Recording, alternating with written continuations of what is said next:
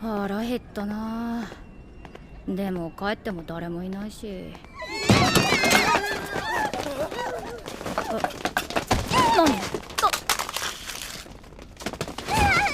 お前ら！早く逃げろ！てめえらぶち殺してやる！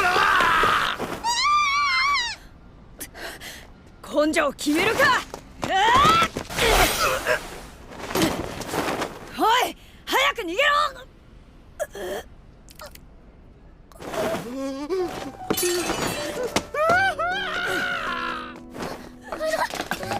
丈夫ですか？大丈夫？この子たち無事でよかった。でも泣かせちゃったかな。ごめん。俺このまま死んじゃうのかな。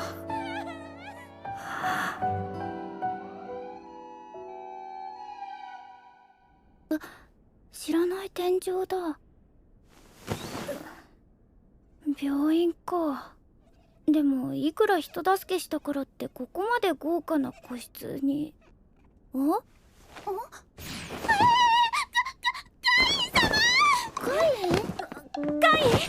お母さんのことわかる？お母さん？だって僕はカイン様！これ誰？大丈夫じゃないよ！誰？これ誰よ！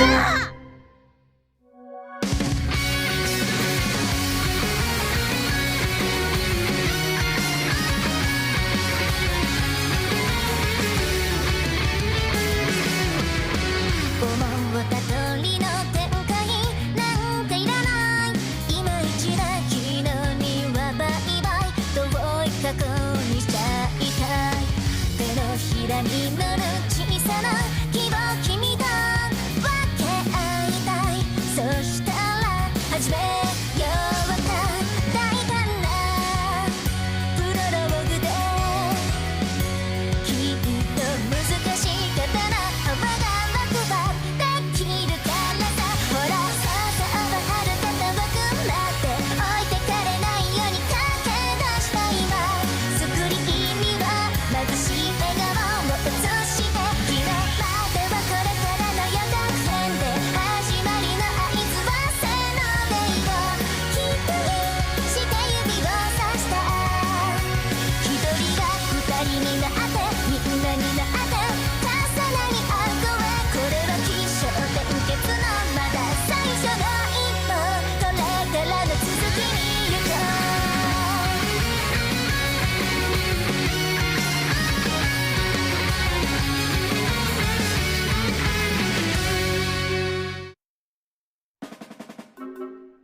グッポグッポ。大丈夫カイン？自分のことわかる？奥様きっと混乱されているんですよ。1週間も寝込んだんですから。それもそうね。熱は下がったみたいだけどもう少し休みなさい。そうだ、お腹が空いたでしょ。スープを用意させるから待ってて。シルビア？はい、すぐにお待ちします。それまでゆっくり休みなさい。失礼します。で、あれ誰？シルビア？お母さん？子供になってる。これってラノベとかである転生？ってことはやっぱり助からなかったんだ。でもあの子たちは助けられた。ま、ともかく転生だとしたらまず周りの状況を確認しないと。常識がずれて大騒ぎになるって展開よくあるし。カイン様、スープを。どれ？カイン様、おねしょですか？それでしたら早く。洗いませんと怒りませんから。くじけちゃダメだ。くじけちゃ。美味しいですか？はい、味はわかるんですね。確かにちょっと薄いけどお肉も野菜の味もちゃんとわかる。よかった。いっぱい食べてくださって安心しました。それじゃあタンタントントントントンって何？いい子いい子、早くゲップ出して寝ましょうね。ゲップって僕いくつ？トントントンって大丈夫だから。もう危うく寝かしつけられそうになったけど、彼女からいろいろ聞き出すことができた。まず僕の名はカイン・フォン・シルフォード3歳。父はガルム、母のサラ、そして2つ年上の姉レイネがいる。サラは第二夫人で、第一夫人はマリアというらしい。彼女にはジンとアレクという2人の息子がいる。つまり僕カインはガルムにとって三男となる。ガルムは上級貴族で独自の軍を持つ辺境伯。他国からの侵入を独自に防ぐ存在にあたるそうだ。そしてガルム様の治めるエスフォート王国グラシア領の南には魔物の森があります。魔物の？でも大丈夫ですよ、冒険者が。冒険者？はい、彼らが倒してくれます。剣で戦うの？魔法は？もちろん魔法を使う方もいます。魔法？僕も魔法使ってみたいな。すぐには難しいですから、まずは文字のお勉強からですかね。魔法があると聞いて、この世界で生きていく覚悟は決まった。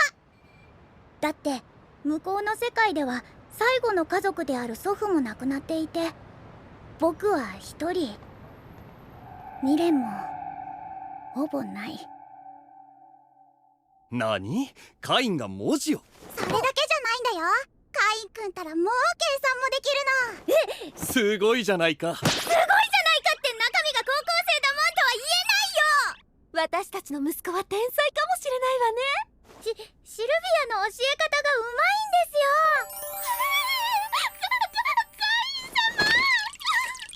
カイン様。だがどうして急に勉強を？熱を出した時から変わったわよね。典型でもあったのか。大丈夫ですか？離乳食にしますか？それともおっぱい？これいらないよ。この世界のいろいろなことが知りたくて頑張っているだけです。そうか、感心だな。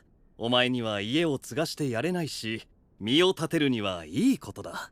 それでは父上、この国の歴史や魔法の本を読ませてもらえませんか？いいだろう。魔法に興味があるの？カイン君にはまだ早いんじゃないかな。私みたいに洗礼を受けないと。洗礼？そうだな。5歳までの辛抱だな。まずは本で勉強してみなさい。はい。いきなりはできないと思うけど。ですよね。できたわ。どうしました？なんでもありません。そうですか。これ魔法だよな。なんでできるんだ？まあいっか。ラノベ好きにはたまらんな。もう一回、次は手加減して。うわっ！あった！どうしました？なんでもありません。そうですか？これこの前勉強した。レイネお姉様、いつの間に？知ってるよ、カインくんが。僕が？こっそり外の世界勉強しているの。私が教えてあげようが。よかった、見られてなかった。そしてそれからというもの、レーネ姉様は毎日僕の部屋に顔を出し、およそ300年続くエスフォート王国のこと、初代国王は冒険者の身分から国家を築いたこと、その国王がユウヤって名前だったことなどを教えてくれた。でもこれって日本人だよね。その他にもエルフやドワーフ、獣人族などがいることも教えてくれた。そしてモフモフもいることを。早く外に出たい。あと2年洗礼が待ちきれないよ。待ちきれた。カインは遅いな。遅れてしまうぞ。申し訳ありません。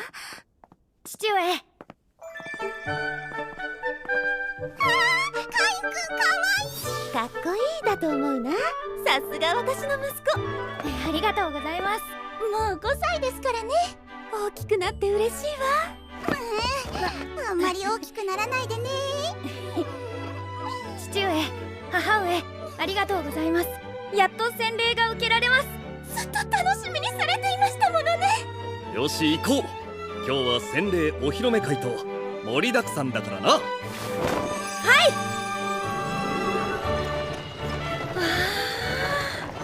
これが外の世界か。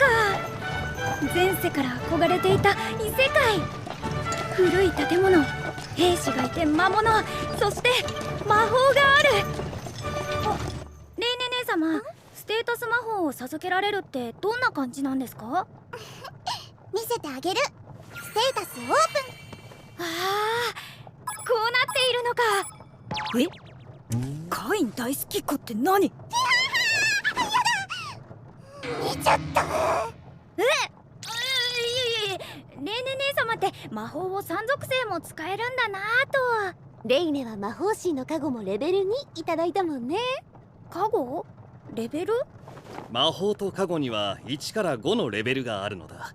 これが高いほど本人の素質も高いことになる。加護は魔法の発動に必要な魔力量やスキルに関するとてもありがたいものなのよ。へえ。で、その加護というのは神様がくださる。神様が？そうだ。この国で信仰されているマリンフォード教。それは実在する七柱の神様信仰なのだ。今日はその神々にお前が無事5歳になったことを報告するんだ。なるほど、それが洗礼なんですね。カインくんも魔法とか加護とかいっぱいもらえるといいね。領主様、それではこれより洗礼を開始したいと思います。カイン・フォン・シルフォードよ。マリンフォード教が称える七柱の神がそなたの5歳の洗礼を祝う。今後も神々を称えよ。はい。この世を創造し見守る神々よ。ここにいるカイン・フォン・シルフォードが無事に5歳になったことを報告します。そしてかの者にこの世界で進むべき道を照らしたまえ。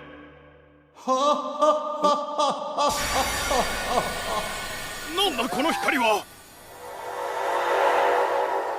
ここは神の世界、我ら七神の世界じゃよ。待ちわびたぞカイン。いや、椎名和也。洗礼に本当の神様が出てくるなんて聞いてないんですけど。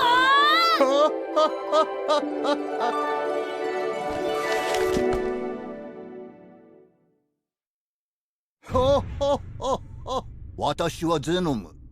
この世界を作った創造神だ。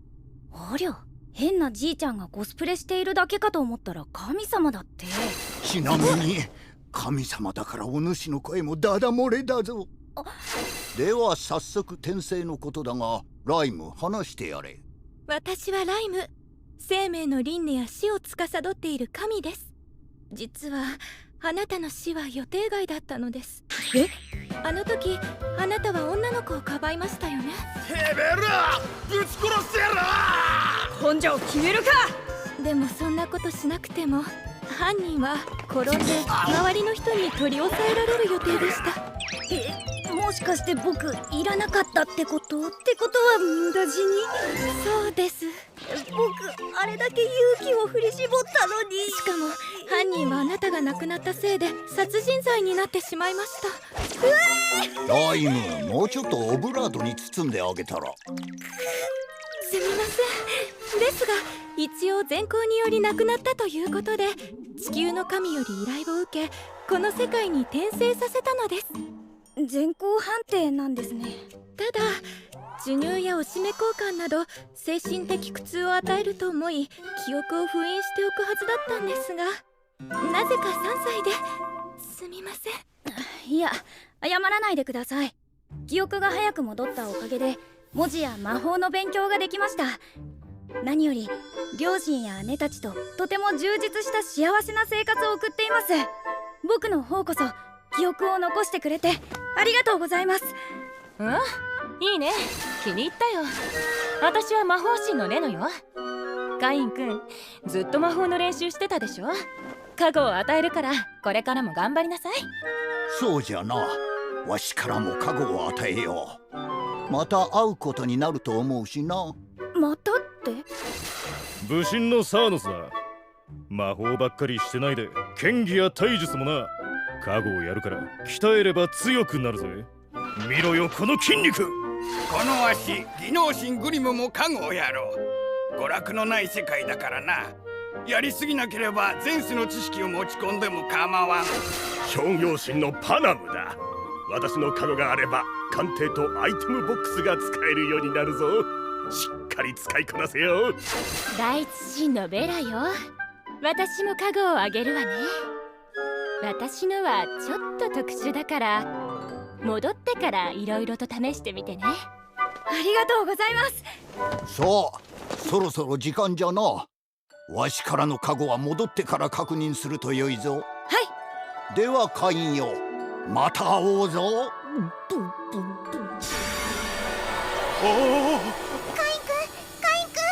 おお、神の像がこんなに光り輝くなんて。たくさんのご加護をいただいたかもしれんな。カイン、ステータスを見せられるか？なんか嫌な予感。すみません、僕お腹痛くなっちゃって。カイン待て。カインステータスオープン。うわー、やっぱり見せなくてよかった。10武術、体術、アイテムボックス10、創造神の加護10、生命神の加護10、魔法神の加護10、大地神の加護10、武神の加護10、技能神の加護10、商業神の加護10。一体神様たち何やってるの？普通高くても5じゃないの？最後に笑ってたのがこれか。やばい、隠さなきゃ。こんなの人に見せられないよ。何かいい方法はないの？魔法を作れるようにしておいたからステータス隠蔽に使うといいぞ。プップップ。これだ。創造神様ありがとう。ステータス隠蔽。お待たせしました。もうお腹治った？はい、レーネ姉様ありがとうございます。ではカインの5歳の誕生日を祝ってカインおめでとう。おめでとう。それにしても今日の洗礼の光は何だったんでしょうね。私の子供の時はなかったし、レイネの時も。カイン、ステータスは確認できたか？はい、神々よりたくさんのご加護をいただきました。よし、では見せるとよい。はい、これが僕のステータスです。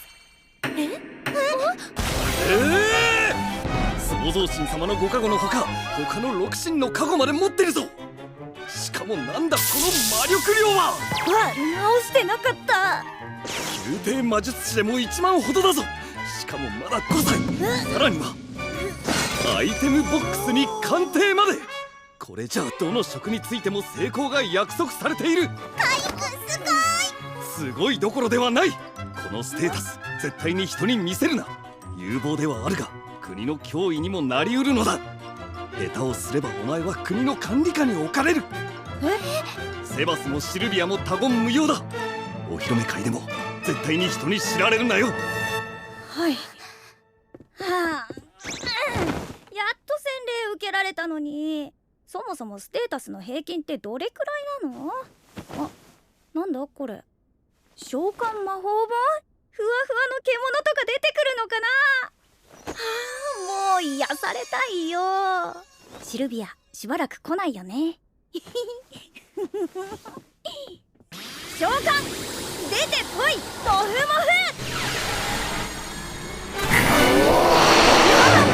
モンスター可愛くない。パルマこんなところにいたの2人とも逃げて。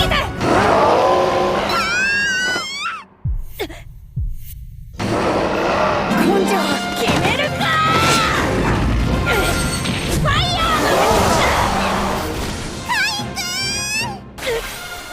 僕はこの子たちを守りたい。泣かせたくない。そうだ。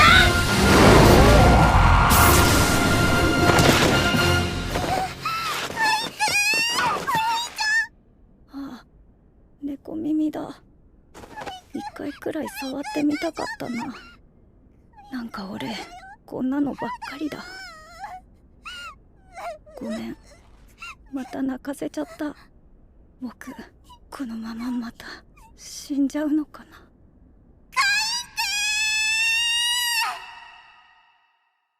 あれ、グッパグッパ、生きてる。よかったかい。どこが痛い？お父様呼んでくる。大丈夫です。本当？はい。びっくりさせてすみません。かいくん、よかった。生きててくれて。僕あの時は泣かせちゃったけど、今回は笑ってもらえた。例年姉様、かいくん。僕この世界だと人を助けることができるんだ。皆様のおかげで無事に5歳を迎えられました。まだ若輩者ですので、これから皆様のご指導によって成長していきたいと思っています。カイン、お前は三男だ。ここを継ぐことはできない。これを機に聞いておくが、お前は将来何になりたい？はい、僕はいろいろなところに行きたいです。多くのことを知って困っている人を助けたい。いろいろな人たちと出会いたい。だから僕はみんなの笑顔を守るために冒険者になりたいです。どうして僕に生まれたの？その意味がどこかにあるはずさ。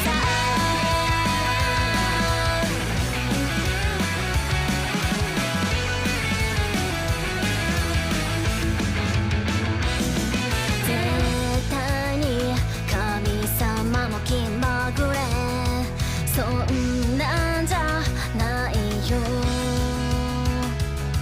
翻弄される僕見て笑ったって構わないよ。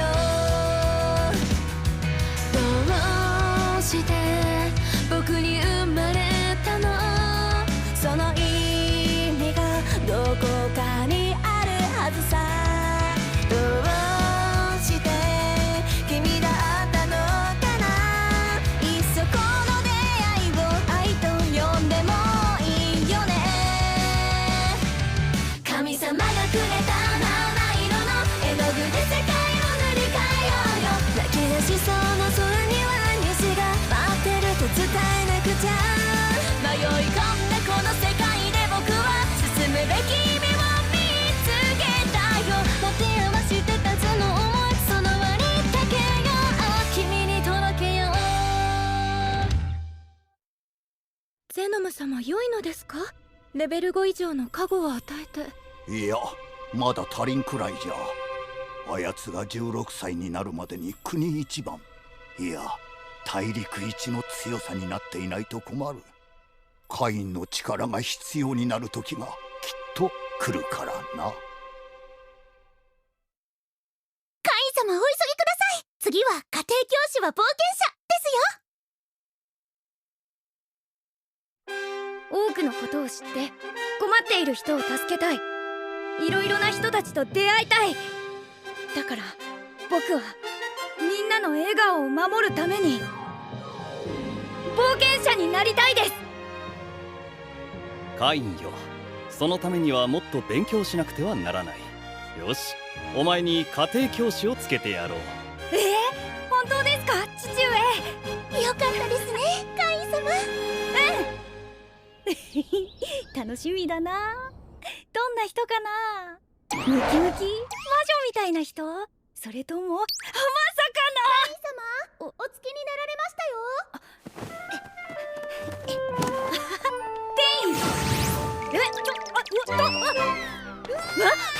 空から男の子が。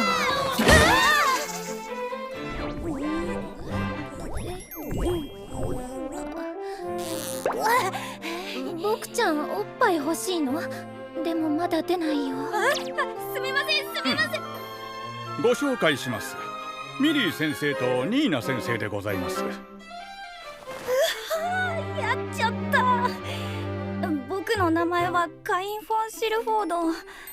カインです。でも実は転生して貴族になった僕。しかしなぜか神々の加護レベル10というやりすぎステータス。でもこのことは誰にも内緒なのです。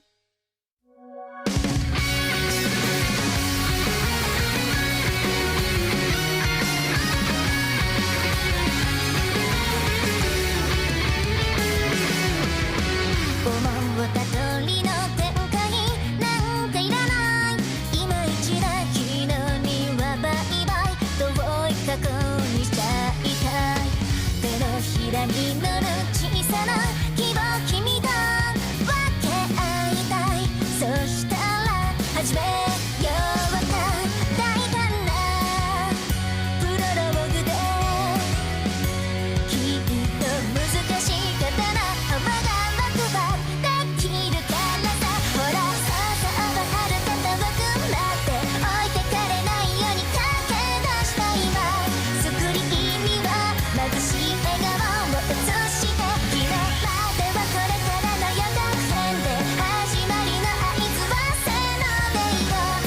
期待して指をさした一人が二人になってみんなになって重なり合う声。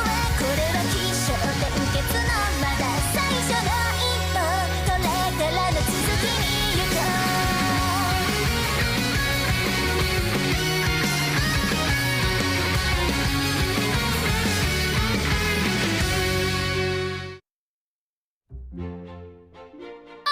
私は今日から家庭教師をしてもらういただきましゅ冒険者のミリーでしょ。ミリー D ランクでしゅ。こっちはニーナよろしく。ちょっと貴族様に失礼でしょ。エルフだ。もう人見知りなんだから。はい、構わんよ。二人は先生なのだからなあカイン。お二人とも敬語は使わないでください。そう言ってもらえると助かるわ。期限は3年。このカインをよろしく頼む。よろしくね。よろしく。じゃあ早速始めようか。まずは剣術から。見ててあげるから素振りをやってみて。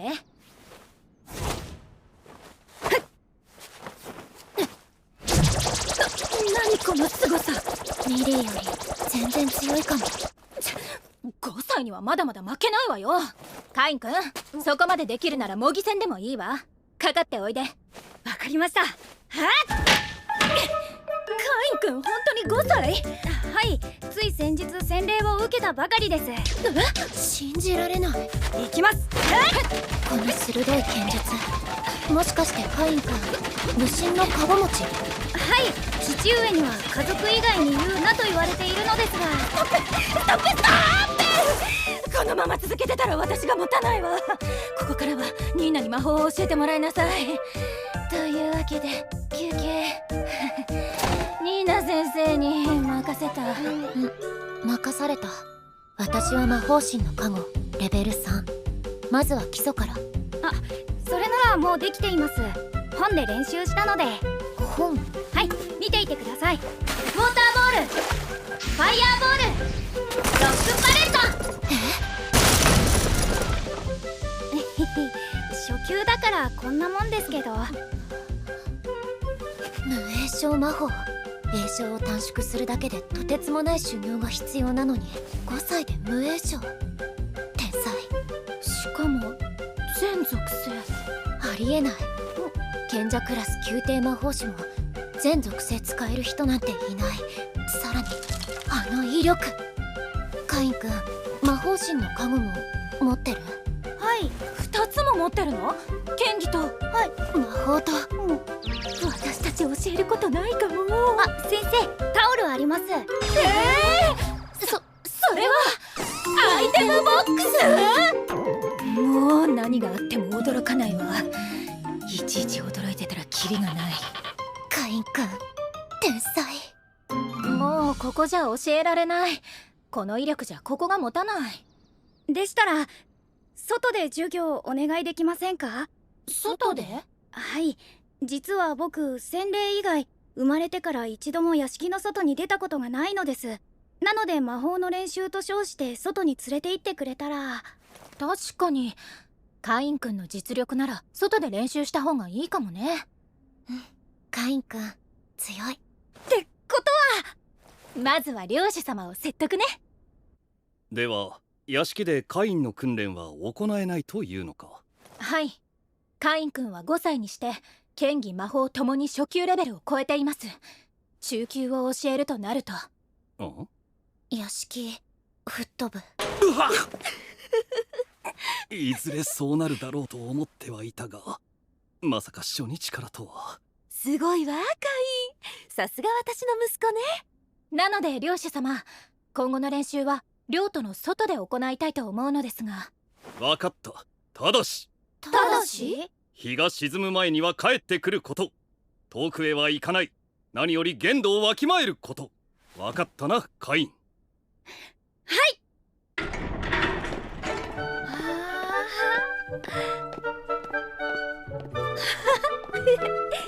これが外、冒険の世界。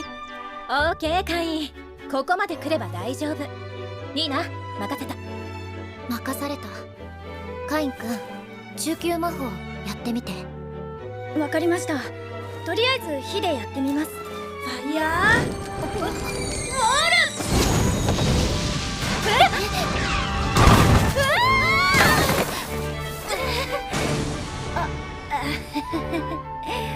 先生、やりすぎちゃいました。中級の域超えてる。この威力だとかなりの魔力を消費したはずだけど、だるさはない？全く問題ありません。魔力量も桁違い。何この子。カインです。ちょっと静かにして。ニーナ、分かってる。注意して。来る。キラーラビット、人間を襲う危険な魔物よ。カイ君、おめでとう。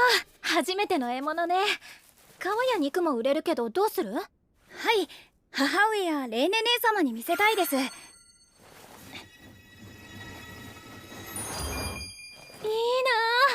あ、私も貯金ができたらマジックバッグを買うつもり。マジックバッグ？魔法アイテム。スキルがなくても同じ効果が得られるの。高いけどね。マジックバッグか。さ、時間もあるし、もう少し買っていこうか。ニーナ、サーチ任せた。任された。我求める。我が近くの敵を探し出せ。サーチ。いた。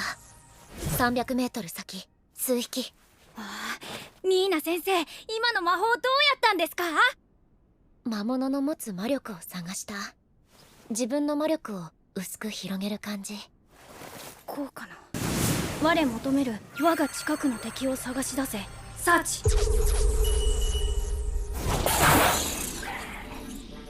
本当だ。キラーラビットが300メートル先に4匹。普通1回じゃできない。しかも正確な数まで。本当に5歳。あっちだ。ニーナ、カインのことは諦めが肝心よ。逃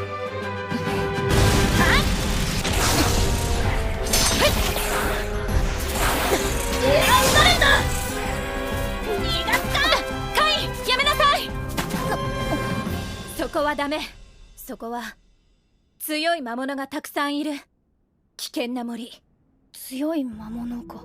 そう、数十年に一度反乱が起きて、あまたの魔物が町を襲ってきた。なるほど。町の外壁が立派だったのは魔物から町を守るためだったのか。カイン君も強い冒険者になって、その時はこの町を守れるようになってね。はい、わかりました、先生。いつか僕も。レベル 8！ キラーラビット数匹倒しただけでこんなに上がる？なんで？上昇率100倍！これだ！これの仕業だ！これじゃどう考えても人外だよ！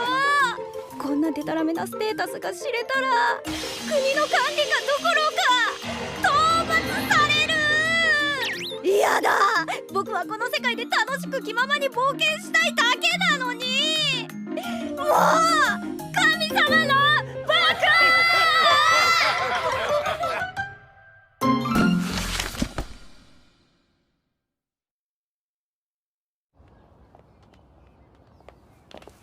あれ、門はこっちですよ先生。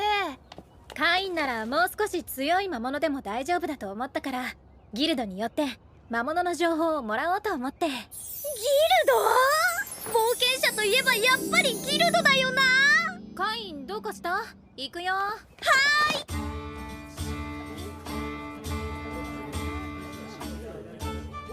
これがギルド。カイン。あ、今行きます。レディ、ちょっといい？はい。犬耳だ。今日はどうしたの？魔物の情報を知りたくてね。キラーラビットより強めのやついる？今だとウルフくらいかな。目新しい出現情報は入ってないわね。ウルフね。群れで来られると厄介だけど、カインにはちょうどいいか。あら、この子が可愛い冒険者だけど、僕いくつ？あ、この子、領主様のご子息。失礼しました。当ギルド受付のルディです。カイン・フォン・シルフォードです。まだ5歳なので冒険者登録はできませんが、よろしくお願いします。さすが貴族様、礼儀正しい。誰かと思えば、どうしたんだよ D ランクのコンビがガキなんか連れてよ。とうとう依頼がこもりしかなくなっちまったのか。行こう。待てよ、ガキなんかほっといて尺でもしろよ D ランク。だったらそういうお店に行けば。私たち今任務中。聞き間違いか。この C ランクのクロス様に D ランクごときがよ、上の言うこと聞いてさっさと着すりゃいいんだよ。ニーナ、あったお前も来るんだよニね。おん、すみません、訓練があるので邪魔しないでもらえます？なんだお前は。カインです。ミリー先生とニーナ先生の生徒のカインです。カイン逃げて。来ちゃダメと言われましても、これから訓練がありますので邪魔しないでください。いってー、こんなガキが教育してやろう。ああ、てめえ何者だ。高校生じゃなくてカイン、ガルム・フォン・シルフォード、辺境博の。ごちゃごちゃ言ってんじゃねえ。くんのカイン、抜いたね。抜きましたね。だからなんだ。許しません。先生に謝ってください。うるさい。わかりました。あなたがその気なら。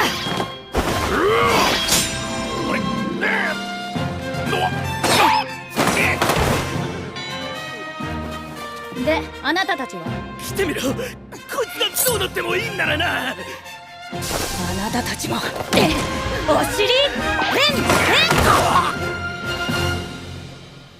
カインくん、ニーナ先生、守ってくれてありがとう。次は私が守るから。ニーナ先生。カイン、剣と魔法だけじゃなくて体術もできるなんて。はい、僕本で勉強しましたから。さあ行こうか、森へ。ファイヤーボール、コータンボール、ストックパレット。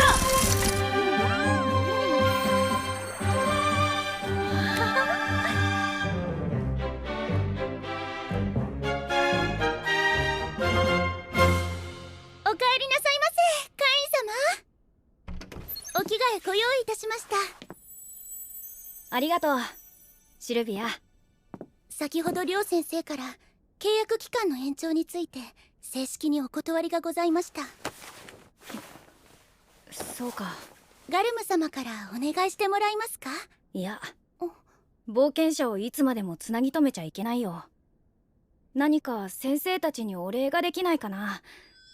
この3年よくしてもらったし、何か2人が欲しいものって。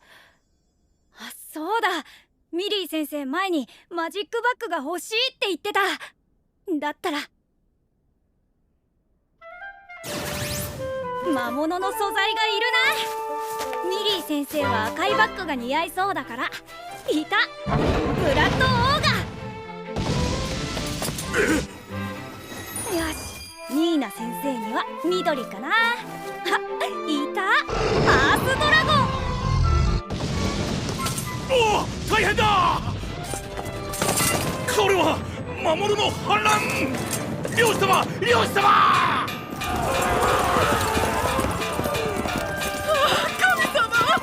急げ、遅れるな。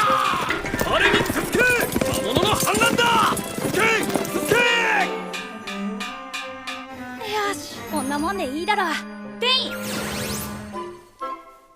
続け、続け、続け。なんだこれは。あな。おかしい。さっきからサーチしていたのですが、魔物の気配はなく。ではこれは誰がやったという。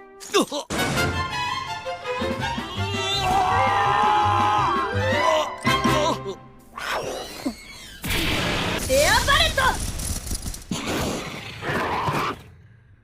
今日もめちゃくちゃだな。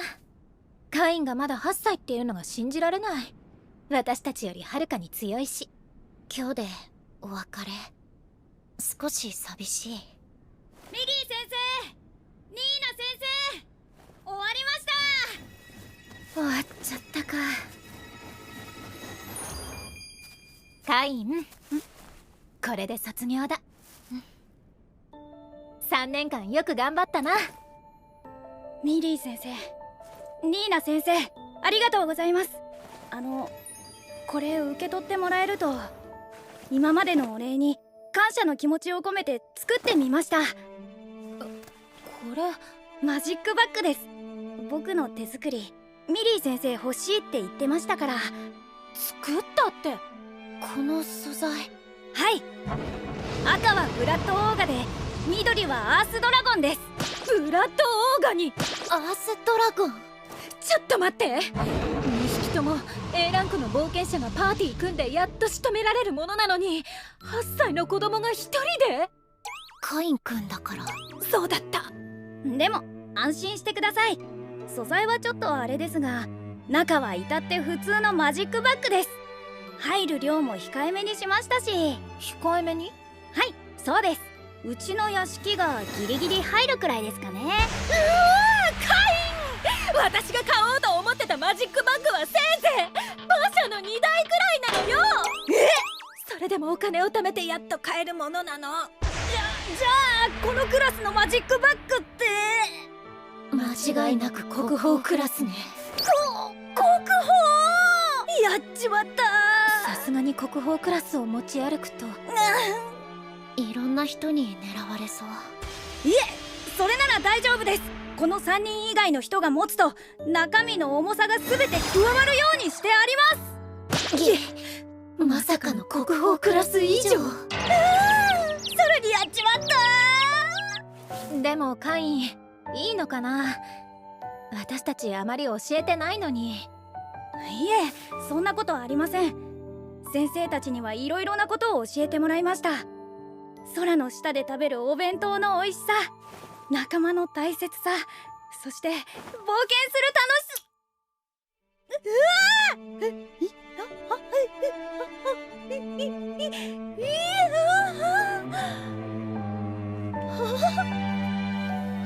またね。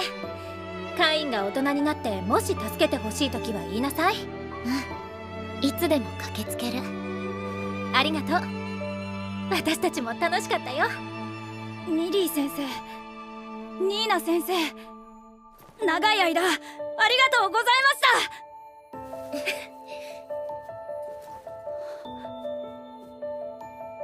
た。こうして2人との契約期間が終了し、少しだけ大人になった。どうして僕に生まれたの？その意味がどこかにあるはずさ。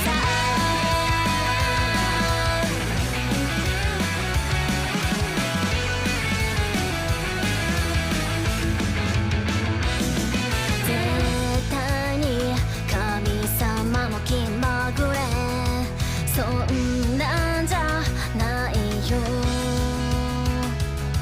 翻弄される僕を見て笑ったって構わないよ。どうして僕に生まれたの？その意味がどこかにあるはずさ。どうして君だったのかな。いっそこの出会いを愛と呼んでもいいよね。神様がくれた七色の絵の具で世界を塗り替えようよ。泣き出しそうな空には虹が待ってると伝えなくちゃ。迷い込んだこの世界で僕は進むべき意味を見つけたよ。持て余してたその想い、その輪にかけよう。君に届けよう。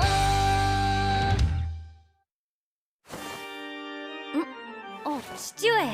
これが森が吹っ飛んだ場所に落ちていた。シルビアに確認したぞ。お前のだとな。どういうことか説明してもらえるかな。魔物の反乱かと思って出撃したではないか。一体何をした？ちょっと上級魔法でブラッドオーガとそんなことを。お前はまだ8歳なんだぞ。限度をわきまえろ、限度を。ごめんなさい。そんなもんがもし町に出てきてみろ。たった一匹でこの町は。すみません。私たちがどれだけこの町を守るため。すみません。もう少し自重したらどうなんだカイン。ガミガミ言いたくないがガミガミ言わせているのは。すみません。ニーナ任せた。任された。次回はいざ王都へ。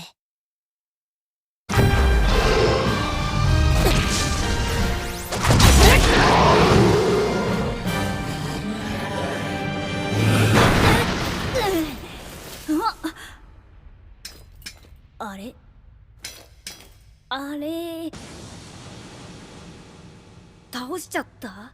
結構大物っぽいけどレベルどうなったんだろう。ステータスオープン。ゲ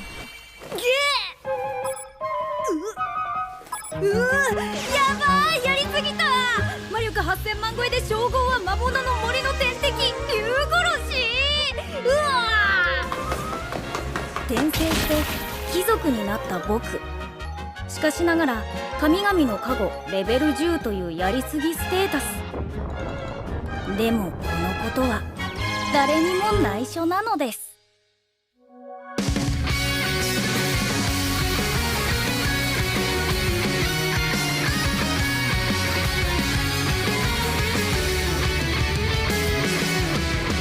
思った通りの展開なんていらない。今一だ昨日にはバイバイ遠い過去にしちゃいたい。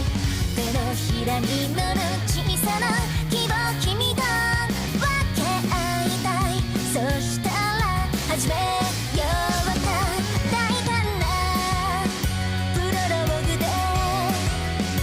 きっと難しい刀幅が枠ばできるからさ。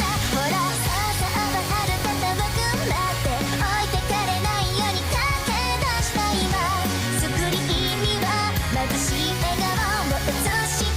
昨日まではこれからの予告編で始まりの合図はせーのでいこう。キープして指をさした。一人が二人になってみんなになって重なり合う声。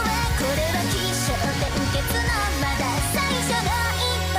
これからの続きに行こ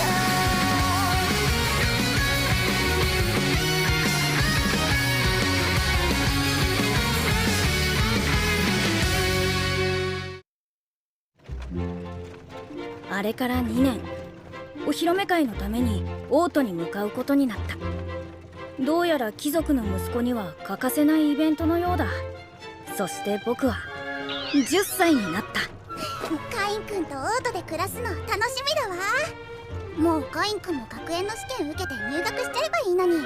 学園は12歳からだからあと2年の我慢だな。レーネ姉様、学園での活躍を楽しみにしてますね。私は学園の試験見事1位になってカインくんのお姉さんとして頑張っちゃう。応援してます。父上、オートまではどのくらいかかるのですか？1週間ほどだ。魔物が出なければの話だが。なるほど。護衛のみんなのためにも一応襲撃に備えて警戒しておこう。サーチ。父上、大変です。3キロ先で戦闘が。何？そんな先のことまでわかるのか？はい、10人くらいの人間に魔物が数十匹群がっています。早く行かないと。急げ！3キロ先で魔物の襲撃を受けている。お前たちは先に行け！はい。父上、このままでは間に合いません。僕も行きます。何をしているカイン、危険だ。大丈夫です。家庭教師をつけてもらいましたから。カイン！風魔法ブースト！カイン！なんだ？風か？鳥か？カインくん気をつけてね。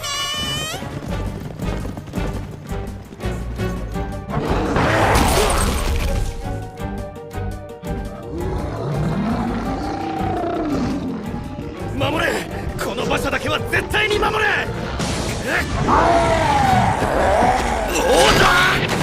完成します。エアカッター！子供がこんなところに来てはダメだ！エアバレット！エアカッタ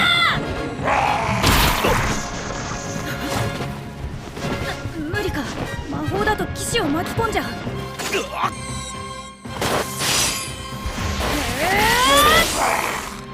あとはお前だけだ。ファイヤーボード！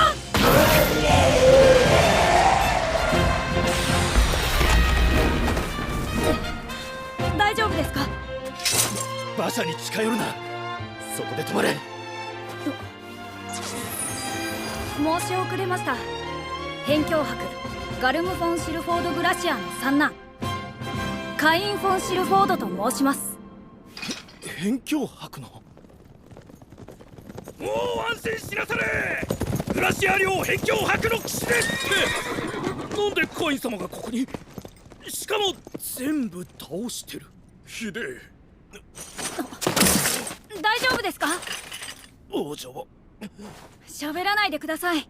回復魔法が使えます。皆さんの治療をさせてください。君は。治療が先。エリアハイヒー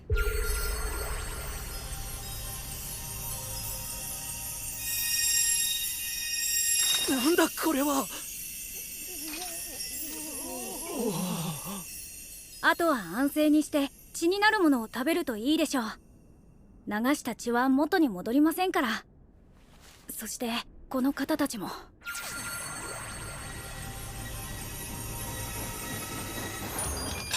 君は一体。ガルム・フォン・シルフォードだ。この馬車火星に参った。大丈夫か？ってカイン、いきなり飛び降りたと思いきや。ひどいな。ひどいです。後で状況を話せ。この紋章はサンタナ公爵家のものと見受けられるが、ご無事か？おお、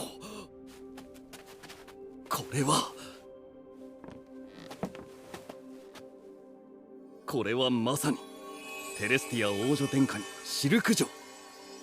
ご無事で何よりです。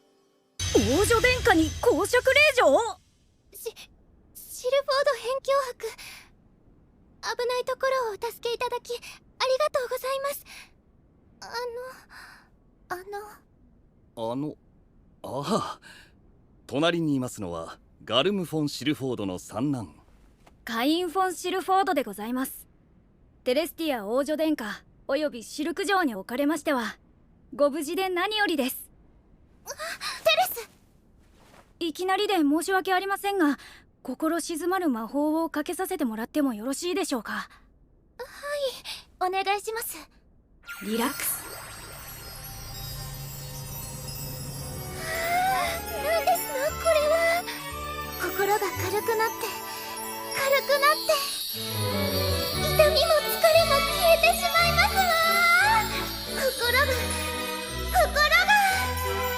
リラックスですわ。カイン様、ここに。カイン様、テレスティア・テライスフォートでございます。危ないところを助けていただきありがとうございます。もうこれで最後かと思っておりました。私、シルク・フォン・サンタナでございます。私からもお礼を言わせてください。馬車の窓から見ておりました。疾風のごとき勢いで魔法を放ち、剣技もかっこよかったです。では私が、いいえ私が、そうしましたら、じゃあ私がこちらを。ちょっとカイン様はどうしてこんなところに？それはオートに向かっていたところなのです。お披露目会に出る予定でしたので。そうでしたか。私たちもお披露目会に向かう途中でした。よろしければご一緒させてください。そういたしましょう。私たちでは不安ですもの。父上メテテンスって父上。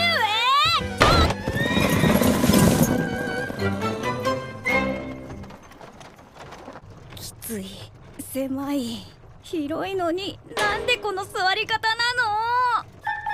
私が前の席に座りましょうか？ダメですわ。まだ怖いので隣にいてもらえると安心できます。ずるいです。私も。カイン様、私のことはテレスとお呼びください。そんな王女殿下に向かって。私のことはシルクでいいよ。令状に向かって。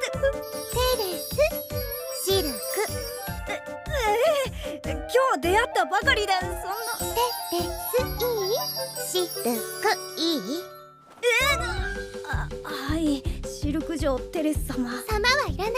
テレス。あら、私のことも。シルク城。城はいらない。シルク。なに？お取り込みのところ申し訳ありません。そろそろレノマの街が見えてきます。降りる準備を。もしかして全部見てました？はい。最悪だ。街に着いたらゆっくり休みましょうね。ご一緒に一休みね、カイン様。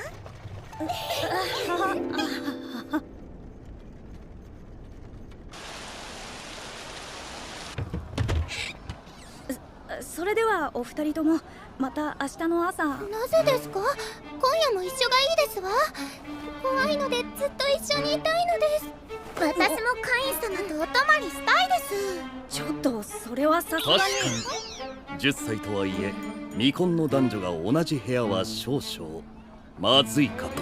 でも今日の恐ろしい光景が焼き付いて離れないのです。もし夜に魔物が襲ってきたらどうすればよいのですか？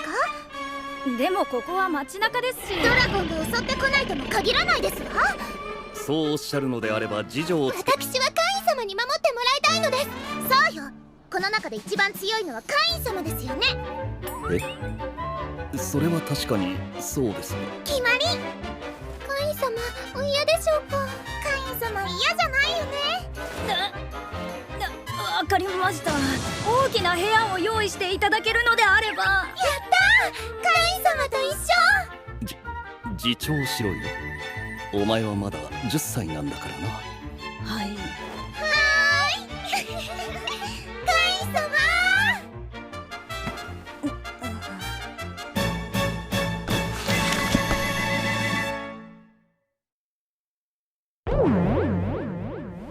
私、カイン様の隣で寝てもよろしいでしょうか？私もカイン様の隣。そうしましたらカイン様は私たちの真ん中ですわね。あ、そうだ。もうちょっとベッドを近づけようかしら。ずるい。私も近づけようかしら。これじゃ実質川の字で寝ることになっちゃうよ。カイン様カイン様、ちょっとお待ちください。さっきくらいの距離で良いのではないでしょうか。夜は怖いのです。もし魔物が襲ってきたりしたらと思うと。しかしカイン様と少しでもお近くでと思っただけなのです。私たちが近くにいると眠れませんか？そういうわけではありませんが。ではぴったり横で寝かせてください。私たちがいると眠れませんか？わかりました。3人で寝ましょう。やったー。でもこれじゃやっぱり気になっちゃって眠れないよ。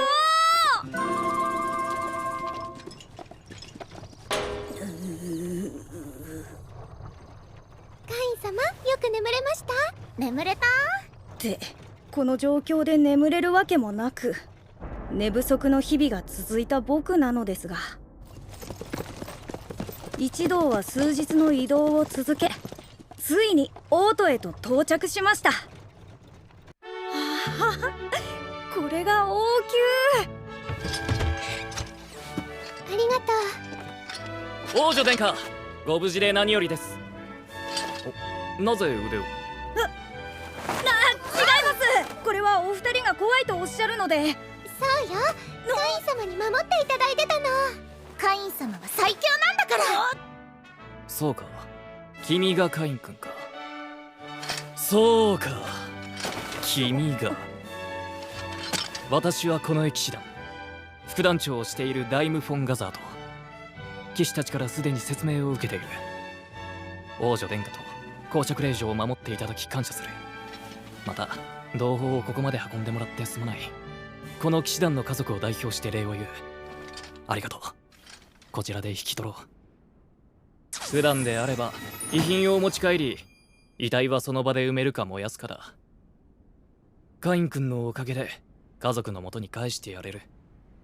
ダイム様、この騎士たちはお二人を守るため50体ものオークに立ち向かい、勇敢に戦っておられました。どうかそのことを伝える。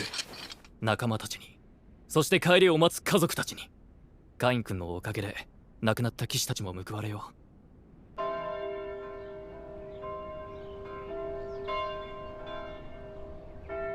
う。では僕はそろそろ。ちょっと待ってくれ。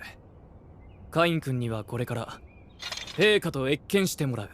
王都に着いた途端国王と謁見ってどういうことですか？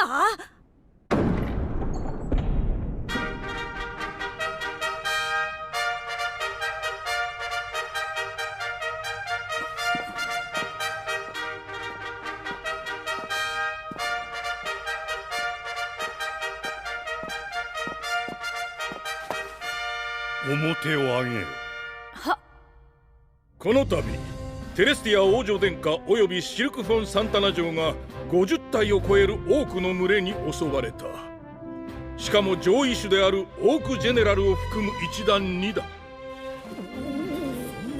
静まれ。そんな時このカイン・フォン・シルフォードは一人きりでその多くを全滅させたのじゃ。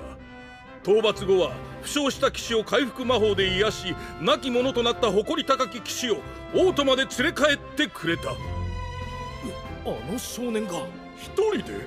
そこで褒章を与える。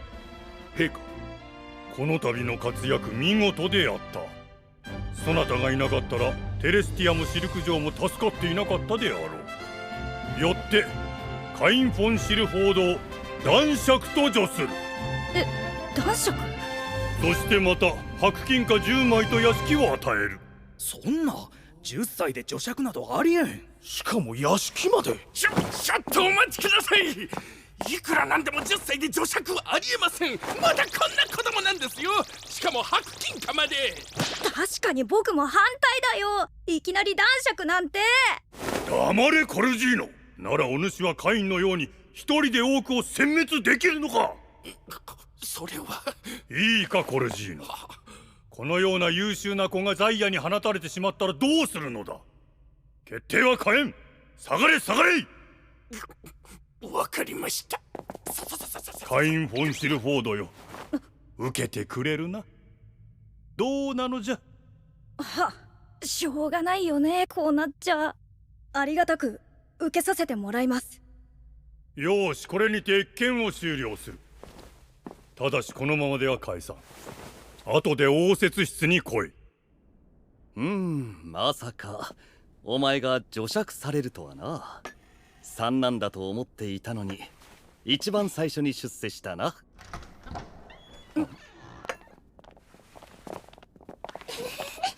てさっきはどう思うとか手を振り返せる雰囲気じゃないよ。待たせたな。これは謁見ではない。座るとよい。カインよ、まずはわしから礼が言いたい。本当にありがとう。陛下。テレスティアから話はすべて聞いた。カイン君、私からもお礼を言わせてくれ。シルクの父親のエリック・フォン・サンタナ・マルビークだ。今回は本当にありがとう。ちょっと皆様頭を上げてください。私は襲われている人がいたので助けに入っただけです。ただやはり王としてではなく一人の親として礼を言わせてほしいのだ。ありがとうカイン。では今後の話をしようか。成人前に除爵するのは親に不幸があった場合に限るかと思っていましたが。魔法も剣技も一流、神のご加護も持っておろう。そんな優秀な子を放置するなど我が国はお人よしではない。よって男爵を除した。給金は規定通りに支給する。屋敷の維持もあるしな。貴族のことで何かあればガルムに聞け。ありがとうございます。それよりも大事な話がある。お、うちのテレスティアとエリックのところのシルクをもらってくれないか。もちろん正式な結婚は成人してからになるが、とりあえず今は婚約者としてじゃな。婚約者ってどうして？思い当たる節があるじゃろカインよ。記憶にないとは言わせないよ。だってお前は馬車の中では腕を組み、しかも未婚の女性と一緒に寝たそうじゃないか。そうなってしまっては他に嫁に出せないよね。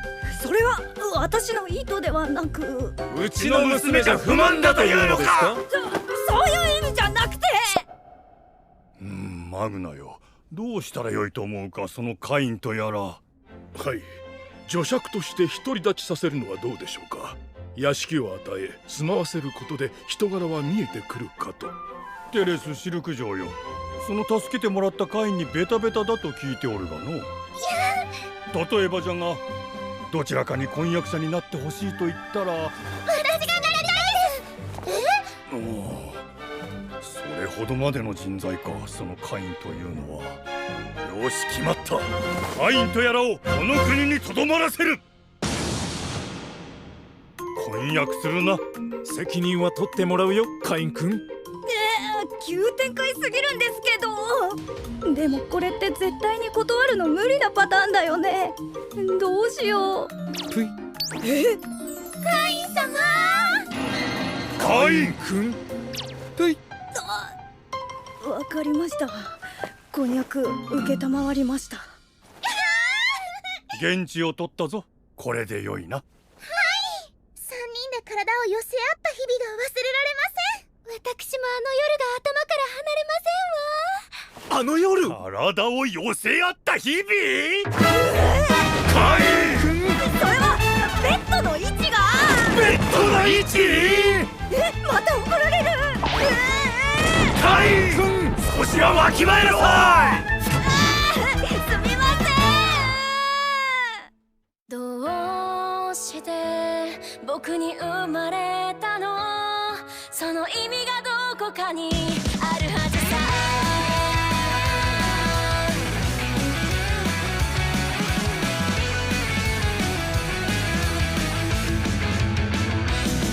絶対に神様も気まぐれ、そんなんじゃないよ。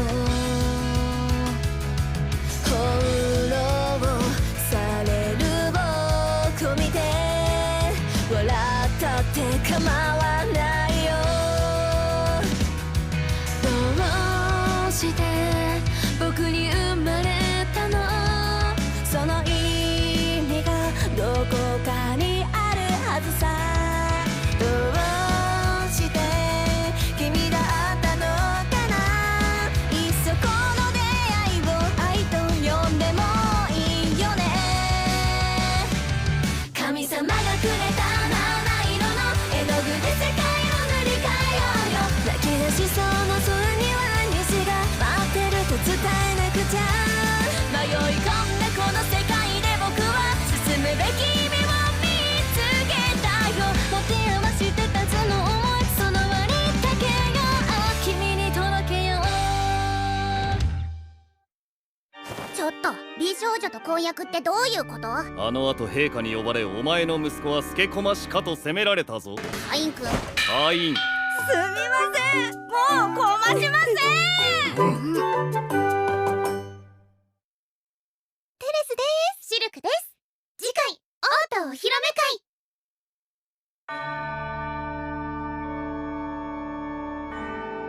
フォッフォッフォッフォッフォッフォッフォッフォッ、やっと来たか。ご無沙汰しています。ちょっとやりすぎちゃってステータスについて相談したいのですが。今の数字で言えば人外だな。人外？経験が追いついてないが、今でも人類最強だろう。そのまま亜神にでもなるか。亜神って神獣や神竜と同類だな。ただカインよ、一人でできることは限界があると分かっておいた方がいい。無理はするなよ。はあ。それよりこっちの世界には娯楽が少なくてな、前世の知識で娯楽品の一つでも作ってくれんかな。娯楽品？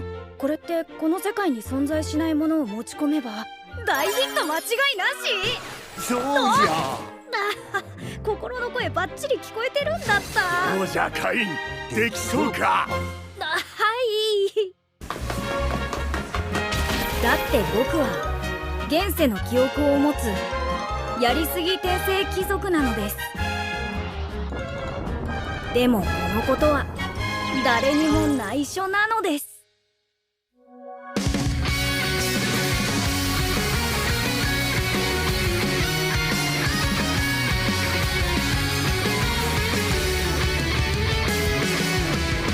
思った通りの展開なんていらない、今一だ昨日にはバイバイ遠い過去にしちゃいたい。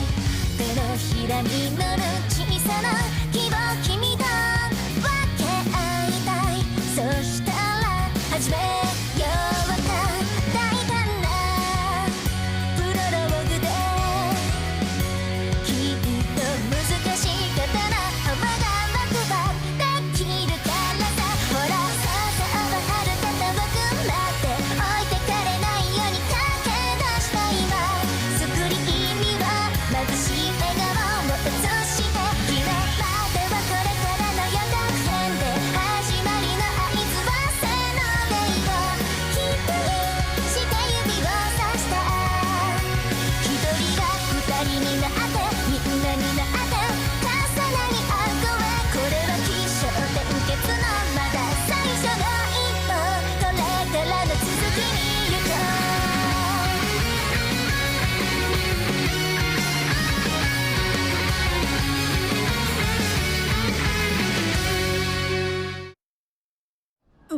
気まずい。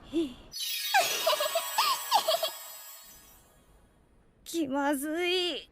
思いっきり気まずい。ここ男の子が一人いられる場所じゃないよ。あれ、あの猫耳はパルマ？あ、カイン様。パルマ、5年ぶりかな。カイン様、なんでこんなところに？オートでお披露目会があって。パルマは？私は今おじさんのこの店で修行してるんです。パルマ、知り合いでも来たのか？お、かわいいお坊ちゃんだな。たまにずおじさん、カイン様は貴族様だよ。貴族？それはどうも失礼を。気にしないでください。普通はわかりませんから。それより店内を見させてもらってもいいですか？へえ、いろいろあるんですね。たまにさん、娯楽品で作りたいものがあるんですが。娯楽品ですか？アイデアはすでにあります。制作と販売をお願いできないでしょうか？へえ、どれどれ？シンプルなのに面白そうですね。そうですか？そう思いますか？はい、遊び方も分かりやすく、これなら安い価格で提供できると思います。ぜひこれを私に作らせてください。やった！まずは試作品を作っていただけますか？費用も置いていきますから。金貨？これでは多すぎます。先行投資と思ってください。わかりました。そういうことでしたらありがたくお借りします。会員様、この企画サラカーン商会として全力でやらせていただきます。それではまた。しまった！レイネ姉様忘れてた！レイネ姉様、もうカインくんいつの間にかいないし、私の試着した姿見てもらいたかったのに。レイネ姉様ならどれを着ても可愛いって分かってますから。本当？はい、それじゃあ家に帰ってゆっくり見せるから楽しみにしていてね。はい。ほら、ど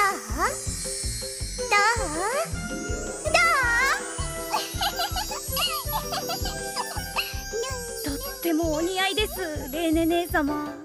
じゃ今度はカインくんの番ね。カイン様、タマニス様からお店までお越しくださいとのことです。すごい！もうできたんですか？荒削りではありますが、最優先でひとまず作らせていただきました。いかがですか？こんな感じで。いいですね。僕が思い描いてるリバーシのイメージとぴったりです。リバーシ？はい、まずはやってみましょうか。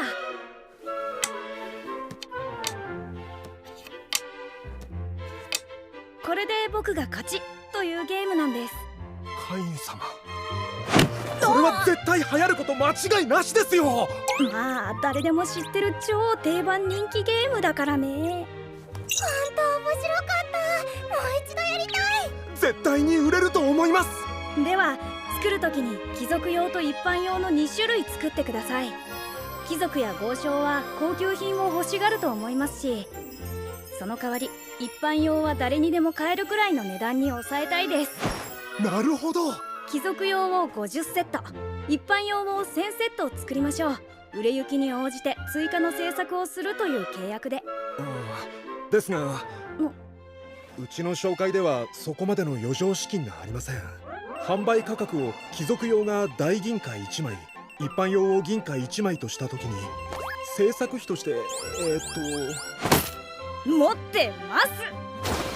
会員様、どうです？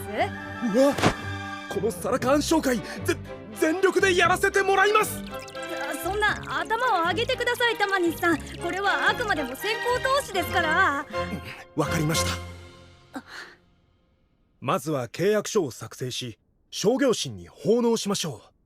そして商品に関わる約束事を確実に守ると神様に誓いを立てることにより、3年間商品の複製ができなくなるのです。なるほど。では始めます。この商品を神の御手に、奉納とともにこれを我が物と認めよ。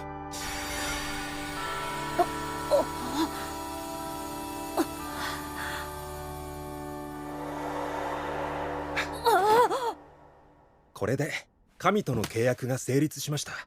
この商品は我々のものとなります。では販売は1ヶ月後を目安に。それと豪華なものをもう一つ用意してもらえますか？王家にも渡しますので。王家にですか？はい。うちのような中規模の商会では王家に納品するなど恐れ多くて。大丈夫、タマニスさんならできますよ。やらせていただきます。喜んで。それにしてもカイン様ってすごい人脈ですね。すごいって国王だけじゃないんだけどね。リバーシが消えたってことは今頃神様たち楽しんでくれているといいんだけどな。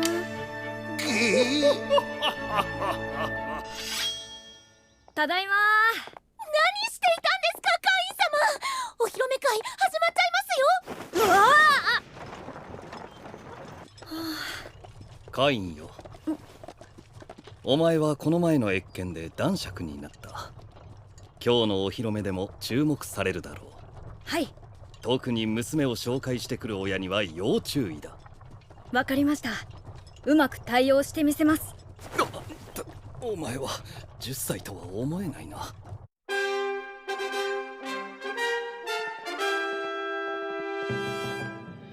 緊張しますね。くれぐれも注意だぞ。はい。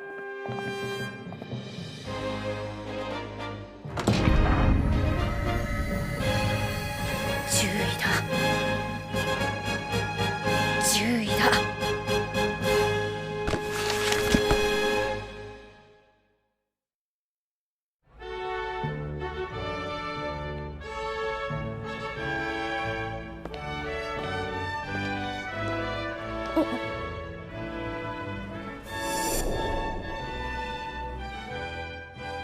感じ悪いな。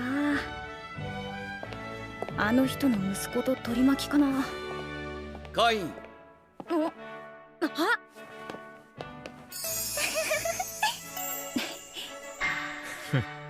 その笑顔怖いんですけど。改めてエリック公爵、先日はいろいろとお世話になりました。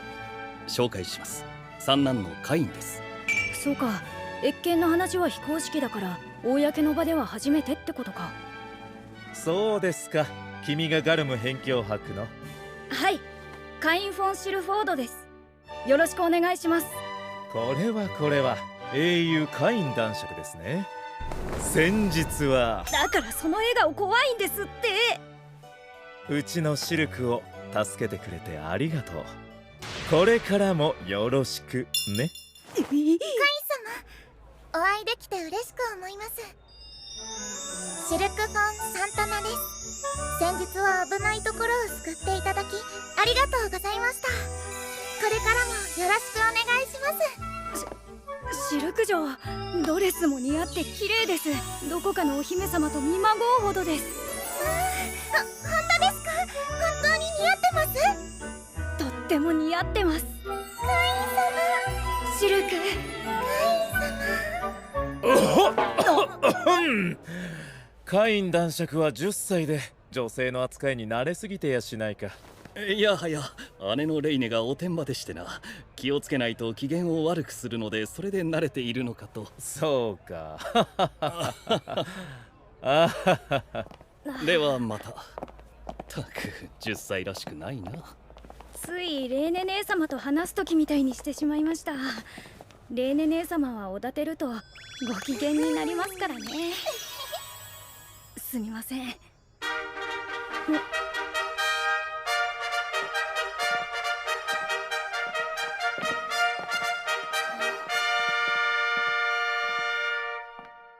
皆の者、今日は遠いところから集まってもらい感謝する。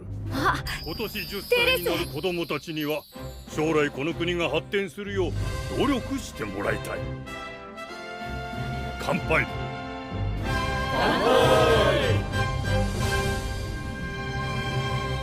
陛下、本日はお招きいただきありがとうございます。カインよ、テレスティア王女殿下にもご挨拶を。はい、テレスティア王女殿下、今日もとてもお美しい。女神が現れたのかと息をするのも忘れたくらい見とれてしまいました。ガルムよ、どうやったらこんなスケコマシに育つのだ。見てみろ、このテレスを。女神とカイン様が私のことを女神とカイン様が私のことを女神と。カイン。国王の笑顔もある意味怖い。本日は献上したいものがありましてお持ちしました。アイテムボックスから出してもよろしいでしょうか？ん、構わんぞスケコマシ。これはサラカーン商会と手を組み開発した娯楽品リバーシと申します。リバーシ、面白そうじゃの。詳しい話を後で聞きたい。うちの娘への対応も含めてしっかり話さないといかんしな。この式が終わったら応接室に来い。よいな。わかりました。カイン、知らない間に娯楽品の製造まで手を出していたのか。はい、男爵を拝命し、もらった屋敷の維持を含めるとお金が足りないかもと。わかった。カインはもう除爵された立派な貴族だ。自分で責任を持ってやってみると良い。私はこれからいろいろ回ってくる。たまには子供らしく子供たちだけで話してこい。子供らしくか。10歳で除爵して商売にも手を出すのは確かにやりすぎだよね。ねえカイン様、お一人なの？テレスはまだ陛下といるから一緒にお話ししよう。ありがとう。すごいね。思ったより人が多くてびっくりしたよ。テレスのところでいつまでも話しているわけにもいかないから。カイン様がいてくれてよかった。シルク、そろそろカイン様はやめようよ。ならカインくんで。それともカイン男爵の方がいい？いやいや、カインくんの方で。そうしたらカインくん、そんな何度も呼ばなくたって。これはシルク嬢、ご機嫌麗しく今日も素敵なドレスですね。キャー、ハビット様、なんてなるぞ。わ、すごい塩太陽。おい、そこのお前、コルジーノ公爵の嫡男であられるハビット様がシルク嬢に話しかけてるんだ。邪魔だ。やっぱりコルジーノの。だいたい挨拶くらいできないのか。こんばんは、ハビット殿。はじめましてですね。カイン男爵です。おい、男爵の子息風情がハビット様に向かってどの付けはどうなんだ。様をつけないか、様を。そうだ、僕らも子爵の息子だ。僕らにも様をつけろ。二人ともちょっと待って。この失礼なカインとやらは姓を名乗れないほど実家が貧乏男爵なのである。謝罪してくれれば二人のことは僕が抑える。シルク嬢も心配しているからね。ちょっとそれどういうこと？いいんだ。先に謝るのはハビット殿ですから。どういうことだ？シルク嬢が嫌がっていますよ。失礼なのはあなたでは？貧乏男爵風情があくまで謝るのが嫌となれば、ここじゃ人目がある。面を貸せ。やば、ちょっと言い過ぎちゃった。カインくん、どうするの？シルクは来なくたっていいって言ったのに。だってカインくんが心配なんだもの。大丈夫だって。だってカインくんが。ほらそこ、何をイチャイチャしてる。こっちを見ろ、話を聞け。こいつらは神のご加護を持っていて魔法が使えるんだ。お前など。カインくん、怖いの。ほらそこ、離れろ。これから伝説を見せてやる。あれ、どうやるんだっけ？こうだっけ？ググググなのが逆に怖い。行くぞ。我が魔力よ、開け、強めよ。よし、魔力がどんどん集まってきたぞ。ここに見せし闇より見出し輝きを増して、暁の光を燃やしたまえ。大魔法ファイヤーボ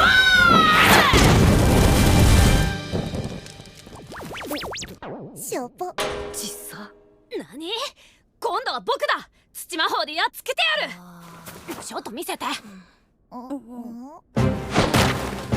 が魔力よ、開け、強めよ。よし、魔力がどんどん集まってきたぞ。ここに見せし闇より見出し輝きを増して、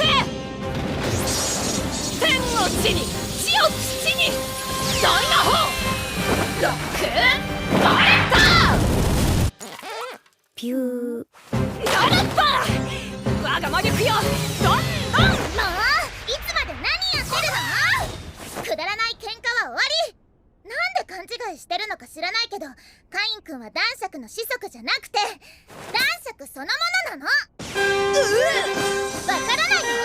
この人こそガルム・フォン・シルフォード・グラシア辺境博の三男カイン・フォン・シルフォード男爵です。この人こそ私とテレスティア王女殿下が多くの群れに襲われた時に一人で30体以上を倒して私たちを助けてくれたカイン・フォン・シルフォード男爵です。知ってる。オークジェネラル率いる群れを殲滅し、僕たちと同い年で除爵された子がいたと。それがこのカイン・フォン・シルフォード男爵よ。姿かい。失礼しました。男爵とは知らず数々のご無礼。以後お見知りおきを。はい、失礼しました。見た3人の顔。カイン君勘違いしていること知ってたでしょ。カイン君って案外黒い部分があるのね。今度テレスにも話しちゃおうっと。いや、それはデートしてくれたら黙っててあげる。何を黙っているのですか？テレス。さっきね。カイン様にこんな女性の唇を触るなんてハレンチですわ。これはエリック様に報告が必要ですわね。正直に言ってください。シルク、何があったの？本当に何でもないよ。カイン君と今度デートするって話してただけだもんね。カイン様とデートですって。それにいつの間にか様から組んで呼んでますし。それにはいろいろと。羨ましいです。私もカイン様とデートがしたいですわ。かわいい。ほっぺがおまんじゅうみたいに。わかりました。テレス、今度デート行こう。どこに行くのだって？もちろんカイン様とデートに行くのですわ。カイン、娯楽品のことだけでなくテレスのことでもじっくり話す必要がありそうだな。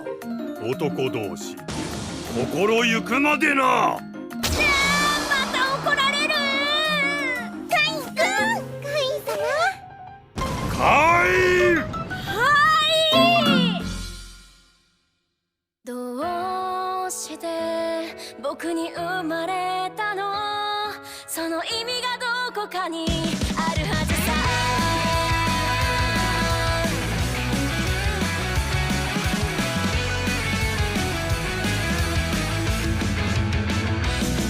絶対に神様も気まぐれ、そんなんじゃないよ。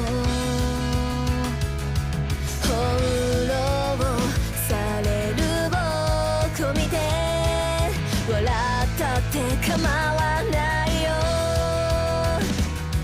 どうして僕に生まれたの？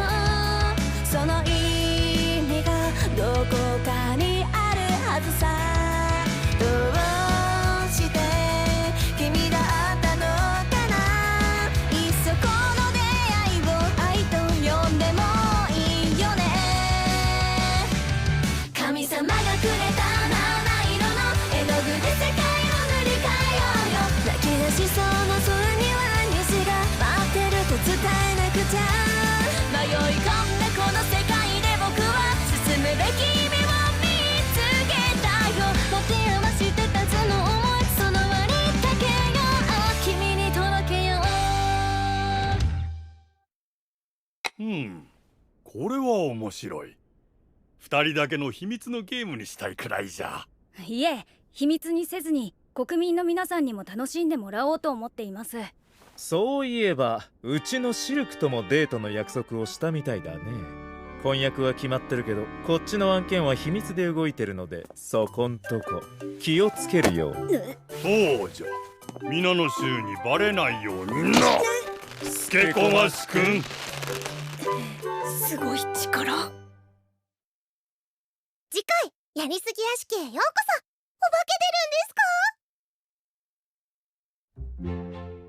これが屋敷の案内図と鍵だ。ありがとうございます。陛下が面会があるのにカイン殿が来ると聞いたら、リバーシやるぞ。待ってください陛下と説得するのが大変だった。はあ、今日はすぐ帰れそうだ。おーい、カイン君はいるか？よかった、間に合った。エリック公爵？一度勝負してみたかったんだよね。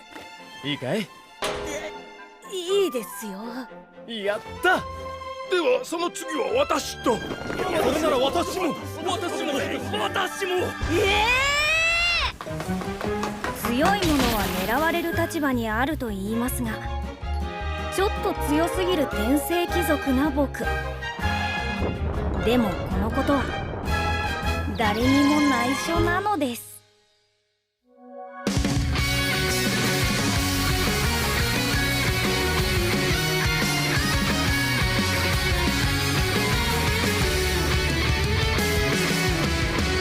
思った通りの展開なんかいらない。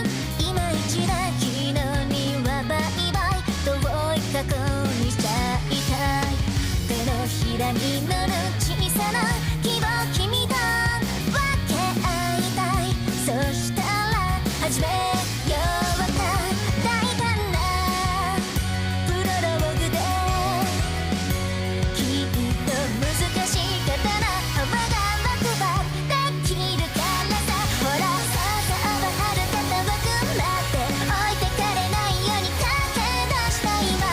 スクリーンには眩しい笑顔を映して、昨日まではこれからの予告編で始まりの合図はせーのでいこう。きっとして指をさした一人が二人になってみんなになって重なり合う声。これは起承転結のまだ最初の一歩。これからの続きに行こ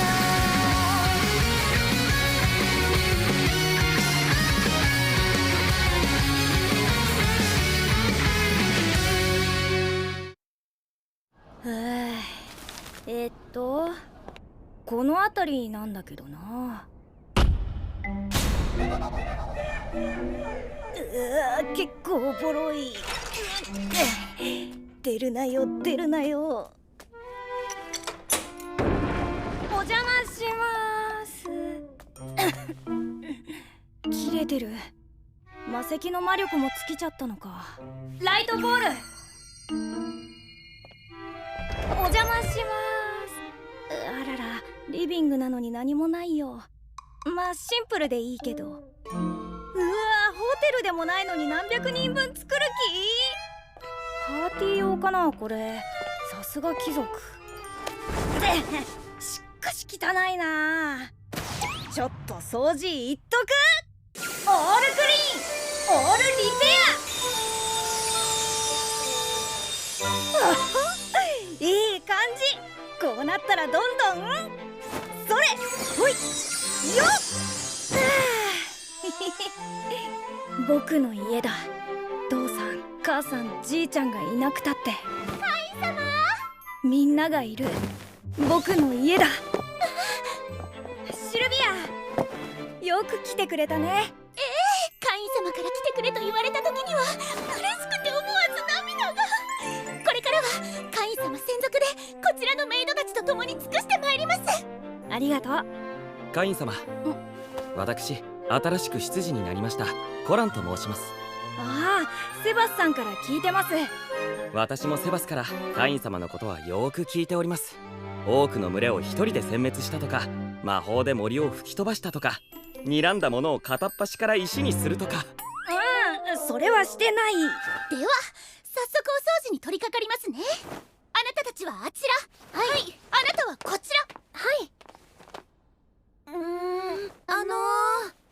シルビアさん、塵一つないんですけど。すみません、魔法で一気に掃除しちゃった。だと思いました。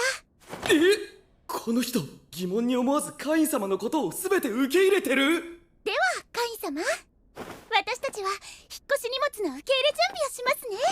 お願いねシルビア。はい。カイン様、ここは私たちに任せてそろそろガルム様のお屋敷に戻りませんと。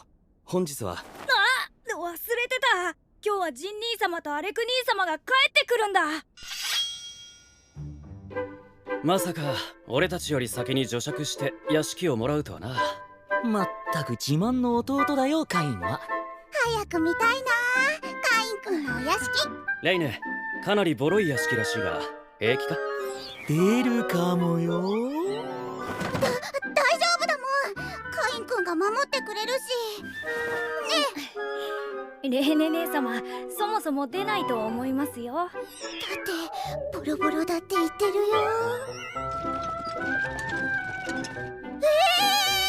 ボロボロどころかピッカピカだよ。まるで新築みたいね。どういうことだ。数年前に来た時は確かボロボロで朽ち果てていたのだが。カイン、お前だな。ちょっとだけ改装と掃除を魔法で。さすが私の息子ね。中も素敵。すごい。しかし芸術品がないな。必要なのですか？貴族は芸術をたしなみ屋敷に飾るのが常識だ。絵や壺、鎧、魔物の剥製を飾る場合もある。魔物の剥製でもいいんですね。では置いてきました。なんだ、敵襲か？先行します。大丈夫ですか？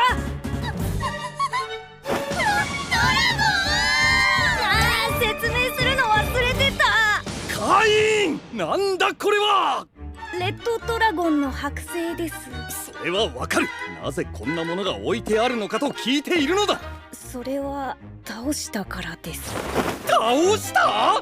いつどこで？以前森に行った時。レッドドラゴンといえば天才級の魔物だぞ。A ランク冒険者たちが犠牲を出してやっと倒せるかというほどのものだ。それをそうなのですか？メイドたちには説明しておけ。また同じことが起こるぞ。私から説明しておきます。だがレッドドラゴンの剥製なら白金貨1000枚分の価値がある。下手な装飾品よりこちらの方がいいかもしれんな。白金貨1000枚って100億円。今度は何だ？母上。カイン、何あのトイレ。水がピューって何あれ。魔力を使って水が出るようにしました。すごいわ。うちにもつけて。たく、お前たちはトイレくらいで大げさなんだよ。ならあなたも試してみたら？よっなんだあれは。しょうがない。サラがそこまで言うならつけてやってもいいんじゃないかな。気に入ったみたいね。かなりね。カイン、これなら招待客も喜ぶだろう。招待客？ああ、屋敷を持った貴族はお披露目会を開くのがルールなのだ。またお披露目会ですか？どうすればいいんだよ。聞いてないよ。カイン様、こんなこともあろうかと招待客のリストと必要なものをまとめておきました。ありがとうコラン。どういたしまして。エリック公爵にマグナ最初。コルジーノ公爵呼ばなきゃダメ？はい、一応上級貴族には案内を出すのが常識かと。苦手なんだよな、あの人。国王陛下は呼ばなくていいの？王家を招待できるのは伯爵家以上とされています。案内を出すのも失礼なのか。用意するものはお酒にお料理にお土産。貴族が喜びそうなものってカイン様、形式にこだわらずカイン様流のおもてなしをすれば良いのではないでしょうか。僕なりのおもてなし？はい、カイン様流のおもてなしです。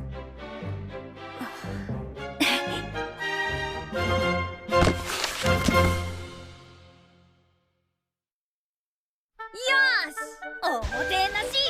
おもてなし。素敵。キラキラお星様がいるみたい。ここの人たちは陶器の食器ばかりだからもらったら喜ぶかなって。絶対喜びます。よし、じゃあ人数分作ろう。グラスでおもてなし。ほいほいほいっと。次はお酒&お料理。いただいたレシピ通りにやってみましたな。カイン様、お呼びですか？シルビア、おもてなし料理味見してみて。おいしい。ハンバーグって言うんだよ。ハンバーグ。口に入れた途端、柔らかいお肉からジュワーッと溢れる肉汁。茶色いソースと相まって、カイン様。美味しいです。そしてこのお酒は、シュワシュワプチプチ弾け飛んで、お肉との相性もぴったりです。何ですかこれは？スパークリングワイン。ワインに魔法で泡を入れたんだ。僕はお酒飲めないから泡の刺激が強すぎるとか率直な感想を言って。わかりません。え？もう一杯飲まないとわかりません。集合だな。集合だね。ある意味刺激が強すぎたか。カイン様、王城から使者が。え？ジロ。なんかみんな勢ぞろいしてる。それにめっちゃ不機嫌そう。カインよ、わしに屋敷のお披露目会の案内状が来ておらんのだが、なぜじゃ？なぜなのじゃ？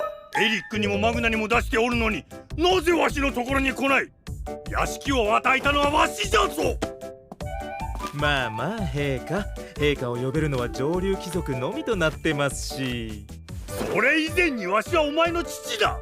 お前は未来の父親をないがしろにする気か？エリックはわしに案内状を見せつけて自慢しやがるのだぞ。その悔しさがわかるか？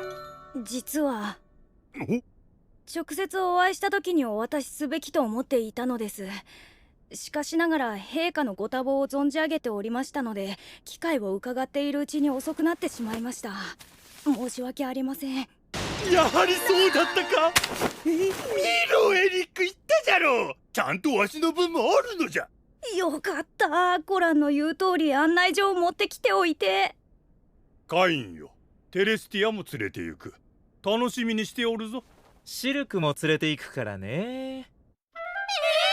国王陛下がいらっしゃるんですか？なぜです？言ってなかったね。第三王女テレスティア殿下は僕の婚約者なんだ。王女様がカイン様の婚約者？はい、みんな落ち着いて。陛下でもどなたでも私たちは精一杯のおもてなしをするだけです。全力でお迎えしましょう。ですよね、カイン様。みんなおもてなしよろしくね。はい、カイン様頑張ります。ガム男爵様のお付き、マキ子爵様のお付き。カインくん。エリック公爵、シルク城お招きいただきありがとう。ご案内します。レッドドラゴン。話には聞いていたが、こうやって間近に見ると、あはは、最初のホールから驚かせるね。私、将来ここに住むんだ。まだ早いからね。はい。カイン様、そろそろお時間でございますのでご挨拶を。本日はお忙しい中お集まりいただきありがとうございます。ささやかではございますが、お酒と食事をご用意させていただきました。どうかお楽しみください。それでは皆さん、乾杯。乾杯。なんだこの飲み物は。パチパチと口の中で弾け、たまらん。それに冷えてておいしい。水魔法で冷やしてみました。そしてこのグラス、キラキラと輝き、まるで宝石箱や。お土産にご用意してありますので、よろしければお持ちください。おお、それはありがたいね。料理も素晴らしい。ほら、あそこをごらん。10歳にして乙女の胃袋をつかむとは相変わらずのスケコマしだね、カイン君は。あ、国王陛下だ。国王陛下がいらしたぞ。皆歓談しているところをすまない。我らに気にせず楽しむとよい。これはなんじゃ。透明感といい模様といい、見たことのない美しさじゃ。シワシワのパチパチだ。口の中がシワシワと弾けておるぞ。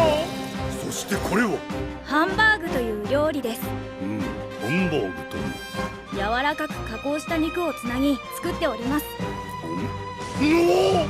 ハンバーグ！肉の中から次々出てくる濃厚な肉汁、さらに中のとろりとしたものはチーズか。ハンバーグの肉汁とチーズの芳醇な香りが口の中で合わさり、絶妙なハーモニーを奏でておる。見事である。テレス、どうじゃ。はい、とても美味しいです。カイン男爵、カイン男爵、一体あれは何ですの？トイレから水がピューって出てきましたわ。王妃、あれは革命です。すぐに王城にもつけるのです。トイレがどうした？あなたも行ってみなさい。きっと驚きますわよ。にゃー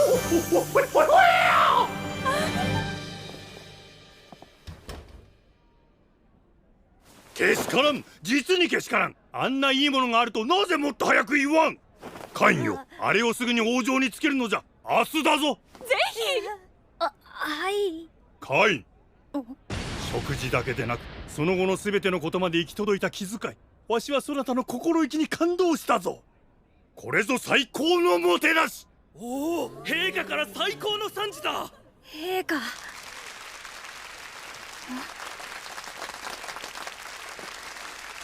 ってよかった。ちょっとカイン様、よろしいでしょうか。コルジーノ公爵、これはカイン男爵、お招きいただきありがとうございます。しかし小さい屋敷じゃな。まるで犬小屋だな。あ、コルジーノさん。しかし剥製のことを言っておきませんと。ドラドラドラドラゴンだ。失礼しました。レッドドラゴンの剥製でございます。先に言わんかバカ者。さすが男爵、趣味が悪い。それに来ている客の顔ぶれもひどいな。いや、陛下より後に来てあの態度。見てよあれ。ああ、なんだか騒がしいな。どうぞ、乾杯に使わせていただいた飲み物です。はあ、男爵が用意した飲み物などたかが知れておるが、飲んでやろう。いかがですか？まずハンバーグでございます。またわけのわからん料理を。うまっ。いや、まずい。うまっ。いや、まずい。おい、誰かソースを持ってこい。よこせ。こいつ。カイン様、相手は公爵。ことを荒立ててはいけません。ここは耐えるのです。けど、ことを荒立てなければいいんだよね。コルジーノ公爵、ささやかではありますが、来ていただいたお礼にお納めください。ああ、本当にささやかだな。だが気に入った。このグラスと酒をすべてよこせ。それと帰るまでに料理のレシピも用意させら。それはできません。何、この男爵風情が。本日お越しいただいた方全員にこのグラスをお渡ししますので。こんな奴らより公爵家が使えばお前の株が上がるだろう。50、いや100はよこせ。申し訳ありません。公爵閣下のお願いでも了承できません。あ、代わりにこの国最大のものでしたら。この国最大？宝石か。はい、宝石よりもっとすごいものを。もっとすごいもの、それをよこせ。2メートル、あと1メートル。はい、お納めください。この国最大のものを。傭兵がなんでこのような下級貴族のところへ。なぜって、娘のテレスティアを助けてもらった相手だ。来て当然だろう。公爵殿こそいつの間に来てたんだい？まさか陛下や私たちより遅く来たってことはないよね。そんなことはありません。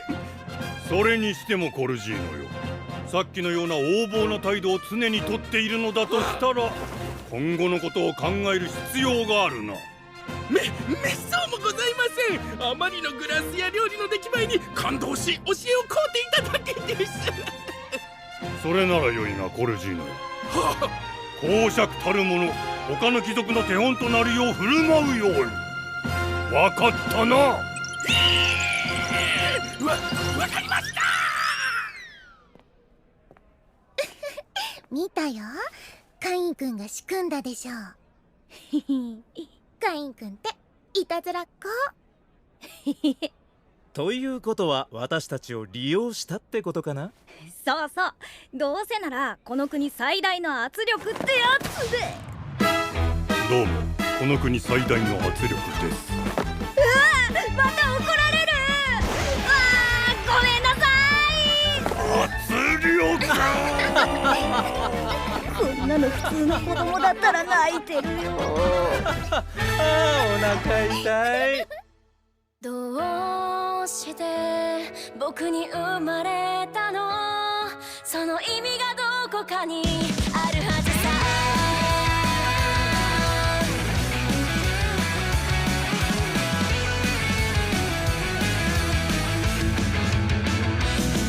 絶対に神様も気まぐれ、そんなんじゃないよ。翻弄される僕を見て笑ったって構わないよ。どうして僕に生まれたの、その意味がどこかにあるはずさ。どうして君だったのかな、いっそこの出会いを愛と呼んでもいいよね。神様がくれた七色の絵の具で世界を塗り替えようよ。泣き出しそうな空には虹が待ってると伝えなくちゃ。迷い込んだこの世界で僕は進むべき意味を見つけたよ。持て余してたその想い、その輪にかけよう、君に届けよう。もう未来の息子に利用されるとは。そうやってお前はこの先もわしを利用してこうというのだな。いいえ、そんな。コルジーノ公爵閣下には面と向かって逆らえないので、あの時はあくまで苦肉の策として。やはり楽しんでおったではないか。嘘です、ごめんなさい、すみません。大体お前はな、わしのことを何だと思っておる。そして2時間お説教は続いたのでした。次回、最強騎士団長とのデート。ガルム、息子はとんだプレイボーイだぞ。やあ、ダイム副団長、ご無沙汰しております。久しぶりだね。マグナ宰相に言われて魔物の素材を置きに来たのですが。ああ、話は聞いている。そうだな、魔物を置く場所はとりあえずここでいいかな。申し訳ないんですけど、この部屋の大きさだと入りきらないです。何、そんなにあるのか。もしかして君の屋敷に置いてあるというレッドドラゴンとかもあるのか。いえ、さすがにあのクラスは入ってないです。アースドラゴンとか。アースドラゴン、あの A ランク冒険者がパーティーでやっと一匹倒せるかどうかというあのアースドラゴンか。よくは知りませんが、おっきいやつです。じゃあとりあえずここに出してみてくれないか。あとは騎士団で運ぶから。わかりました、出します。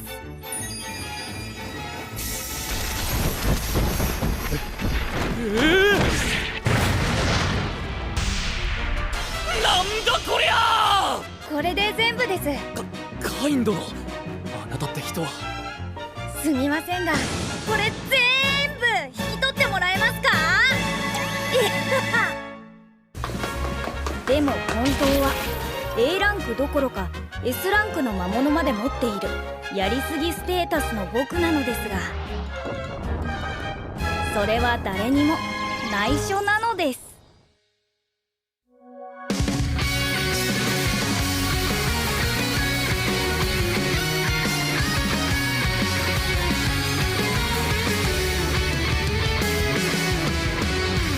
思った通りの展開なんていらない、いまいちだ昨日にはバイバイ遠い過去にしちゃいたい、手のひらに乗る小さな希望君と分け合いたい、そしたら始めようか大胆なプロローグで、きっと難しい刀幅が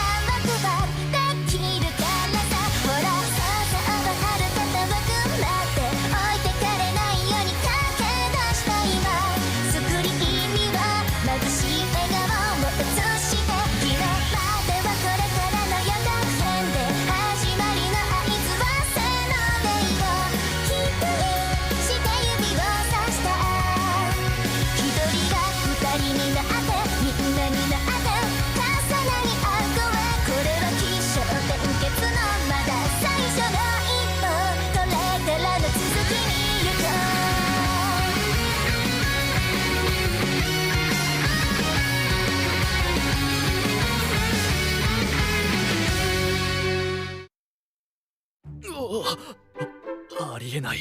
これを全てカイン殿一人で買ったというのか。カイン殿、あなたは勇者か、もしくは神の使徒か。い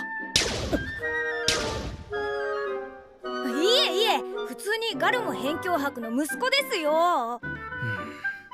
まあ深くは詮索しないが。お願いします。わかった。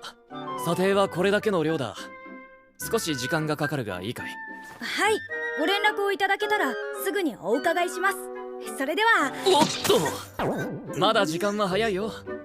ちょっと騎士団の訓練に付き合わないか。うちの団長にも会ってほしいし。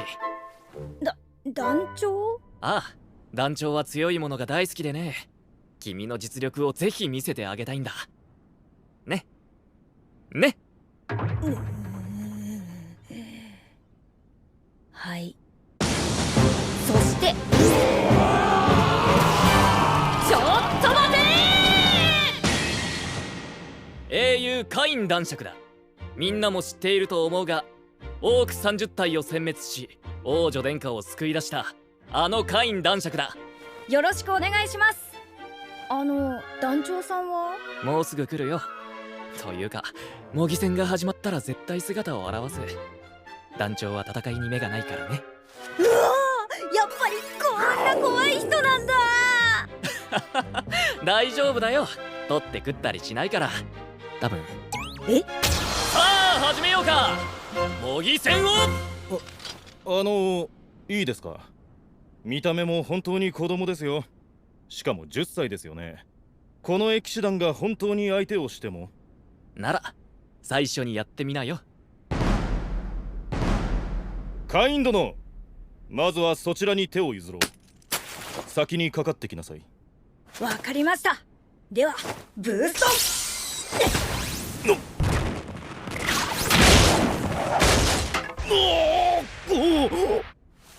参りました。勝っちゃった。やばい。ありがとうございました。ちょっとカイン殿、想定以上だったよ。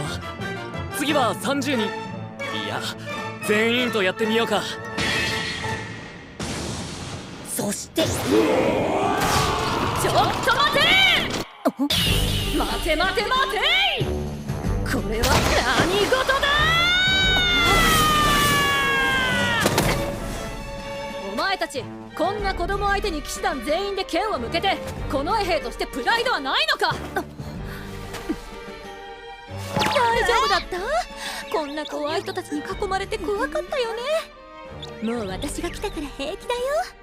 迷子でここに来ちゃったんだね。うわ、エルフだ。タイム、あなたという者が一緒にいながらなぜ止めなかった。お言葉ですが団長。団長？その方がテレスティア王女殿下を助けオーク30体を殲滅した英雄カイン男爵ですよ。何？こんな子供がそうなのか。そうなのか。お前があのオーク30体を殲滅した英雄カイン男爵なのか。ならば私と決闘しようぜ。模擬戦ではなく、なんか決闘って聞こえたんですけど。団長、まずは自己紹介が先かと。いいな。剣士は剣で分かり合うべきだ。ああ、また団長の悪い癖が。剣聖の称号の持ち主だろ。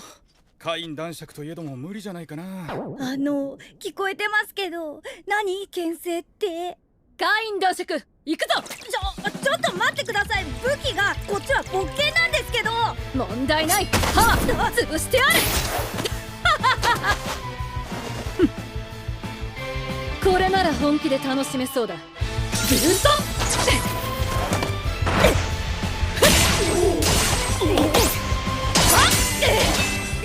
カイン男爵、団長とまともに打ち合っているぞ。しかもさっきより早い。信じられん。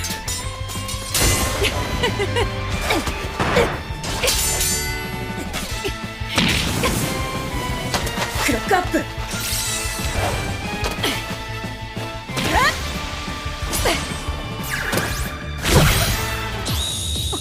これで終わりです、団長。決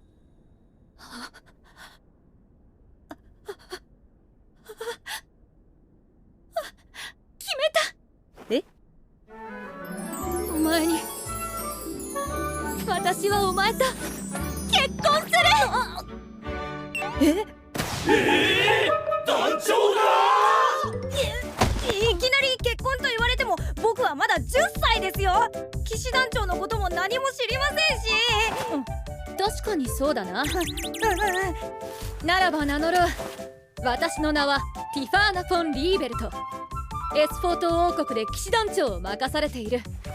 爵位は名誉子爵。北の森を治めるリーベルト公爵の娘だ。そして年齢の差は気にしなくていい。私はエルフだから300年は生きる。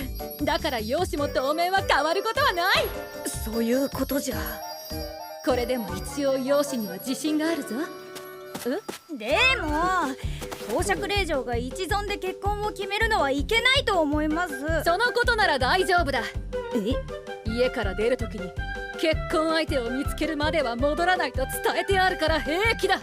そっちが良くても僕が困ります。父上や他にも相談しないといけない人がいるのです。ダイム副団長っ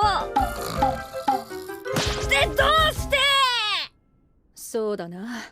確かに私だけの一存では決められぬな。ありがとうございます、ティファーナ団長。分かってくれて。ダイム、まずは国王陛下に話すぞ。今すぐ謁見できるよう手配しろ。それが一番困る。陛下の耳に入るのが一番困る。ダイム、連れてこい。やだ、困りますって。ティファーナ団長、それだけは。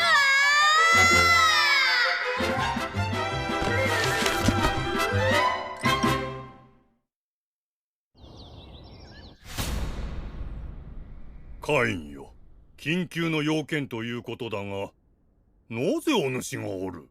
騎士団詰所に魔物の素材を置きに行ったのではないのか？陛下、私はここにいるカイン男爵と結婚するつもりです。はい。結婚？なぜそうなった？カイン、最初から説明してみろ。実は団長と模擬戦をして勝ってしまって、こういうことに。カインよ、テレスやシルク城のことはまだ話してないのか？そのことは内密でしたので、まだ。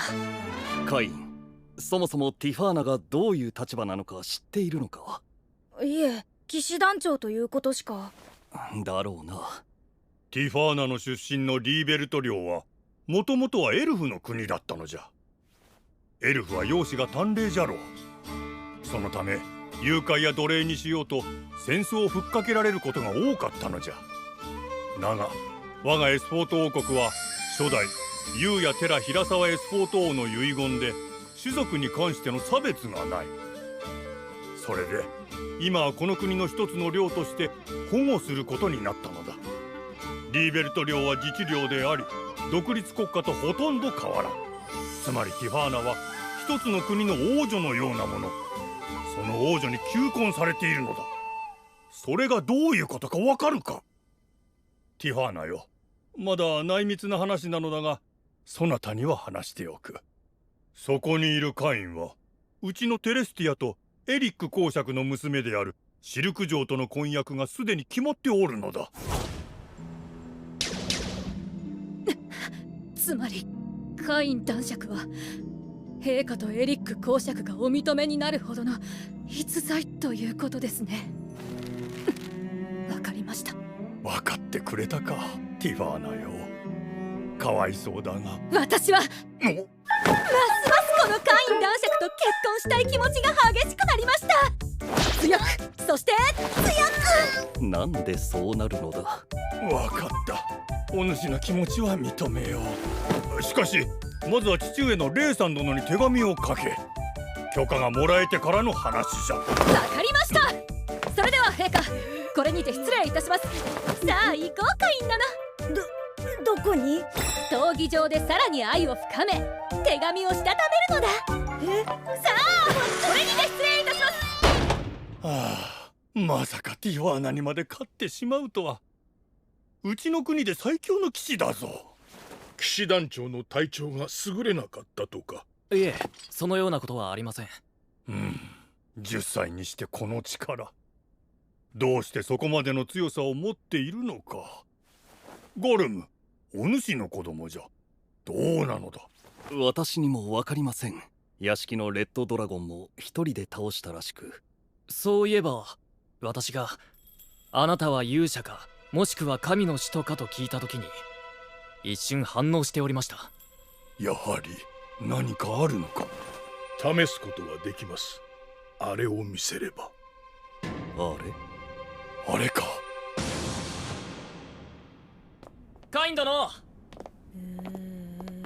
カイン殿大丈夫だよ。今日は私一人だ。ダイム副団長はお疲れのようだね。無理もないですよ。あの日から毎日デートですからね。ティファーナはいつも体力の限界まで僕を離してくれなくて、もはや我々が混ざることができないレベルの模擬戦になってるしね。おかげで団長がまた一段と強くなったよ。実はティファーナと模擬戦をしていたら僕のステータスにも牽制の称号がついちゃって。ティファーナはずっとあんな感じなんですか？ああ、実務は私に任せっきりで。やっぱり。カイン殿やばい。何？急ごう、陛下がお呼びだ。なんで？僕また何かしました？怒られないように気をつけてるんですけど。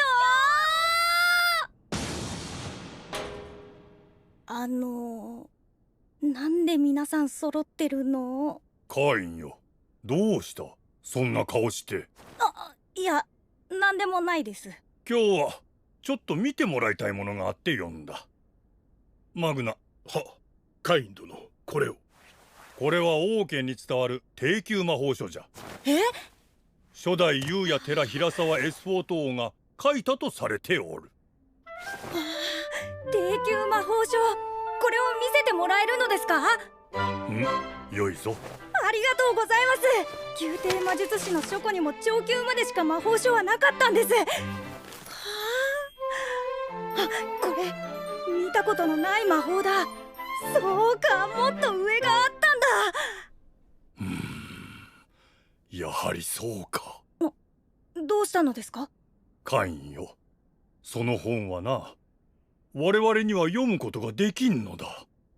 なぜだかわかるか？そうじゃ。それは初代国王が残してくれた書物。日本語という文字で書かれておるのだ。そうだ、初代の名前は竜や寺平沢。どう考えても日本人の名前。多分僕と同じ転生者。低級魔法書だと伝え知ってはおるが、読める者は誰もおらん。カインよ、改めて問う。お主は何者じゃ。もうごまかせない。僕が転生者だってバレたら全てを失ってしまうのか。いや、でもこの人たちなら。正直に話します。ただし今はここにいる人たちだけの話にしていただけますか。もし理解してもらえなかったら、僕はこの国を出ていかなければなりません。いいだろう。僕は前世の記憶を持っています。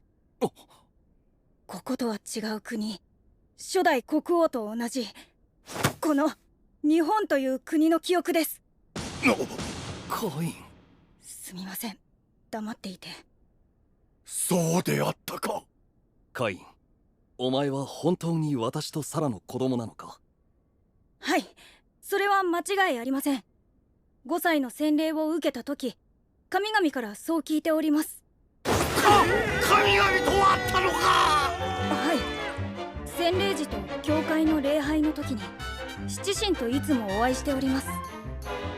七神すべてか。はい。カイン、ステータスを見せてもらえるか。ステータスオープン。カインよ、ここに書いてあることは本当なのか。はい、嘘偽りのない私の本当の称号です。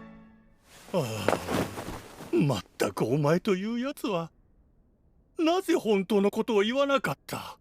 その称号の前にはわしだけじゃない。この国すべて、いや全世界の民がお前に膝をつかないとならんのだぞ。神の使徒とはそれほど高い位なのだ。待ってください、それは嫌です。確かに私には前世の記憶がありますが、今の生活に満足しているのです。この世界に転生して何もわからない中で、父上、母上、多くの人によくしていただきました。魔法を使い魔物と戦って冒険する経験はとてもワクワクしました。テレスやシルク、国王様たちとの新しい出会い、そして男爵を助爵していただくという身に余る光栄。元いた世界では両親も祖父も亡くしていて、私は一人でした。ですが今は素晴らしい家族や仲間に恵まれて幸せに暮らしています。父上、私はガルムの息子となったことにとても感謝しているのです。カイン、陛下、いろいろと隠していたことは謝ります。ですができれば今まで通りカインとしてお願いできないでしょうか。国王陛下、私は。わかった。カインよ、我が国はお前を今まで通りガルムの子カイン・フォン・シルフォード男爵と認める。だがカインよ、お前が国王やった方がいいんじゃないのか。陛下、ちょっと見つけたぞ旦那様。陛下、これを父上から届きました。カイン男爵との結婚許可証です。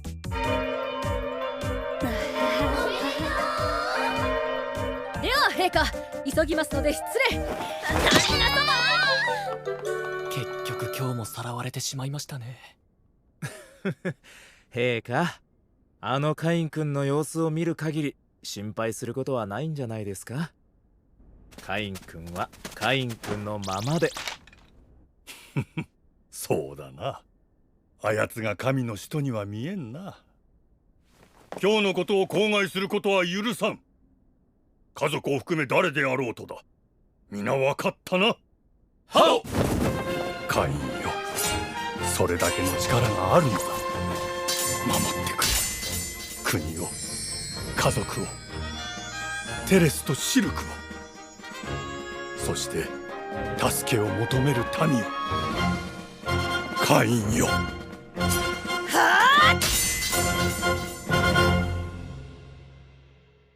どうして僕に生まれたの、その意味がどこかにあるはずさ。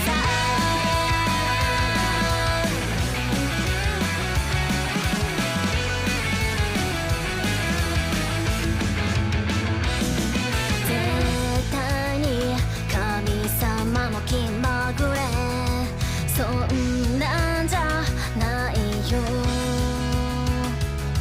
放浪される僕を見て笑ったって構わないよ。どうして僕に生まれたの？その意味がどこかにあるはずさ。どうして君だったのかな。いっそこの出会いを愛と呼んでもいいよね。神様がくれた七色の絵の具で世界を塗り替えようよ。泣き出しそうな空には虹が待ってると伝えなくちゃ。迷い込んだこの世界で僕は進むべき夢を見つけたよ。持て余してたその想い、その輪にかけよう。君に届けよう。カイン様、カイン君、なぜティファーナ騎士団長と婚約することになっているのですか？ごめんなさい。騎士団長と模擬戦をしたらそうなってしまいました。成人する間に何人になっていることやら。まあ私は楽しいからいいけどね。よくないです。むやみに婚約者を増やすようなことをしないでください。旦那様、ここにいたか。今日もいっぱい愛し合おう。愛し合うってどういうことですか、カイン様？違うんだ。聞いてってレスシルク。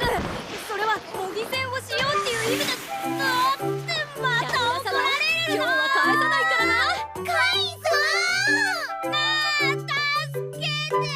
朝までな。旦那様、ちょっと待って。次回新人冒険者カインこれを読んでいる君へ、日本語で書かれたこれが読めるということは、君もあっちの世界からやってきた人間ということだね。俺の名前はユーヤテラ平沢エスフォート。この国の初代国王だが日本人だ。やっぱり。ここらで俺がどうやってこの世界にやってきたのか書いておこうと思う。俺は日本で事故に遭い死んだと思ったらこの世界に召喚されたんだ。僕と違って元の姿形のままやってきたってことか。カイン様、何してるんですか？テレス、シルク。わかった。学園の入学試験がもうすぐだから勉強してたのね。そうなのですか？そう。私も一緒に勉強しよっかな。私もしたいです。ごめん。二人とも今日は付き合ってあげられないんだ。この後用事が。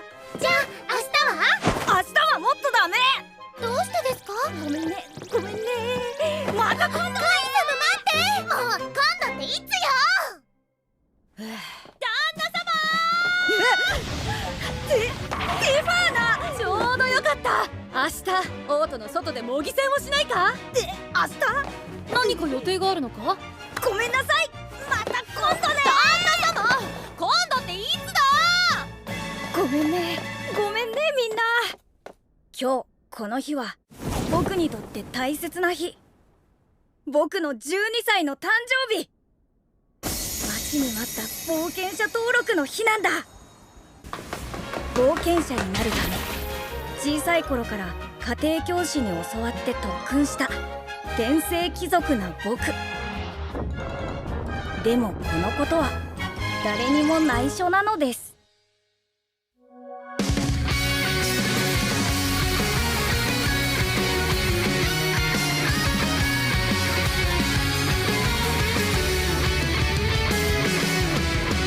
思った通りの展開なんかいらない。今一だ昨日にはバイバイ遠い過去にしちゃいたい。手のひらに乗る小さな希望君と分け合いたい。そしたら始めようか大胆なプロローグできっと難しい方な幅ができるからさ。ほらさあはるかた僕だって置いてかれないように駆け出した今。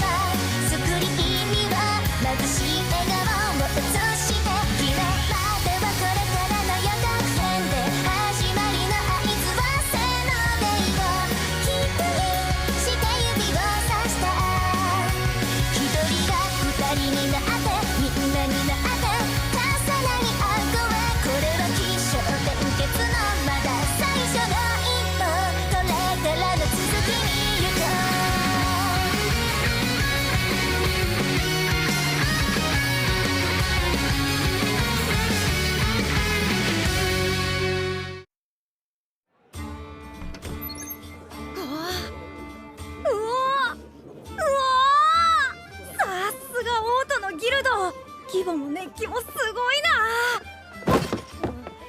な。どうした坊主、初めてか？はい、やっと12歳になったので冒険者登録に来ました。そうか。だけど命は一つしかないんだからな。無理はしないようにな。あの赤い髪どこかで見たような。ようこそオートギルド本部へ。冒険者登録ですね。はい。こちらの用紙に必要事項を書いてください。名前はカイン。あれ、男爵って書いた方がいいのかな。でも冒険者には関係ないしカインだけでいいか。これでお願いします。はい、大丈夫です。それでは血を一滴この水晶につけてもらえますか？血を？はい。それによりあなたの魔力がギルドカードに登録されます。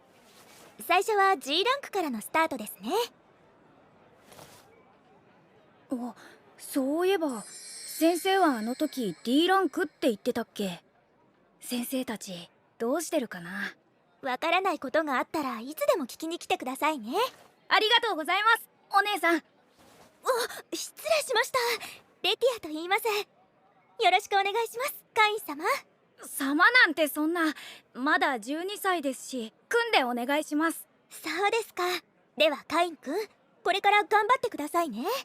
あ、でも命は大事にですよ。はい。おいレティア、ガキの相手してないで俺たちの相手もしろよ。夜までたっぷり付き合ってやるからよ。またこのパターン？なんだよ、ガキはガキらしく家の手伝いでもしてろ。一丁前にかわしやがったぜ。こいつは教育が必要だな。うわっ、何しやがら。それは僕のセリフですよ。やっちまえ。そこまかと。待って、それを抜いたら。おいてめえら、子供相手に何してんだ。さっきの赤髪の人。表縁のクロード。そんなに相手が欲しいなら俺がなってやるぞ。夜までな。行くぜ。覚えとけよウサギ。お約束だな。クロード様、ありがとうございます。助かりました。危ないところを。気にするな。止めたのはあいつらのためだ。さっきの身のこなし、坊主相当強いだろう。名前は？カインって言います。カインか。覚えとくぜ。気に入った。いいもの見せてもらったお礼に一杯付き合え。カインは子供だから果実ジュースな。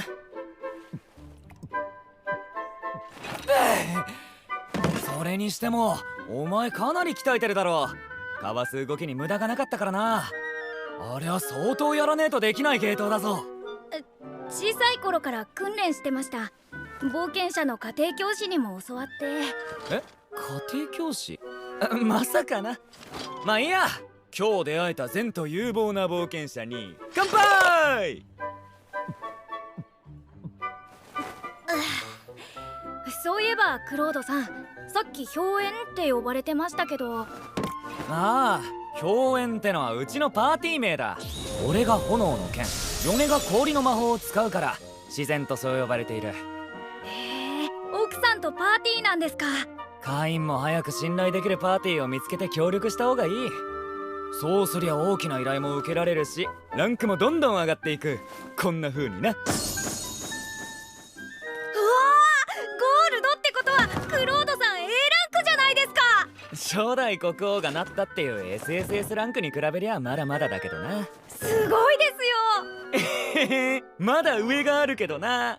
SSS ランクか。そうだ、 SSS は黒いカードらしいぜ。金の方がかっこいいけどな。あれ、こんなところにいた。いないと思ったらなんで飲んでるの？嫁のリナだ。よろしくな。よろしくじゃないわよ。あんた依頼受けたんだからさっさと行くわよ。カインと言います。クロードさんに絡まれたところを助けてもらったんです。カインくん、あらかわいい。この辺ろくでもないのが多いから、何かあったらリナお姉さんに言いなね。はい、ありがとうございます。でもリナ、こう見えてもカインはかなりの腕前だぞ。俺が止めなかったら今頃ここの床は血に染まってたな。あんたこれ以上飲んだらあんたの血で床が染まるけど。あたたたたたた、わかったよ。それじゃあカインまたな。またねカインくん。酒代報酬から引くからね。ありがとうございました。おお、いい依頼を見つけろよ。 G ランクの依頼は店の掃除に荷物の運搬か。魔法なら楽勝だけど、さすがに遠慮しておきたいな。どうせなら魔物討伐とかがいいんだけど。あ、東の森のゴブリン討伐。報酬は討伐数次第で上限なし。これだ、僕の初依頼はこれだ。初依頼、旦那様。ティファーナ、なんで？王都の外で騎士団の特訓を行うんだ。旦那様は冒険者登録して初めての依頼に行くんだ。なるほど、では私も一緒に行こうっと。しかし団長、これから特訓が。妻が旦那様の門出に立ち会わずにいられるか。特訓はダイム、お前に任せた。行くぞ旦那様。助けて副団長。すまんカイン殿、団長には逆らえん。そんな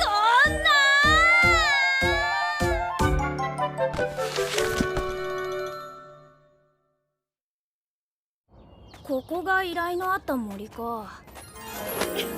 旦那様と二人きりで森の中、胸が熱くなり、今なら魔物の叫びも心地よく聞こえるぞ。さあ風が気持ちいいな。依頼のゴブリンはどこにいるのだ。サーチ、この先にゴブリンの気配が。よし、この先だな。待ってってば。旦那様、追いかけてきて。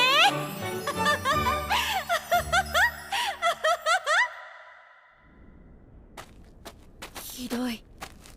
サーチだとこの辺りなんだけど。旦那様、あれを。行くよ。旦那様、ヒール。こいつら上位種か。任せろ、私が退路を開く。ティファーナ。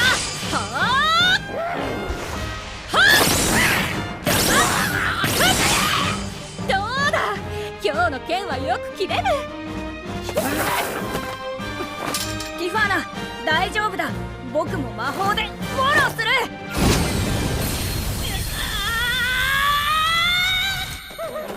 ありがたい、旦那様の愛がいっぱいだ。今の私は旦那様と一心同体。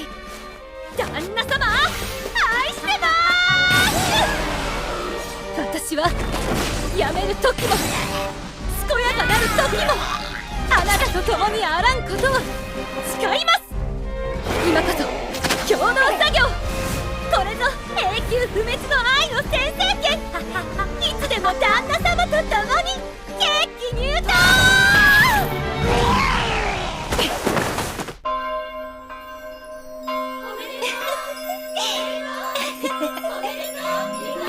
旦那様、褒めて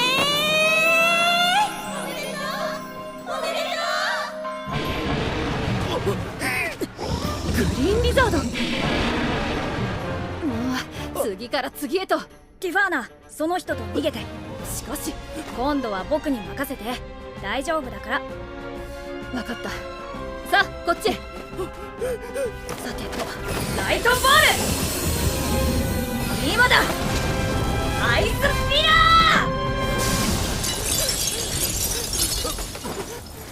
ー。何ですか今の。今日の旦那様ったら激しすぎ。なんだこの穴は。ギルドの情報だとこの辺りがグリーンリザードの住処のはずだけど、何にもないな。気配もない。私帰る。待てよニーナ、ニーナ。したの？グリーンリザードを倒したんですけど、依頼受けてないとダメなんですか？グリーンリザードを倒した？まずかったですか？グリーンリザード討伐は単体なら D ランク、群れなら C ランクの依頼なの。無事でよかった。ラッキーだったわね。30体ほど倒しちゃったんですが。30体？チーフグリーンリザードを倒したってすごい子が。何？グリーンリザードだと？そうなんです。そいつを連れてこい。セドリックだ。ギルドマスターは来客中なので私が対応する。カイン君、正直に言いたまえ。グリーンリザードはどこで手に入れた？は？君は今日登録したばかりの G ランク。しかも子供がグリーンリザードを倒せるわけないだろ。チーフ、証拠もないのに不正と決めつけるのはあんまりです。そうですよ、普通に倒したって言ってるじゃないですか。名簿を見せてもらったがお前は平民だな。よくいるんだよ、報酬欲しさにインチキする平民が。そんな決めつけむちゃくちゃです。黙れ。不正は断固として処分する。お前のギルドカードは剥奪だ。チーフ、それは越権行為です。うるさい。断固として不正は認めん。決定は変えん。話は終わりだ。失せろ。そんな。やっと冒険者になれたのに剥奪？何の騒ぎだい？うるさくて話もできないじゃないか。ギルマス、すみません、このガキが不正を認めないもんで。だから不正はしてませんって。おやおや、君。それでどうして不正ということになったんだい？だって登録初日にグリーンリザードを倒したって言うんですよ。しかも30体も。不正があるに決まってます。ギルマス？なんで笑うんですか？セドリック、こんな子がグリーンリザードを倒せるわけがないって？君はまだまだだね。ギルマスは私よりこんなクソガキを信用するんですか？クソ。おーい、入っておいで。騎士団長。旦那様。旦那様？やっぱり。ティファーナ、ダメだよ、婚約はまだ内緒なんだから。婚約？しまった。てか、なんでティファーナここにいるの？実はあの後ギルドと今後のゴブリンとグリーンリザード対策について話し合っていたんだ。その通りだよ。カイン君、いや、カイン男爵。男爵？聞いたことないかい？セレスティア王女殿下とシルク城を救出した英雄のことを。それがこの子？そう、カイン男爵。男爵？いや、しかし名簿には。貴族として扱われるのが嫌だったので、ただのカインで登録したんです。それからカイン男爵はね、ガルム辺境伯のご子息でもあるから。ガルム辺境伯様の？そしてティファーナと結婚したら私の義理の弟にもなるね。ティファーナのお兄さん？そこが一番驚くのかい。セドリック、君はこれでも彼をクソガキだというのかい？だったら僕はクソの兄ってことになるね。カイン様、これから気をつけます。どうか不敬罪だけはお許しください。ティファーナ、不敬罪って何？暴言を吐いた平民を処刑してもいいって法。処刑？そんな怖いことしませんよ。謝罪を受けます。頭を上げてください。ですがこれからは決めつけるのはやめてくださいね。はい、もう絶対に。それよりグリーンリザードって引き取ってもらえるんですか？30体ほどあるんですが。喜んで引き取らせてもらうよ。レティナ。はい、後ほど倉庫に。それで処理いたしますね。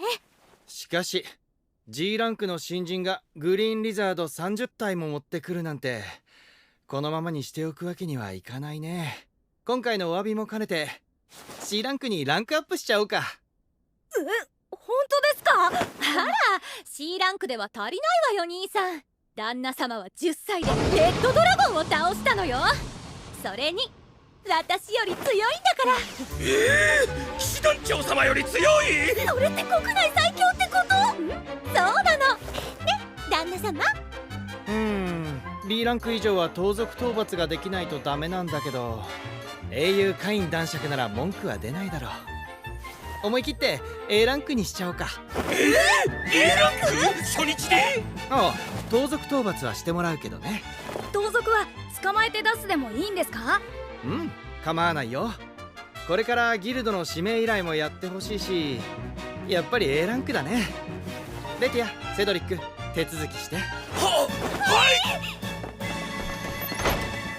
カイン男爵、部下の数々の無礼、ギルドマスターとして心から謝罪する。すまなかった。そんな、やめてください。もういいですから。ありがとう。妹が少年と結婚すると聞いた時は少し驚いたけど、今日初めて君を見て安心したよ。どうかこんなおてんばな妹だけど、これからもよろしくね。ちょっと兄さん、何よ天馬って。強い相手を求めただけじゃない。結婚だって強引に迫ったんじゃないか。ほら、私と旦那様はすでに愛の共同作業をした仲なんだから。え？あれこそ私と旦那様の愛の結晶。ティファーナ、その言い方はお兄さんにとんでもない誤解を生むから。大丈夫。模擬戦をデートと読む妹のことは誰よりもよく知ってるから。理解あるお兄様で助かります。フォッフォッフォッフォッフォッフォ、相変わらずじゃの。また騒動になってる。やっぱり加護レベル10は上げすぎだったのよ。いいのじゃ、もっと強くなってもらわないとな。そこまで強くして何か意図があるのか？うん、もうすぐアーロンの封印が解けそうなのじゃ。アーロンが出てきたら世界がまた大変なことに。そうじゃ、300年前はあやつが封印してくれたが、今度はどうなることやら。それならもっと強くなってもらわなければ。せっかくの実りある大地がめちゃくちゃになってしまうわ。もっともっと鍛えねば。だがどうやって？ちょうど師匠になりそうなやつがこもっておるじゃろう。ああ、確かに適任ですね。あの子のもとで修行させましょう。やつをゴール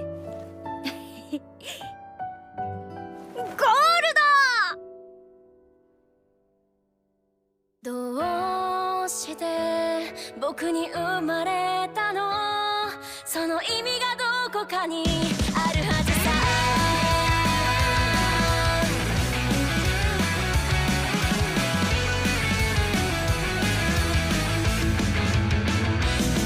絶対に神様も気まぐれ、そんなんじゃないよ。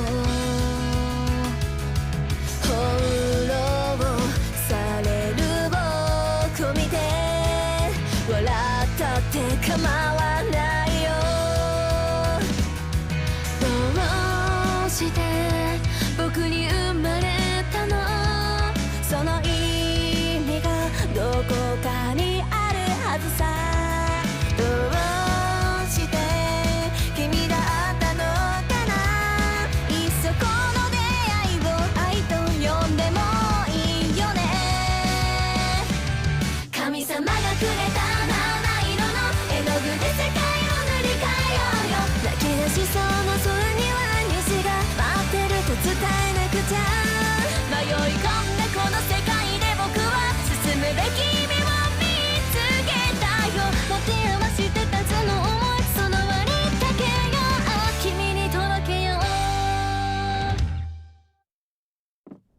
今日こそ一緒にお勉強しよう。いいよ。テレス、シルク。やった、お勉強デートいろいろ教えてくださいね。ここにいたのか旦那様。森デートしたからな。次は海デートだ。何のことですの森デートって。私たちは断ってティファーヌさんとデートしてたんだ。カイン様、詳しくご教授願いますわ。よろしくねカイン先生。違うんだよ。星座、星座。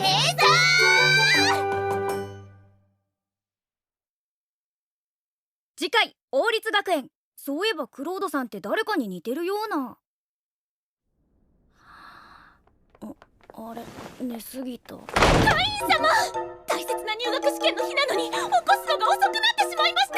でもまだ全然間に合うよ。僕も早く朝食をお食べください。すみません、私の準備不足のせいで、もし遅刻でもされたら私は一生後悔いたします。問題ないってシルビア、間に合うから。それじゃあ行ってくるね。いってらっしゃいませ、会員様。試験頑張ってください。やっぱり間に合った。一度行ったところへ自由に行き来できるやりすぎ転生貴族の僕。でもこの能力は大切な入学試験日だったのでつい使ってしまったのです。もちろんこのことは誰にも内緒なのです。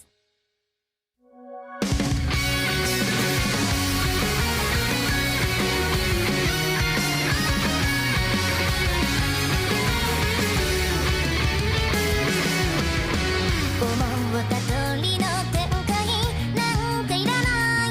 今一だ昨日にはバイバイ遠い過去にしちゃいたい。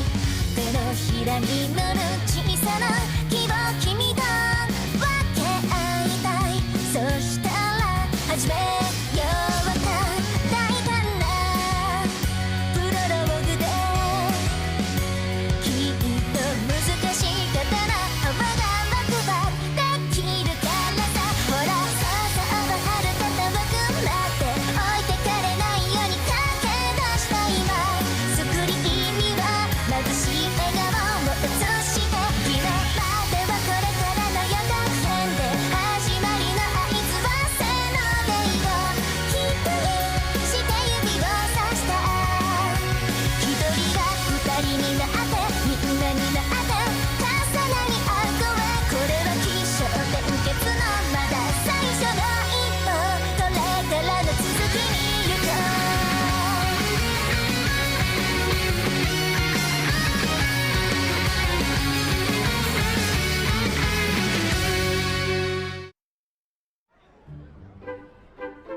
う。お名前をお願いします。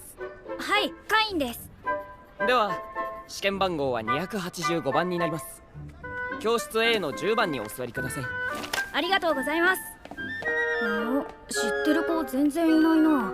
なんでだろう。お披露目会で会った子もいないし。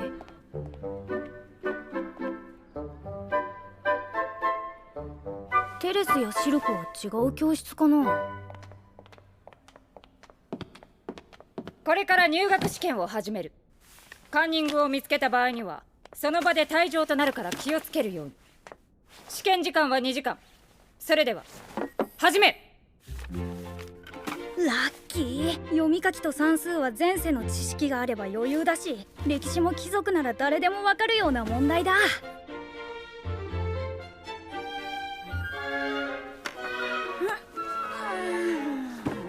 そこの君、そんなにのんびりしてていいの？まだ30分しか経ってないわよ。あ、大丈夫です。もう全部終わってますから。はい、そこまで。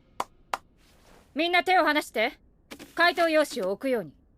このクラスは続いて魔法能力測定に向かってもらう。魔法？それではあの的に向かって自分の持っている最高の魔法を放つように。全力でやってもいいのですか？いいわ。ここの訓練場は防御結界を張ってあるから、君がどんな規模の魔法を使っても大丈夫。それでは始め。行くぞ。ここに見せし闇より見出し輝きを増してファイアボール。あはは、そうだよね。12歳だとこれくらいの威力だよね。全力でって言うからインフェルノ放とうとしたけど、危ない危ない。285番、早く魔法を唱えなさい。はい。何これ？ちょっと！ファイヤーバレット！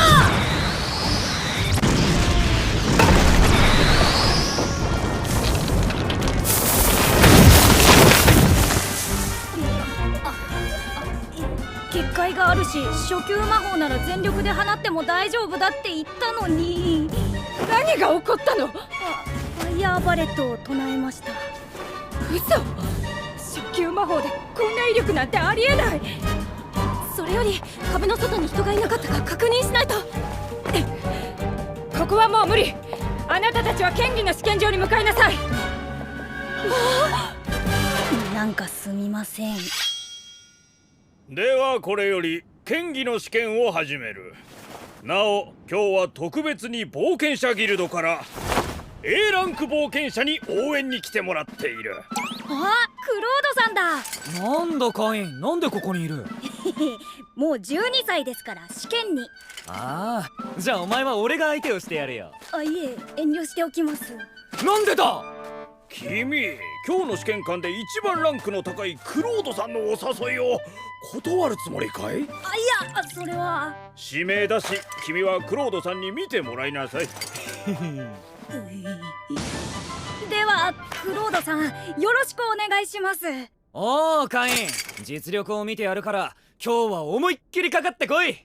A ランクだから相当実力は高いよね。ブースト！ブーストまで使えるのか。これなら本気で楽しめそうだな。早いっていうか見えない。おおカイン、お前強いな。ここにいる試験官が誰よりも強いぞ。クロードさん、試験ですからそんな勢いでやらないでください。面白くなってきたな。俺もブーストだ。これだからバトルはやめらんねえ。僕だから問題ないけど。クロードさん、普通の受験生なら一発で骨折してるよ。ちょっとそこまでにしてください。何してるんです。そんなレベルの模擬戦をやられたら他の受験生が萎縮してしまいます。あら、やりすぎちまったか。仕方ない。カイン、今日はやめだ。でも今度一緒に依頼を受けようぜ。その時にな。できれば遠慮したいですが。なんだよ、もういい。君はもう分かったから試験は終わり。帰って構わないから、あとは合格発表の日に来なさい。すみませんでした。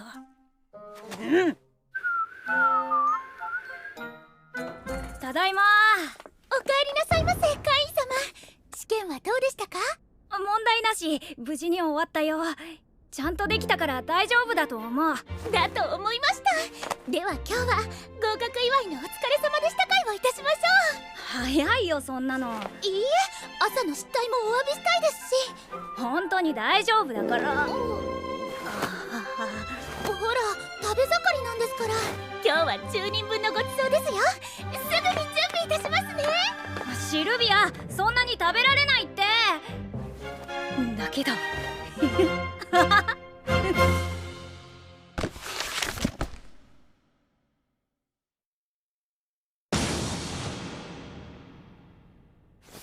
これはどういうことだ？それは試験官に全力で魔法を打てと言われました。結界が貼ってあるから問題ないと言われましたが、さすがに上級や低級はないと思い初級に下げたのですが、結界ごと破壊してしまい。お前、低級魔法も使えるのか？はい。ただ低級を使ったら辺り一面どうなるか、どこかで試してもダメに決まってるだろう。って振りではないですよね。当たり前でしょ。ダメに決まってるよね。失礼しました。今後気をつけます。そういえばカインよ、お主どこで試験を受けた？テレスティアもシルク城も試験会場で見かけなかったと言っておったぞ。普通に南門で受付をして案内された教室で試験を受けました。カインよ、なぜ学園に北門と南門があるのか知っておるよな？はい。北門は貴族街に通じており、南門は平民街に通じているためです。それでお主はどこの門から入ったのじゃ？もちろん南。わそうじゃ、貴族用に北門にも受付がある。そして試験を受ける場所も全く違う。カイン君は平民たちと試験を受けていたんだよ。テレスティアが会えなかったと怒っておったぞ。しかも学園長が私のところに相談に来てね。実は今回の入学試験で少し問題がありまして。どうしたんだい？結果をそのまま出せばいいのでは？毎年のことでしょう。それが平民の受験生が筆記で満点を取ったのです。またその受験生は訓練場を破壊、A ランク冒険者と互角に打ち合ったとか。エリック公爵、笑っている場合ではありません。その子の名前ってカインじゃない？はい。で、なぜそれをエリック公爵がご存知で？お腹痛い。やっぱりカインくんだったか。なら余計にそのままにしておいた方がいいよ。はあ？それにしてもカインくん派手にやったね。後でマグナ宰相が修繕費の見積もりを見て驚くんじゃないかな。というわけで修繕費の見積もりがここにある。一体お主にやりすぎるなと注意するのは何度目かの。すみません。まあええ、今日は合格発表の日だ。自分の目で確認してきなさい。はい。285。あ、こんなところにいた。カインくん、おめでとう。首席だね。テレスが自席で私が三席だよ。ほら、お父様から聞いたよ。南門で受付して平民側で試験受けたんだって。しかも訓練場を破壊してあれはやっちゃったね。それに今日は来てないけどテレス試験会場で会えなかったって怒ってたよ。また怒られる。それじゃあ制服楽しみにしていてね。入学式で会えなかったら今度は正座だからね。はーい、こちらです。合格者の方はこちらの受付にお越しください。あ、レーネ姉様だ。レーネ姉様、お久しぶりです。カインくん久しぶり。最近全然屋敷に来てくれないじゃない。すみません。やったね。合格も合格。首席で合格するとはさすがカインくん。入学式の挨拶頑張ってね。挨拶？そう、知らなかったの？毎年首席が挨拶をするのよ。そうなんですか？テレスに代わってもらいたいな。ダメよ、もう発表されたんだから頑張ってね。そわそわそわそわそわそわそわそわそわ。ただいま。いかがでした？首席で合格だったよ。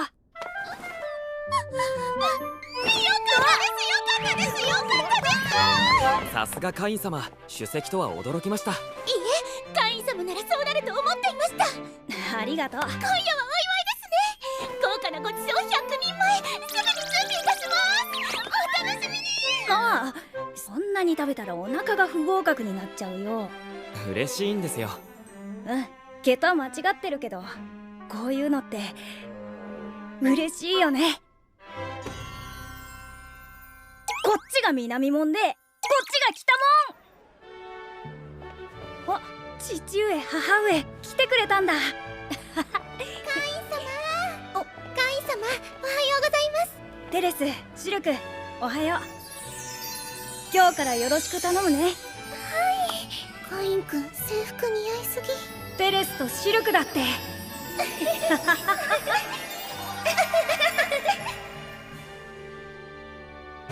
なんだよこいつ。テレスティア王女殿下だろ。それにサンタナ公爵令嬢も二人と仲良くしやがって。でも真ん中の男の子かっこいいよね。それではただいまより王立学園入学式を始めたいと思います。まずは新入生代表カイン・フォン・シルフォード。はい。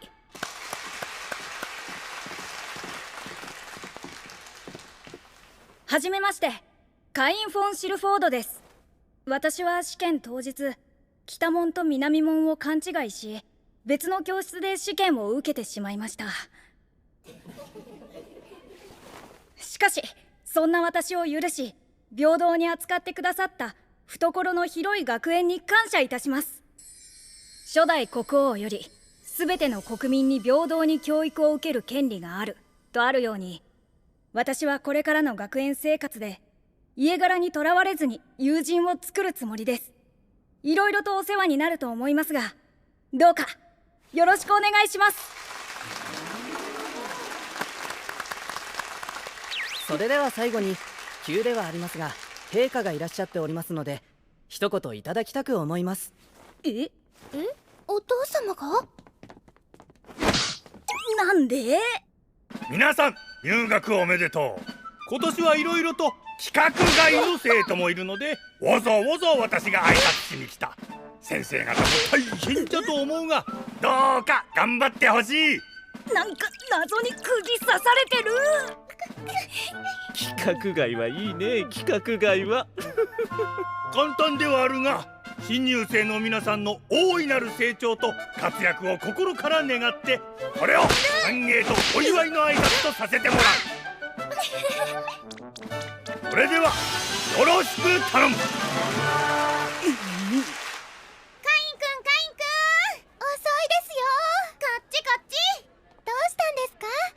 あの後自重しろ自重しろって国王にはい座って。今日からこのクラスの担任になりましたエルカ・フォン・ポートライです。まずは授業を受けるにあたって学科を選択してもらいます。自分の進路をしっかり考えてくださいね。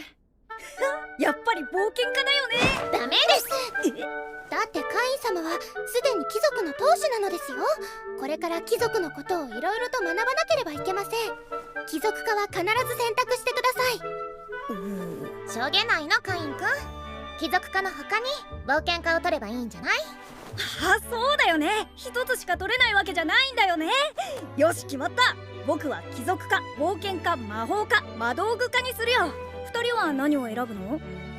私は貴族科と内政科を選ぼうと思っています。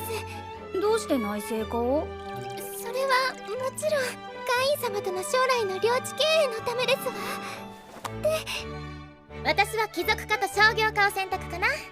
カイン君が将来統治する領地のために勉強できたらなーってね。二人ともありがとう。領地経営はまだ何とも言えないけど二人のためにも頑張るよ。はい、楽しみにしていますわカイン君。おらおら、どういうことだ？あの猫耳はバルマ。お前みたいな獣人の平民がなんで A クラスなんだ？公爵家の僕の方が A クラスにふさわしいのに。そうだそうだ、今すぐ帰れ。お前がこの学園に入学してなければ僕が A クラスだったはずだぞ。すぐに退学してしまえ。そんな。入学初日に何絡んでいるのかな。この学園は貴族も平民も平等のはずだけど。それは上級貴族の僕には関係ない話だ。お前はカイン男爵か。どういうこと？この学園は上級貴族でもそんなことを言う権利はない。それなのに、それにその子は僕の知り合いなんだけど。知り合い？そうだよ。カイン男爵、あなたも貴族なのになんで貴族の味方をしないで平民の肩を持つんだ？僕は貴族も平民も関係なくただ友達の肩を持つ。公爵家より平民を選ぶなら父上にも話してその平民の家ごと潰してやる。潰すだと？あら、何を潰すのかしら。シルク城？お話を聞かせていただこうかしら。セレスティア王女殿下！国民あっての貴族ですのに、その発言は問題ですわね。お父様にも報告が必要かしら。いや、先ほどの言葉は間違っておりました。申し訳ありません。謝る相手が違います。まずあなたが絡んだ相手に謝る必要があるのではないでしょうか。この度はすまなかったバルマ、気づくのが遅くなってごめんね。いえ、ありがとうございます。カイン様とご一緒の学校でよかったです。同じクラスになれなかったのは残念ですが。A クラスでも十分すごいよ。わからないことがあったら教えるから気軽に声をかけてね。はい、よろしくお願いします。ちょっとカイン様、よろしいですか？随分と仲がおよろしそうですが、これはお話が必要かしら。カイン君はそこで正座して待っててね。正座？いいから、いざ。はい。お話よろしいでしょうか？はい。一体何の密談が意気投合してる謎の同盟結成なのか？っていつまで僕はこの状態なの？ジジイの言う通り面白い子じゃないか。気に入ったよ。ちょっと話をしないかい？誰？足もしびれちゃっただろう。図書室で待ってるから来なよ。ほら早く来なって話をしよう。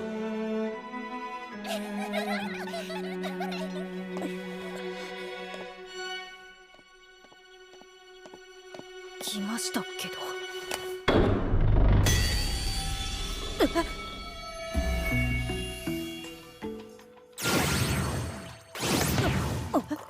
砂糖は入れるかい？はい。っていうかあなた誰？どうしてコーヒーがこの世界にあるの？君が来るのを待ってたんだ。カイン・フォン・シルフォード君、またの名を椎名和也。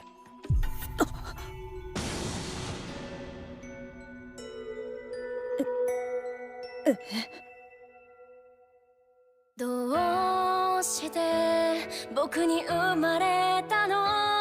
その意味がどこかにあるはずさ。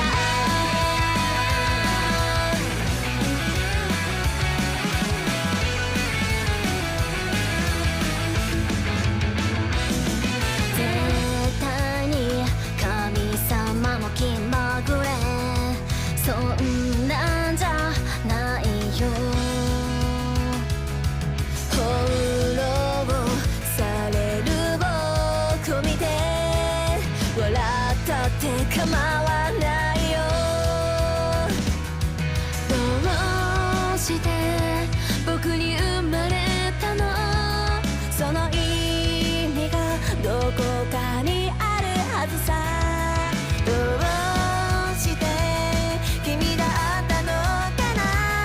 いっそこの出会いを愛と呼んでもいいよね。神様がくれた七色の絵の具で世界を塗り替えようよ。泣き出しそうな空には虹が待ってると伝えなくちゃ。迷い込んだこの世界で僕は進むべき意味を見つけたよ。持て余してたその想い、その輪にかけよう。君に届けよう。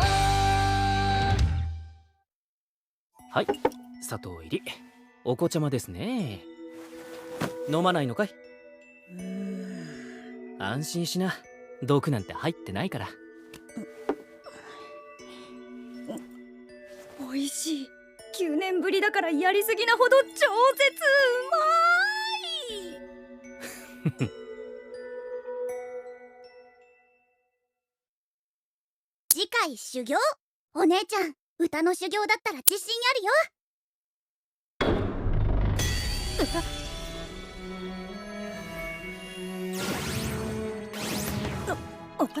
砂糖は入れるかい？はい。っていうかあなた誰？どうしてコーヒーがこの世界にあるの？君が来るのを待ってたんだ。カイン・フォン・シルフォード君、またの名を椎名和也。そう警戒しなさんな。ゼノムのジジイたちから聞いたよ。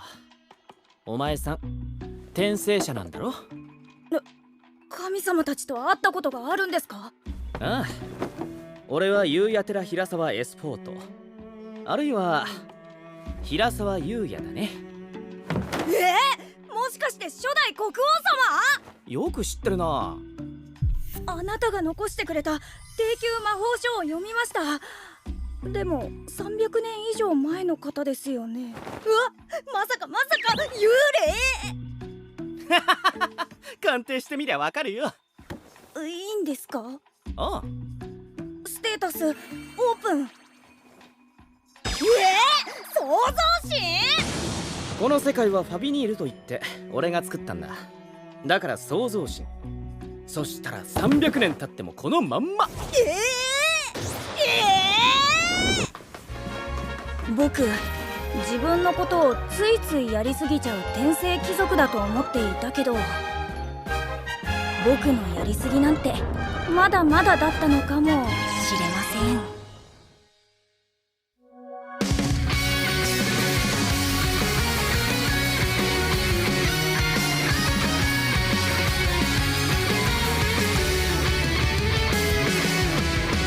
思った通りの展開なんかいらない。今一だ昨日にはバイバイ遠い過去にしちゃいたい。手のひらに乗る小さな希望君と分け合いたい。そしたら始めようか大胆なプロローグできっと難しい方な幅が6番できるからさ。ほらそうはるか遠くなって置いてかれないように駆け出した今。スクリーンには眩しい笑顔を映して、昨日まではこれからの予告編で始まりの合図はせーのでいこう。期待して指をさした。一人が二人になってみんなになって重なり合う声。これは起承転結のまだ最初の一歩。これからの続きに行こ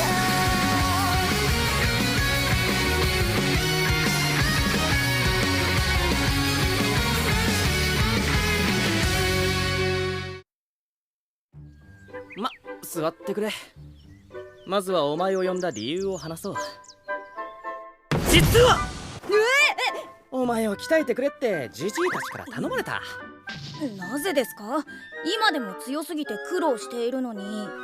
じゃあ俺からこのクッキー奪えるか？まだまだだな。ゆうやさん、なぜそこまでの強さが必要なんです？それはお前には戦わなきゃいけない相手がいるからさ。戦わなきゃいけない相手？そうだ、そいつは300年前世界全土で人々に殺し合いをさせた。待ってください、どうやってそんな。簡単だよ。信託を下ろし人々の潜在意識に他国への不信感を植え付け戦わせた。お前が戦うべき相手は邪神アーロン。300年前俺と仲間たちは何とかそいつを封印した。しかし最近それが緩み始めている。このままだとアーロンが復活してしまう。ゆうやさんがまた封印することはできないんですか？無理だ。俺はこの世界の神になってしまったからな。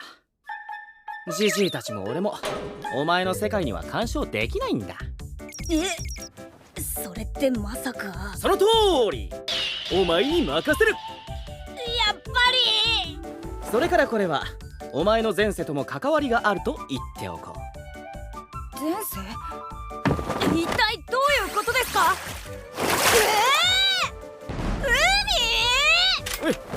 俺はこれからお前の師匠だ。この課題がクリアできたら続きを教えてやろう。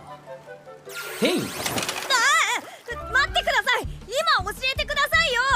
前世と関係があるってどういうこと？知りたかったらこの方向にひたすら進み続けろ。そうしたらさっきの屋敷にたどり着く。まずはレベルを上げてこい。お前はこの世界じゃ中の下。最低でも600まで上げないとアーロンには勝てないぞ。今300。まあ結構時間かかるだろうけど天意とか使うのはなしな。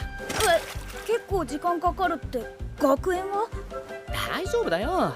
こっちの1年は向こうの1日だから。じゃあな、早く帰ってきてお茶の相手をしてくれ。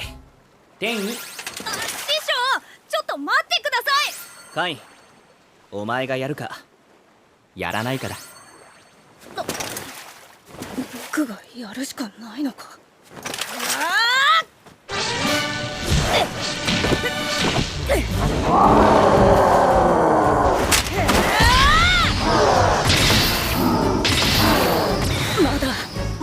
入って5分だというのに。やるよ。レベリングはオタクの基本。やってやるよ。はあ。カイン様、お戻りですか？テレス様、シュロク様、大変失礼いたしました。物音がしたのでてっきりカイン様がお戻りになられたのかと。ではカイン君はまだ。はい、昨日からお帰りになっておりません。そんな、学園に来なかったから家にはいると思ったのに。もしかして何か事件に巻き込まれてやしないかと。誘拐とか監禁とか、ドブにはまったとか。大丈夫です。なんで？だってカイン様ですもの。ここで待っていれば必ず帰っていらっしゃいます。失礼します。帰れないかも。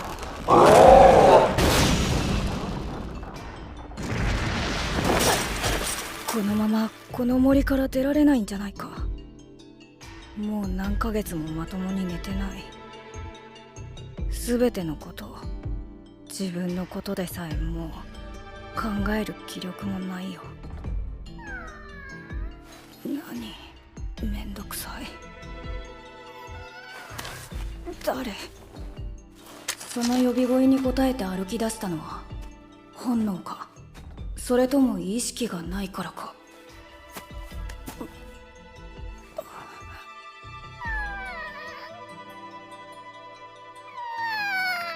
ひどい傷、今楽にしてやるからな。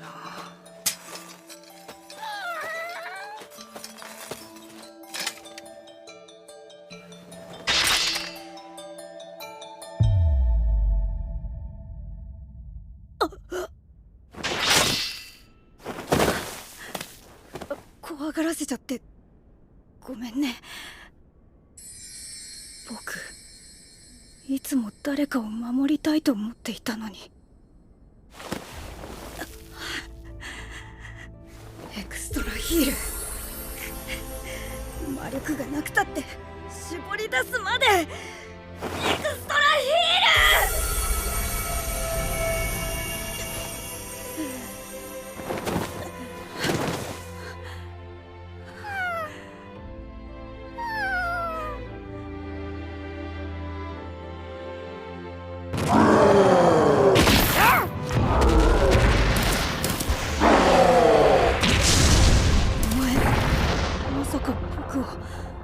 守っていてくれたのか。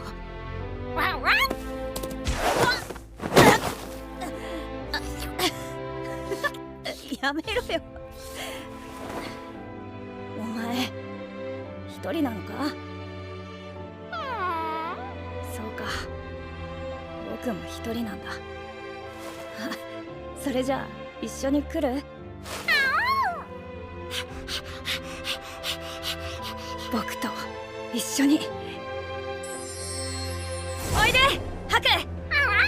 僕はハクのおかげで大切な何かを取り戻せた。辛くても折れちゃダメだ。僕には守るべきものがある。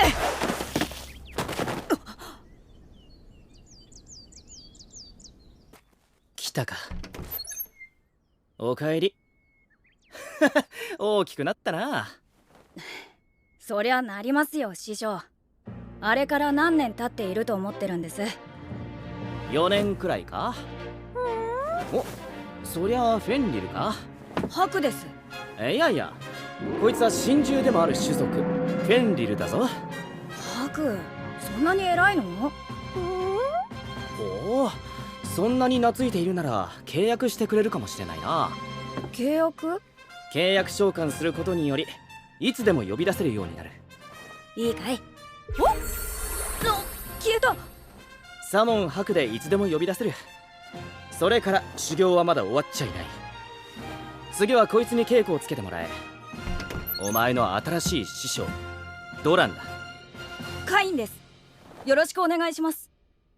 でもその前に約束したじゃないですか。教えてください、師匠。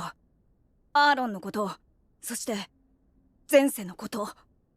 そうだったな。では話そうか。お前の出発前に。はい。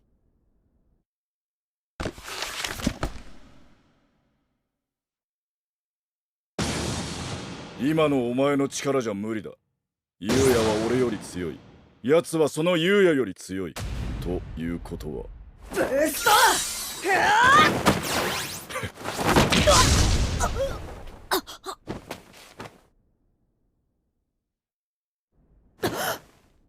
知らない天井だ。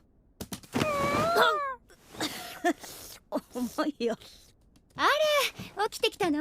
よく眠れたかな？はい。よかった。ああ、私ドランの妻のルリよ。そしてここは私たちの家。昨日ドランがあなたを担いで帰ってきた時はびっくりしたわ。すぐにご飯にするから待っててね。子供のドラゴンだ。カインだよ。よろしくね。うわっ、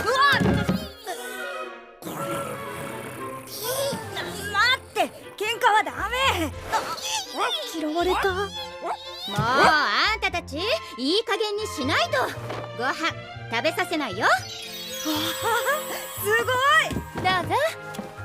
いただきます。どうした？口に合わないか？いいえ、美味しいんです。久しぶりです。こんなに美味しいご飯。そういえば4年間サバイバルをしてたと言ってたな。はい、本当にこんなに美味しいご飯は久しぶりなんです。よし、とことん食え。これからうちに住み込むんだし、どんどん作っちゃうよ。ありがとうございます。もうこんなに優しくされるとお家のこと思い出しちゃうよ。みんなも美味しいもの食べてるか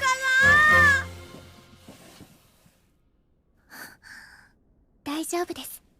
騎士たちが探しております。私たちは私たちにできることをしながらカイン様をお待ちしましょう。そうだね。帰ってきたら喜んでほしいものね。ほら、そこ手が止まってる。料理の道は遠く険しく、デザートの道は重労働。そんなことではカイン様の喜ぶものなど作れませんよ。はーい、よろしくお願いします。まだまだ。はい。持ちこたえたか。よくやってるよ。修行を始めた頃はおかえり。家まで持たなかったからな。気になる？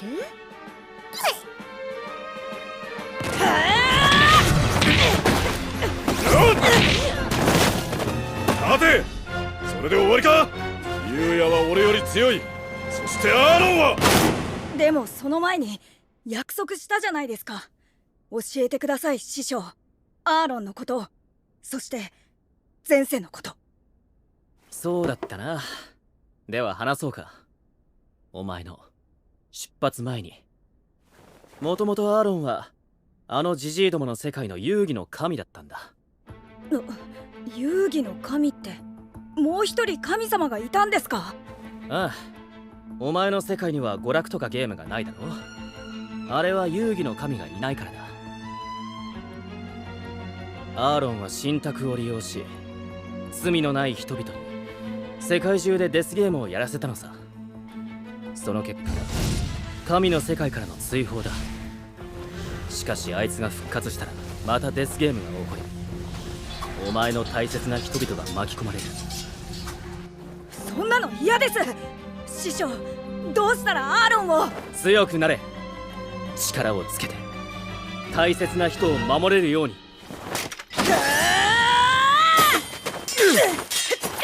カイン、お前に聞かせたい話がある。俺は仲間を守れなかった。アーロンは椎名和也とも因縁があると初めに言ったな。俺の守れなかった仲間、それはお前の両親だ。和也はどうなるの？私たちが死んだんなら。メリネさんだっけ？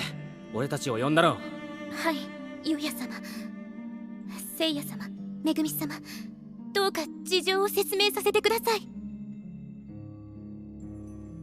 メリネさん、本当にいいの？私たちを逃がしたってことがバレたらあなたが。いいのです。どのみち強行芸家の考え方には賛同できません。それよりこの世界の異変をその目で見てきてください。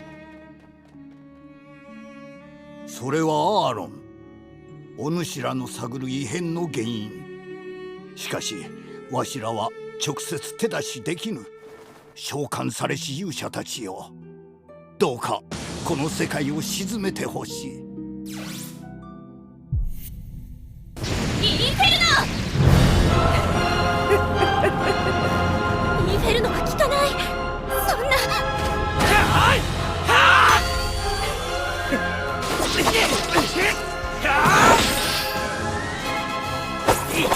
いけるぞ、この忌々しい人間どもめ。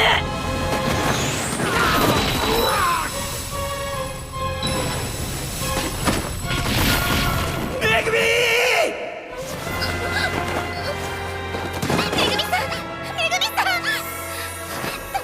回復魔法が追いつかない。アーロン、お前だけはオーバーロード。何？いるや今だ、一瞬。ダメだ、父さん、離れて。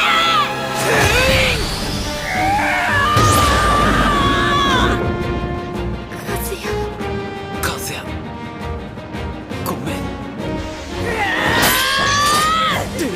僕は大切な人を守りたい。困っている人を助けたい。オーバーロー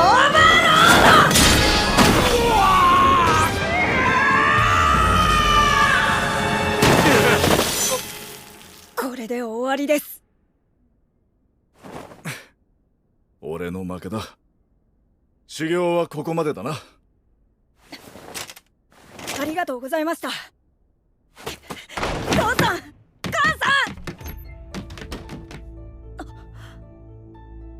ここにいたんですね、二人とも。いつもお前のことを心配していた。アーロンとの決戦に備えつつもずっと元の世界に戻る方法を探していたんだ。そうだったんですね。父さん、母さん、ありがとう。ずっと僕のことを。それから父と母をありがとうございました。両親がお世話になりました。ありがとう、カズヤ。いや、カイン。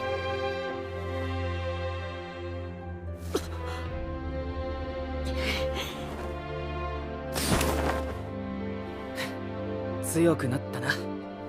師匠が指導してくれたおかげです。俺は何もしてねえよ。お前が頑張ったからだ。さあ、部屋に戻ってうまいコーヒーでも飲もうか。いえ、僕早く自分の世界に戻らないと。そうか。それじゃああ、ちょっと待てカイン。お前こっちに5年いたんだぞ。その格好で戻るつもりか？うわ師匠はハクを連れてってやれ。サモン、ハク。それからうちの子にも広い世界を見せてやってくれないか？トラン師匠、契約。サモン、銀。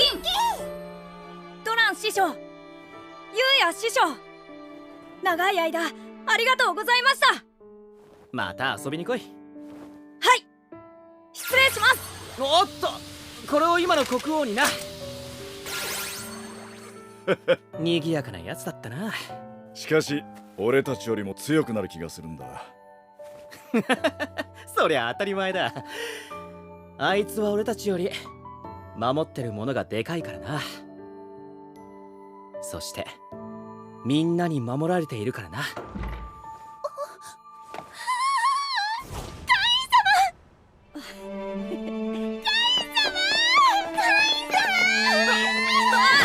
シルビア、心配かけてごめん。テレス、シルクも信じておりました。カイン様はきっと帰ってくると。ですから待っている間にシルビアさんに教わってク焼いたんだよ。カインくんが好きだというので。わあ、おいしい。テレス、シルク。カインくんってそんなにクッキー好きなんだ。おいしい、おいしいよ。カインくん、おかえり。おかえり。ただいま。おかえりなさいませ。どうして僕に生まれたの？その意味がどこかにあるはずさ。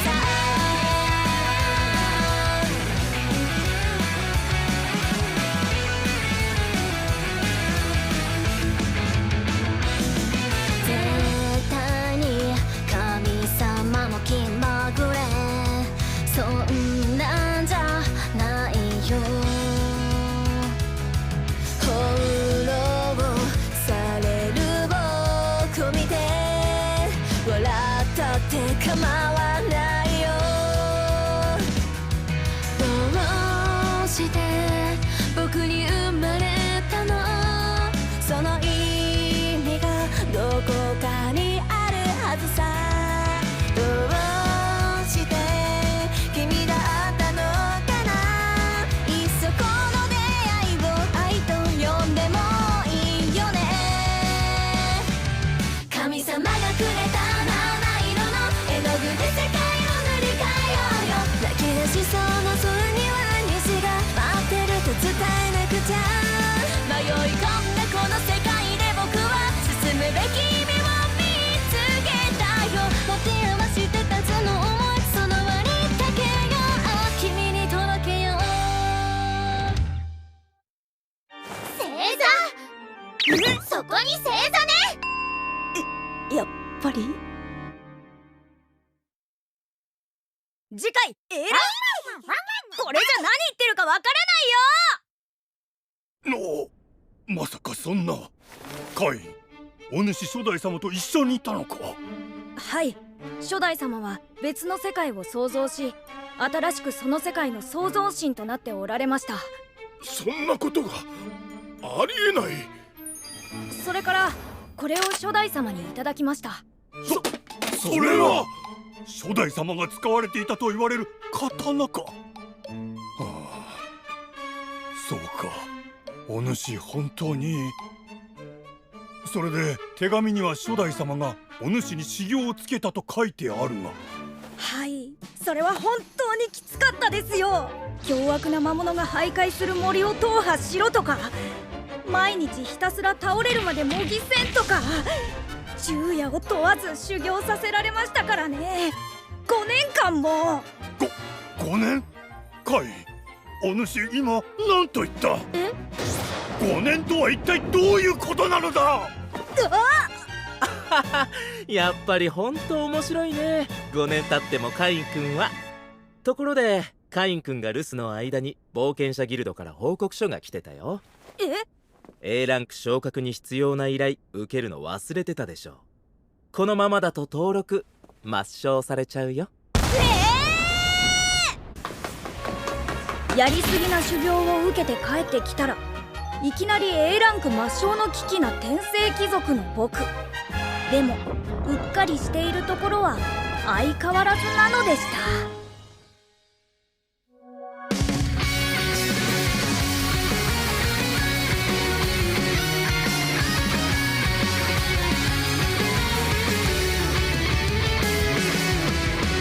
思った通りの展開なんかいらない。今一だ昨日にはバイバイ遠い過去にしちゃいたい。手のひらに乗る小さな希望君と分け合いたい。そしたら始めようか大胆なプロローグで。きっと難しい刀泡が楽ばでき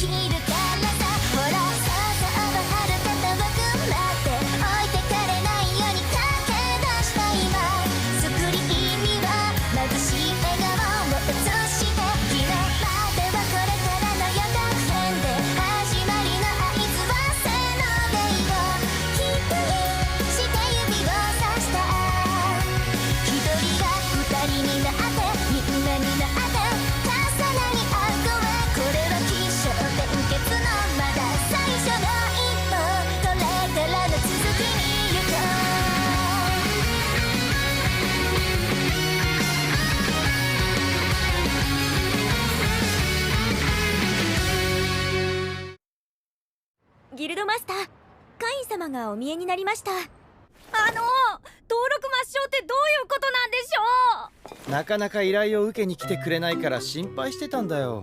すみません、学園に入学したのであまり開く日がなくて、それにいろいろありまして。無断外泊だって？ティファーナが寂しそうにしてたよ。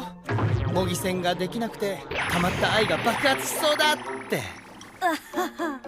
それで抹消の件ですが、 A ランク昇格の時に必要な依頼を消化しなきゃいけないことは話したよね。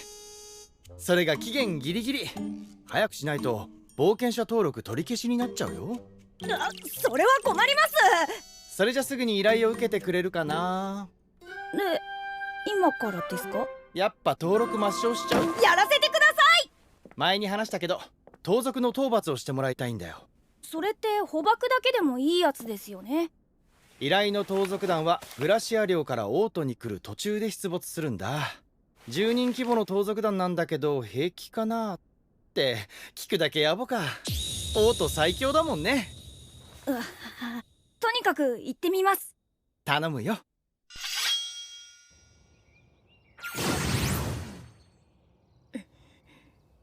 フライ。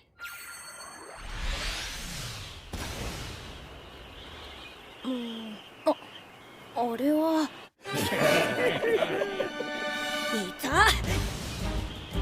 加勢します。カイン君。ニーナ先生、サビノさん、それにミリー先生。怪我。先生。カイン。このガキ。ハイヒール。助かる。この人数はきつかったんだ。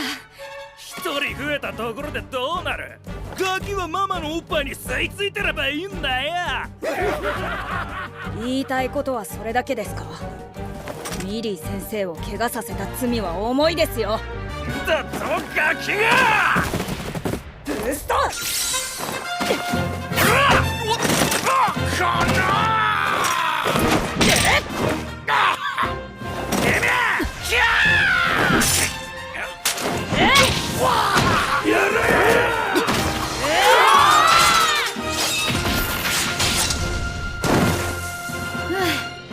やっぱり手加減って難しいな。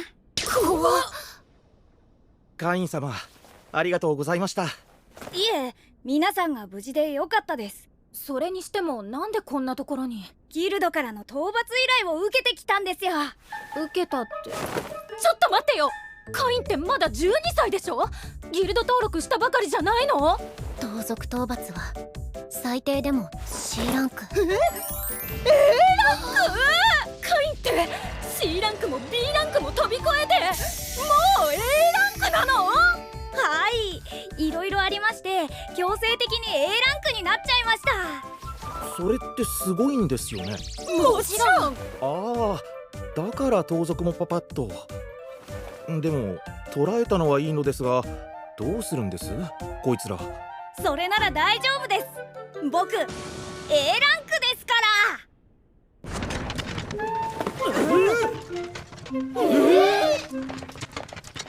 ちょっとあれ恥ずかしくない？ああなったらもう終わりよ。ありがとうございました。帰り道も護衛お願いしますね。お父さん、カイン様も一緒に。やあ、パルマ。何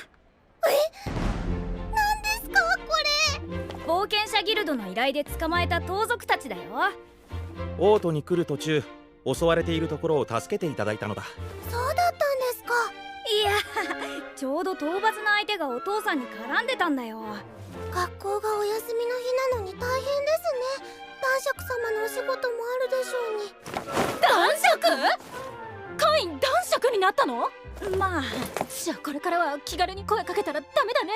カイン男爵様って呼ばなきゃ。ニーナも玉の腰。やめてください。二人とも僕の先生なんですから、気にせずカインって呼んでください。そっか、それは助かる。じゃあそうさせてもらうね。しかし数年経つと成長するもんね。ずいぶんと大人になったじゃない。ふざけないでください。僕はこれからギルに報告に行くので。じゃあねパルマ、また学校で。カイン、私たちも一緒に行くよ。待って。はい、これサビノスさんから討伐証明ももらってきました。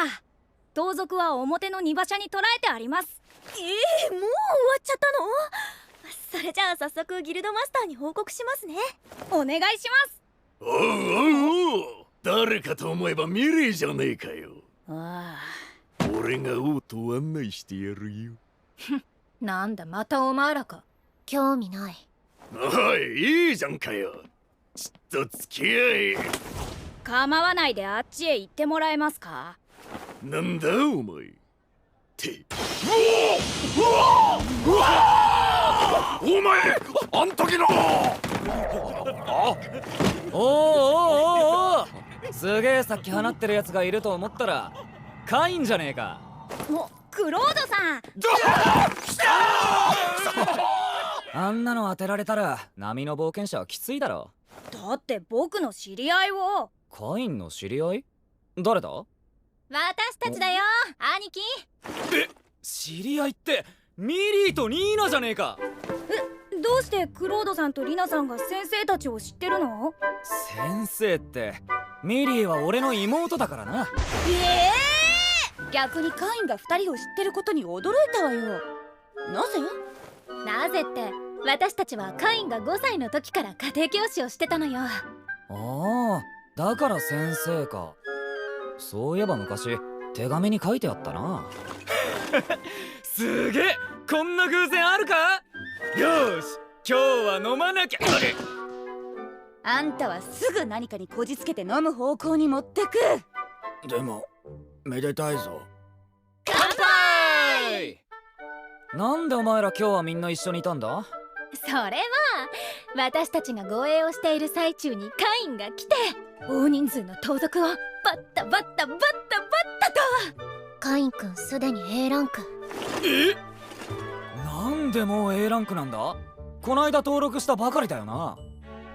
まああの強さを考えると納得できるけどな。試験の時俺の本気についてきた生徒はお前だけだし。兄貴の本気についてったって？兄貴は魔法の力を使わず剣の力だけで A ランクまで行ったのよ。それと同等って。カインくんただの辺境泊の子じゃない。男爵としてすでに当主に就任している玉の腰。男爵？あんた今無礼なこと言ったでしょ。すまん、どうか不敬罪だけはしませんよ。まったくカインには驚かされてばかりね。どうしてそんなに強くなったの？でもまさか神様に鍛えてもらったとは言えないよ。カインは小さい頃からレッドドラゴン倒したりしてたからね。それです。レッドドラゴンって SS 級かよ。物騒なもん倒すな。それでこのマジックバッグをもらった。ちょっと待って、何それ。カインからもらったの？容量は？どのくらい入るか今まで満タンになったことないからわからない。カインくん、正直に言いましょう。あれはどうしたのかな？僕が作りました。で、実際どのくらい入るの？それをカインくんの屋敷が入る大きさって言ってた。それってつまり国王クラス？カインくん、どうしてそんなものが作れるのかな？私たちもバッグの容量が少なくて。はい、わかりました。喜んで作らさせていただきます。ありがとうカインくん。すまんな、リナは酒に弱いんだ。明日になったら何も覚えていないから気にするね。明日は何もない。うわー、そうだ、明日は学校があるんだ。学校？こんなことしてられません。先週5日ほど休んじゃって今週は行かないとダメなんです。貴族の通して A ランクの冒険者なんてもう学校なんか行く必要ないだろう。周りから浮いちまうだけじゃねえのか？ドキ、そうなんですがまだ知らないことがいっぱいあるので勉強は必要かと。カインくん偉い。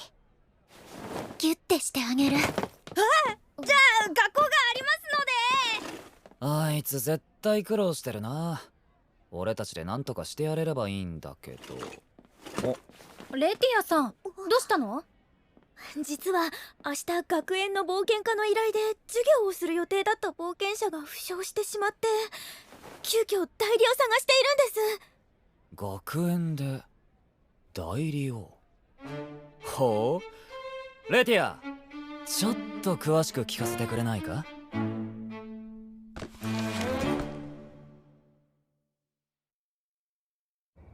これより魔法科の授業を始める。自分の得意だと思う魔法をあの的にぶつけてくれ。はい。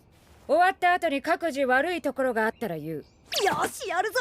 ゆうやさんとの特訓の成果を見せてやる。その前にカイン・フォン・シルフォードはいるか？はい。お前は学園内での攻撃魔法は禁止になった。授業は見ているだけだ。すでに学園内の全教師に通達されている。ここの結界ではお前の初級魔法でさえ耐えられないそうだ。そんな。学園長から単位はそのまま渡していいと言われているから安心して見学していていいぞ。カインのやつ本当にみんなの輪から外れてるな。心配だね。かわいそう。やっぱり俺たちが一肌脱いでやるしかねえな。いいか、例の作戦で行くぜ。ラジャー。冒険家のボーガンだ。専門は前衛で剣士をやっている。今日は特別にギルドから冒険者を招いた。クロードさん。知ってる。表演の2人であれがパートナーのリナさん。他の2人とはオーラが違うよね。本来なら C ランクの冒険者が派遣されてくる予定だったんだが、冒険者ギルドのご好意で A ランクのクロードさんとリナさん、そして B ランクのミリーさん、ニーナさんが今日の講師として来てくれた。来るなら昨日教えてくれてもよかったのに。この中に冒険者登録をしているのはどれだけいる？全員か。さすがに冒険家を選択しているだけはあるな。よし、じゃあギルドカードを持っている者は出してみろ。どうした？君はギルドカードを持っていないのかな？ほら、早く出せよ。クロードさん、みんな冒険者登録したばかりですよ。ここで僕がゴールドカードですなんて出したら、なんでゴールドカードなの？なんて逆に引かれちゃうよ。どうしたのかな君。カードは？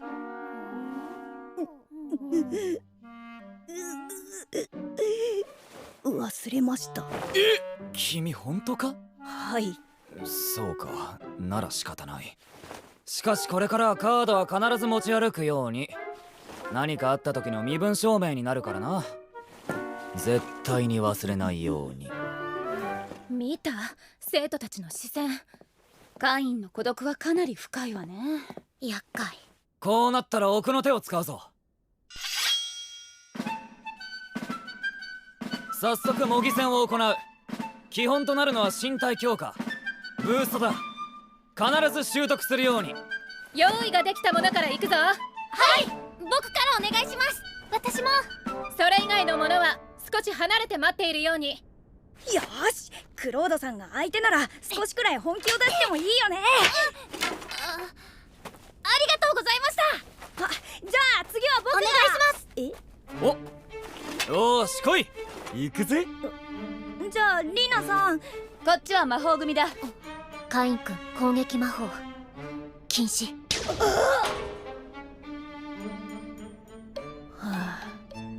かくの模擬戦なのにこれじゃさっきと変わんないよ。カイン、今はまだお前の番じゃない。まずは他の生徒たちにこっちの実力を見せる。そして満を持してカイン君の出番。私たちと互角に渡り合えば。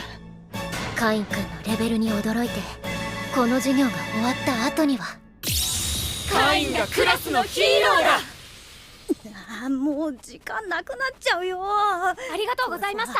そう次はい、お願いします。なんで？割り込み禁止だよ。ありがとうございました。次。はい。次。まだかな。次。はい。もう少し。次。はい。早く。次。はい。あと一人。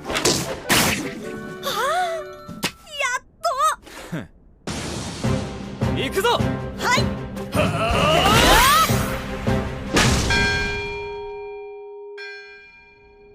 そこまで。待ってください。僕まだ。そうは言ってもな、もう授業は終わりだし。悪いかいん、時間配分間違えた。この次な。この次はない。冒険家では当分特別講師を呼ぶことはないからな。なぜですか？だって予算がないから。君が壊した学校の修復にお金がかかったし。みんなクロードさんたちにお礼を言うように。ありがとうございました。そんなクロードさん。じゃ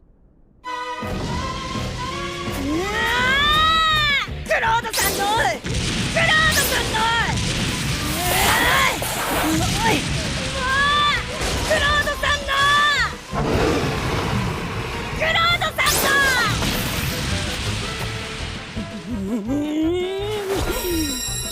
クロードのバカー！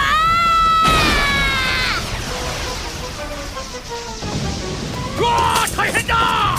魔王だ！魔王が現れたぞ！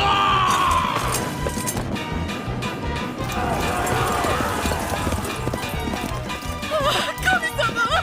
急げ！遅れるな！我に続け！魔王が出た！続け！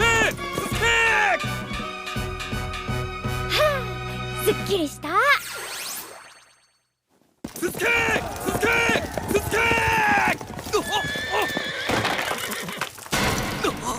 なんだこれは！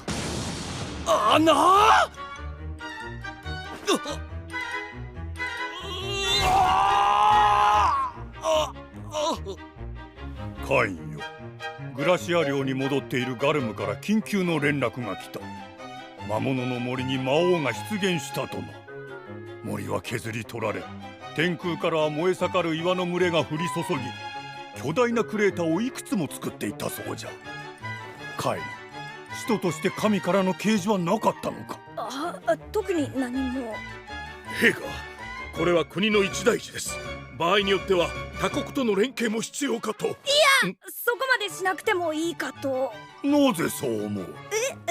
それはなんとなく。カイン、お主、何かわしに隠していないか？いえ。カイン！国王様、ごめんなさい。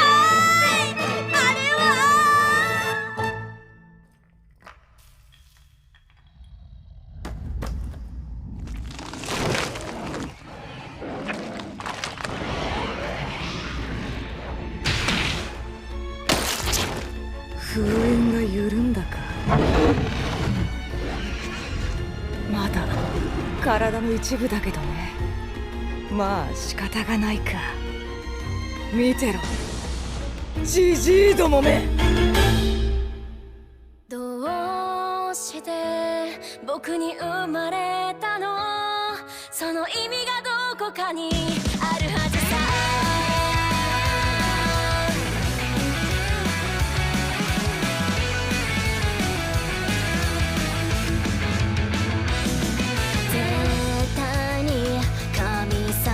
気まぐれ、そんなんじゃないよ。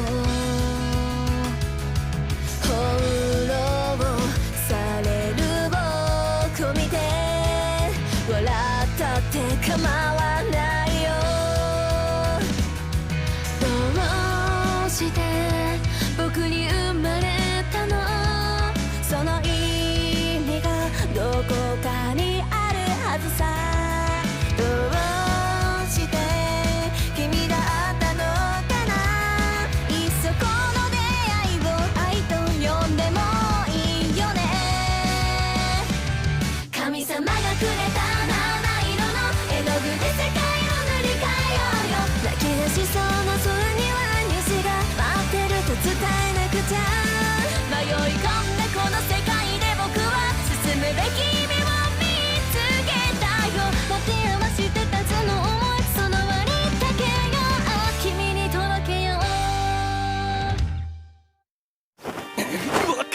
だろうな。はい。ガミガミ言わせるなと言ったのに、お前はまた私にガミガミ言わせていると本当に分かった。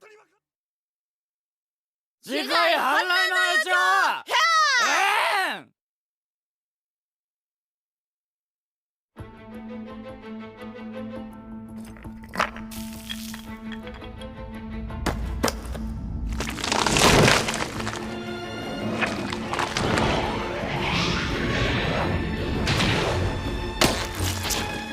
封印が緩んだか。まだ体の一部だけどね。まあ仕方がないか。見てろ、ジジイどもめ。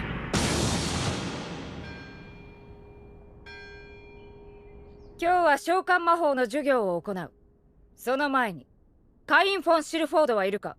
はい、今日もどうせ自習ですよね。いや、今日は攻撃魔法ではないから参加して問題ないぞ。ありがとうございます。今日は専門の先生を呼んでいる。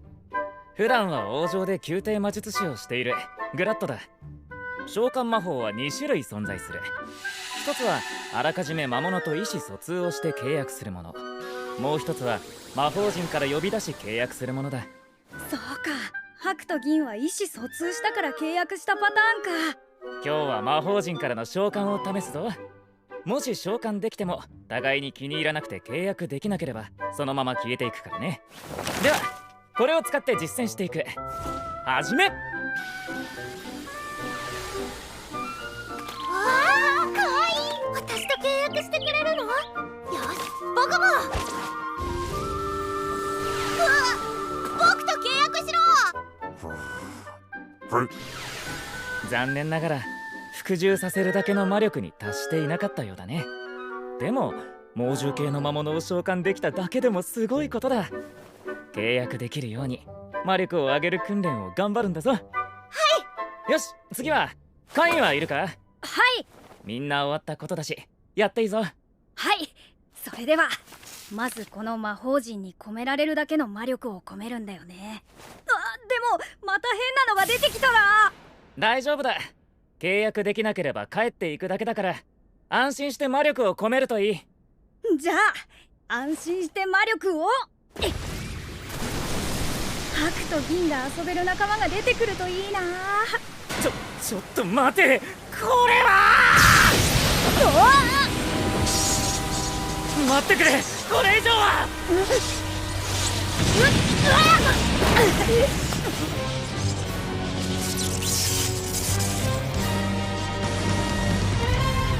ここは人間どもがなぜ私を呼び出せ。この魔王で。フラッシュ。こいつ今自分のことを魔王って言った。魔力が上がりすぎて召喚魔法でもやりすぎてしまった天聖貴族な僕。やばいものを呼び出しちゃったみたいだけど内緒にできるかな。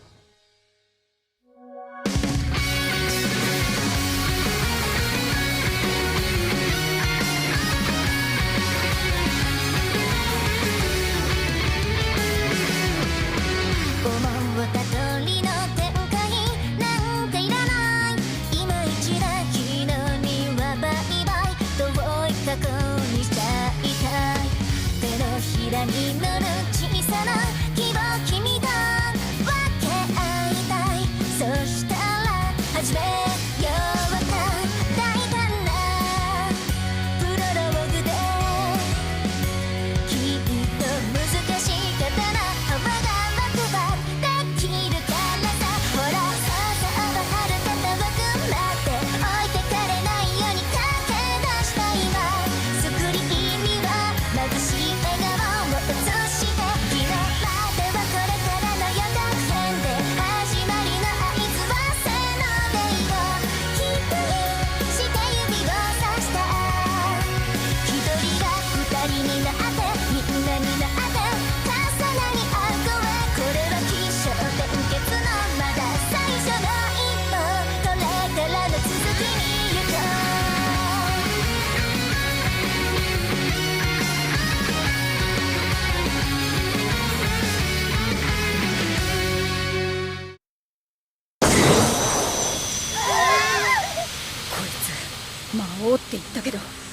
もしかしてアーロンの仲間？お前が呼び出したのか、人間ごときが。ステータスを見られた。来るか。大変ご無礼しました。配下になりますので、どうか殺さないでください、使徒様。もちろん喜んで召喚契約させていただきます。使徒様のご命令とあらば、国を滅ぼせと言われても魔族の全勢力を使い実行します。で、なんでそうなるの？国は滅ぼさないし、魔族の勢力もいらないよ。そうですか。ですが、もし気が変わられましたら、私には瀬戸という名があります。契約していただけましたらいつでもお呼びいただけます。わかった。あと使徒様はやめてほしい。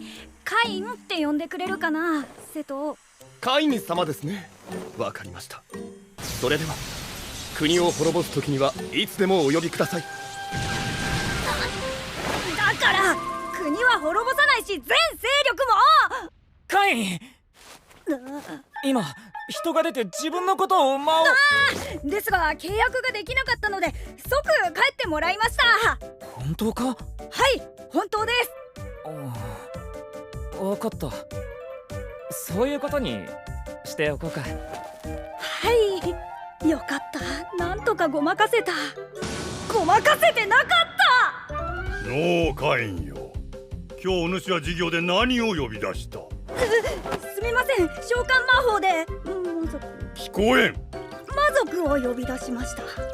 違うだろ、正直に言えカイン。魔王を。魔王でどうした？そのまま返したわけではなかろう。お主のことだから。はい、その魔王と契約しました。やはりそうか。お前というやつは自重という言葉を知らんのか。もし魔王がその場で暴れ出したりしたらどうなると思っているのだ。この王都が一瞬にして滅びてしまっていたかもしれんのだぞ。すみません、魔力を込めたらどんどん吸い込んでいくので、まさかそんなのが出てくるなんて思ってもいませんでした。ちょっと待ってください。魔族ならともかく魔王を呼び出すなんてどれだけの魔力を。初代様との修行の成果で魔力が上がったのかもしれんな。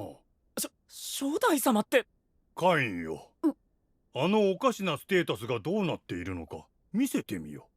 グラッド、これから見るものは他言無用だ。国家機密だと思え。他に話せば死罪だと思って構わん。カインよ、では見せてみよ。どんな数値になっておる？はい、それでは開きます。ステータスオープン。死んだと？ステータスが測定不能。カインよ、この称号は？おお、神よ。ってやめてください先生。だってカイン君足死になってるよ。これからはカイン殿、いやカイン様と呼ぶべきなのかな。もうマグナ大将まで。カインよ、本当に国を滅ぼさないよな。国というかこの世界を滅ぼすことだってできそうだが。そんなことしませんよ。全く瀬戸と同じことを。同じこと？頼みますから、皆さん今まで通りでお願いします。そうか、わかった。今まで通り接することとしよう。しかしこのステータス、お前に国をよこせと言われたら素直に渡そうと思ったぞ。陛下！グラッドよ、他言無用といった意味がこれでわかったな。カインよ、近々謁見を開く。お前は子爵になれ。一つ町をやる。そこを好きなようにしてみろ。そこで成功したら婚約発表だ。これに関しての異議は認めん。王都に近い町なら大丈夫だろう。今いる代官もそのまま使えば問題あるまい。一つの家、一つの町も守れぬ者が国など守れるはずがなかろう。おめでとうござ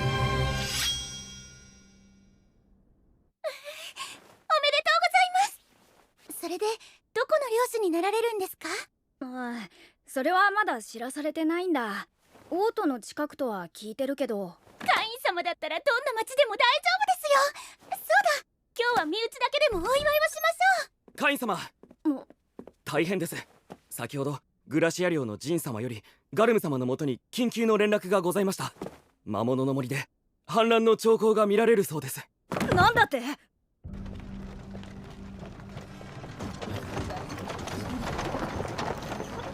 急が。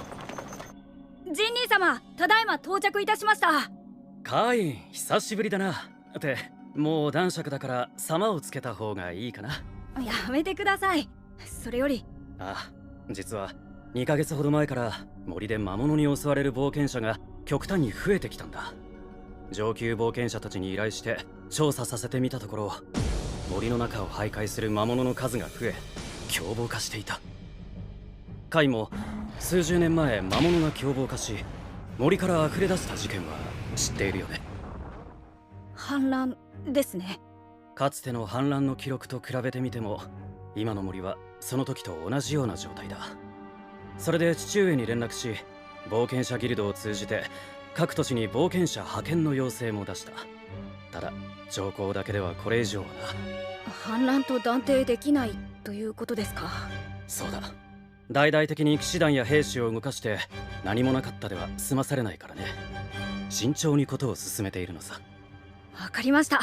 ならば僕がちょっと森の奥を見てきます。待て、そんな危険なことを貴族の当主にさせられん。それにカインはまだA ランクなんでだ？いろいろありまして、実力についてもお墨付きをもらっています。ほら、兄様もご存知のレッドドラゴンか。はい。そうか。それでは迷惑をかけるが協力してくれ。私もできる限りのことはさせてもらう。僕はまず冒険者ギルドに行ってみますね。森の情報を集められると思いますし。頼む。はい。っ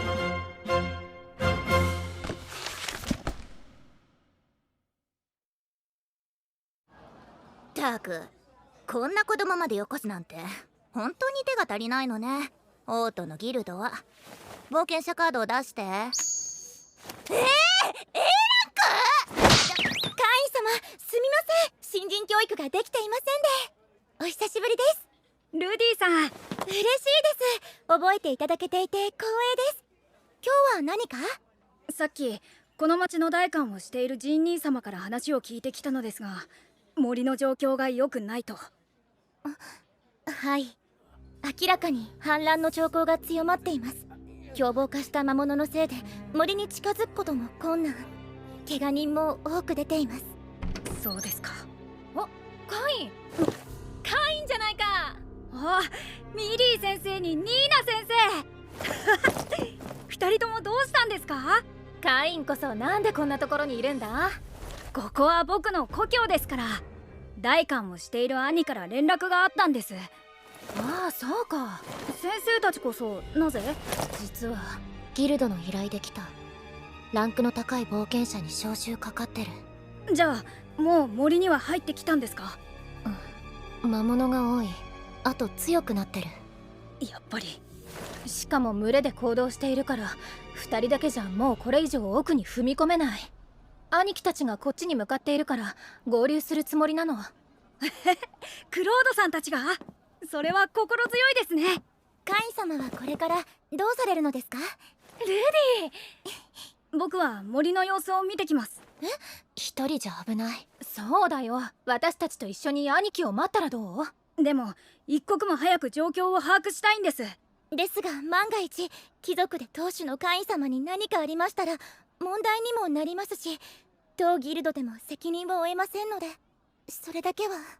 僕結構強いです。それはわかる。せめてカイン様に同行できる方がいらっしゃればいいのですが。それならいます。人じゃないけど。3、8、銀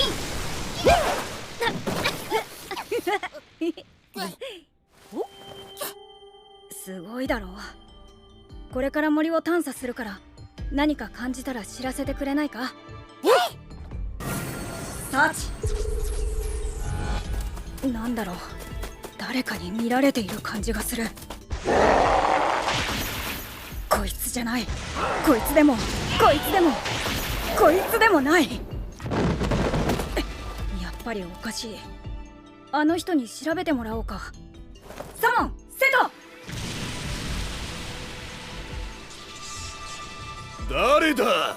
魔王である私を呼び出しはいカイン様、瀬戸はこれに。悪いけどこの森を調べてもらいたいんだ。サーチが効かないし、なんか変な感じだと思わない？瀬戸なら何かわかるかもしれないと思って。確かにこの奥に強烈な気配を持つ者がいます。それが原因かと。強烈な気配？はい、それにたどり着くにも相当な数の魔物が徘徊しているようです。我が国も魔物は多いですが、これは異常です。しかもかなり高レベルのものばかり。そんなのがグラシアの町に出てきたら大変なことになるよ。瀬戸、もっと詳しく調べることはできる？それでしたら我が部下に探査の得意な者がおります。呼んでもよろしいですか？うん、頼むよ。ではサモン・ダルメシア。これは瀬戸様、いかがなさいました？実は瀬戸様、このお方はカイン様といって私の契約者であり、人様ですか？この世を征服する神だ。生徒のバカ、征服はしないし神も余計だよ。それより早くこの森の探査やってよ。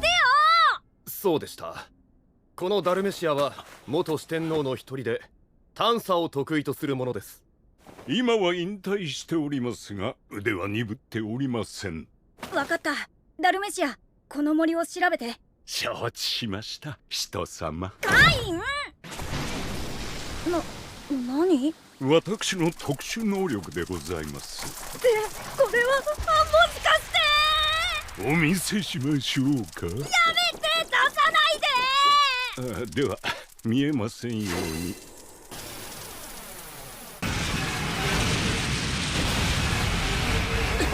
こんなのがいるのか。おお、これはおお、瀬戸様、あれが人様の力ですか？うん。瀬戸、ここを任せた。僕たちは一旦町に帰ってみんなに知らせてくるよ。じゃあね。剣を向けなくてよかった。向けていたら一瞬にして命を刈り取られていた。何よこれ、見たこともない魔物ばかり。信じられない。これって A 級とか S 級ですよね。おお、なんだこりゃ。クロードさん、リナさん、一体どうしたの？魔物の森に出現したんです。これが？あ、そうみたいだ。もしこんなのが出てきたら町は。森の奥にはもっと強い魔物がうごめいているようです。警戒を強めてください。なるほど、この奥にいる何者かがこちらを威嚇しているようですね。これ以上近づくなと。ほう、この私を威嚇するというのか。面白い。ダルメシア、腕は衰えていないな。さて、久しくは働いていませんでしたので、だいぶ錆びついているかと。よく言う。リハビリだと思い、すぐに状態を上げろ。奥へ踏み込むぞ。承知しました。かなりきついリハビリになりそうですね。何？近づいてくるのはジジイたちの眷属じゃないみたいだね。これは。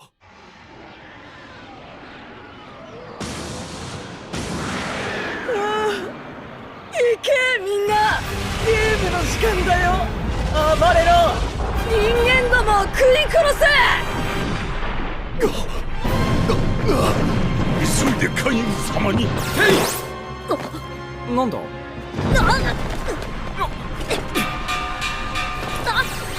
カイン様。お前。大丈夫です、僕の知り合いです。カイン様、緊急事態です。反乱です。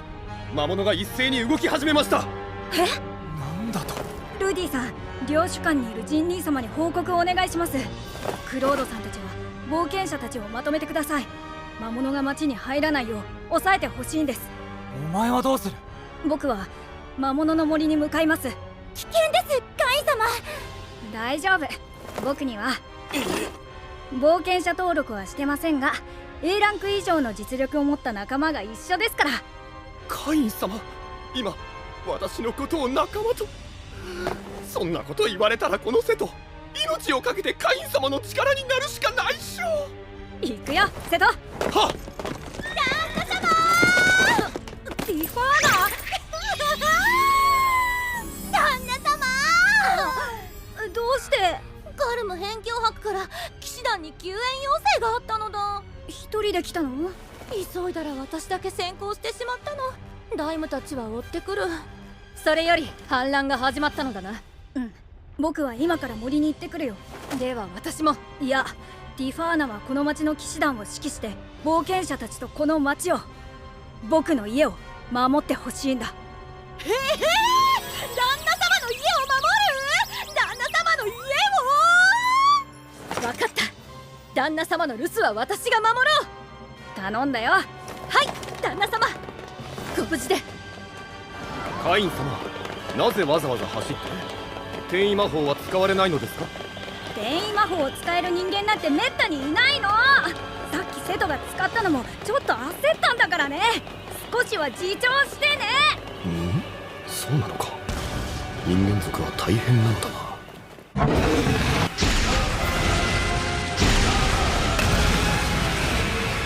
ほほ、懐かしいですね。この戦場の空気。ダルメシア。インフェルノ！インフェルノ！インフェルノ！あらあら、カイン様。分かってる。この先だね。この先に奴がいる。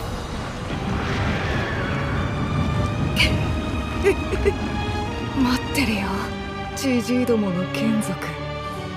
もうゲームは始まっているんだからね。アーロン。どうして僕に生まれたの？その意味がどこかにあるはずさ。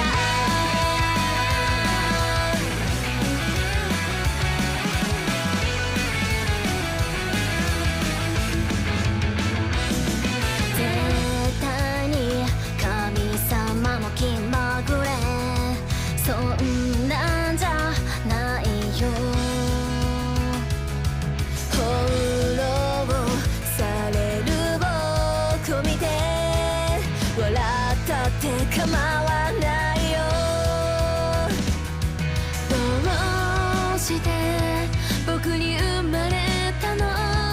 その意味がどこかにあるはずさ。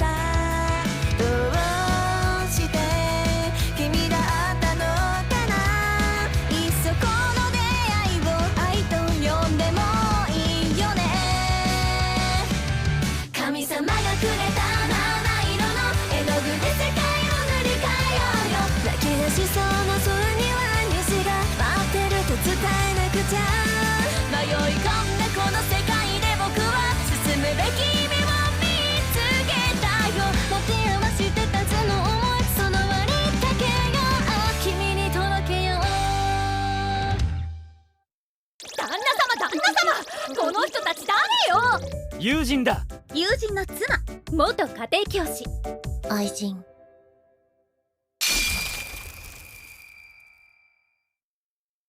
レファーネ。あなた？そういうの帰ってやってよ。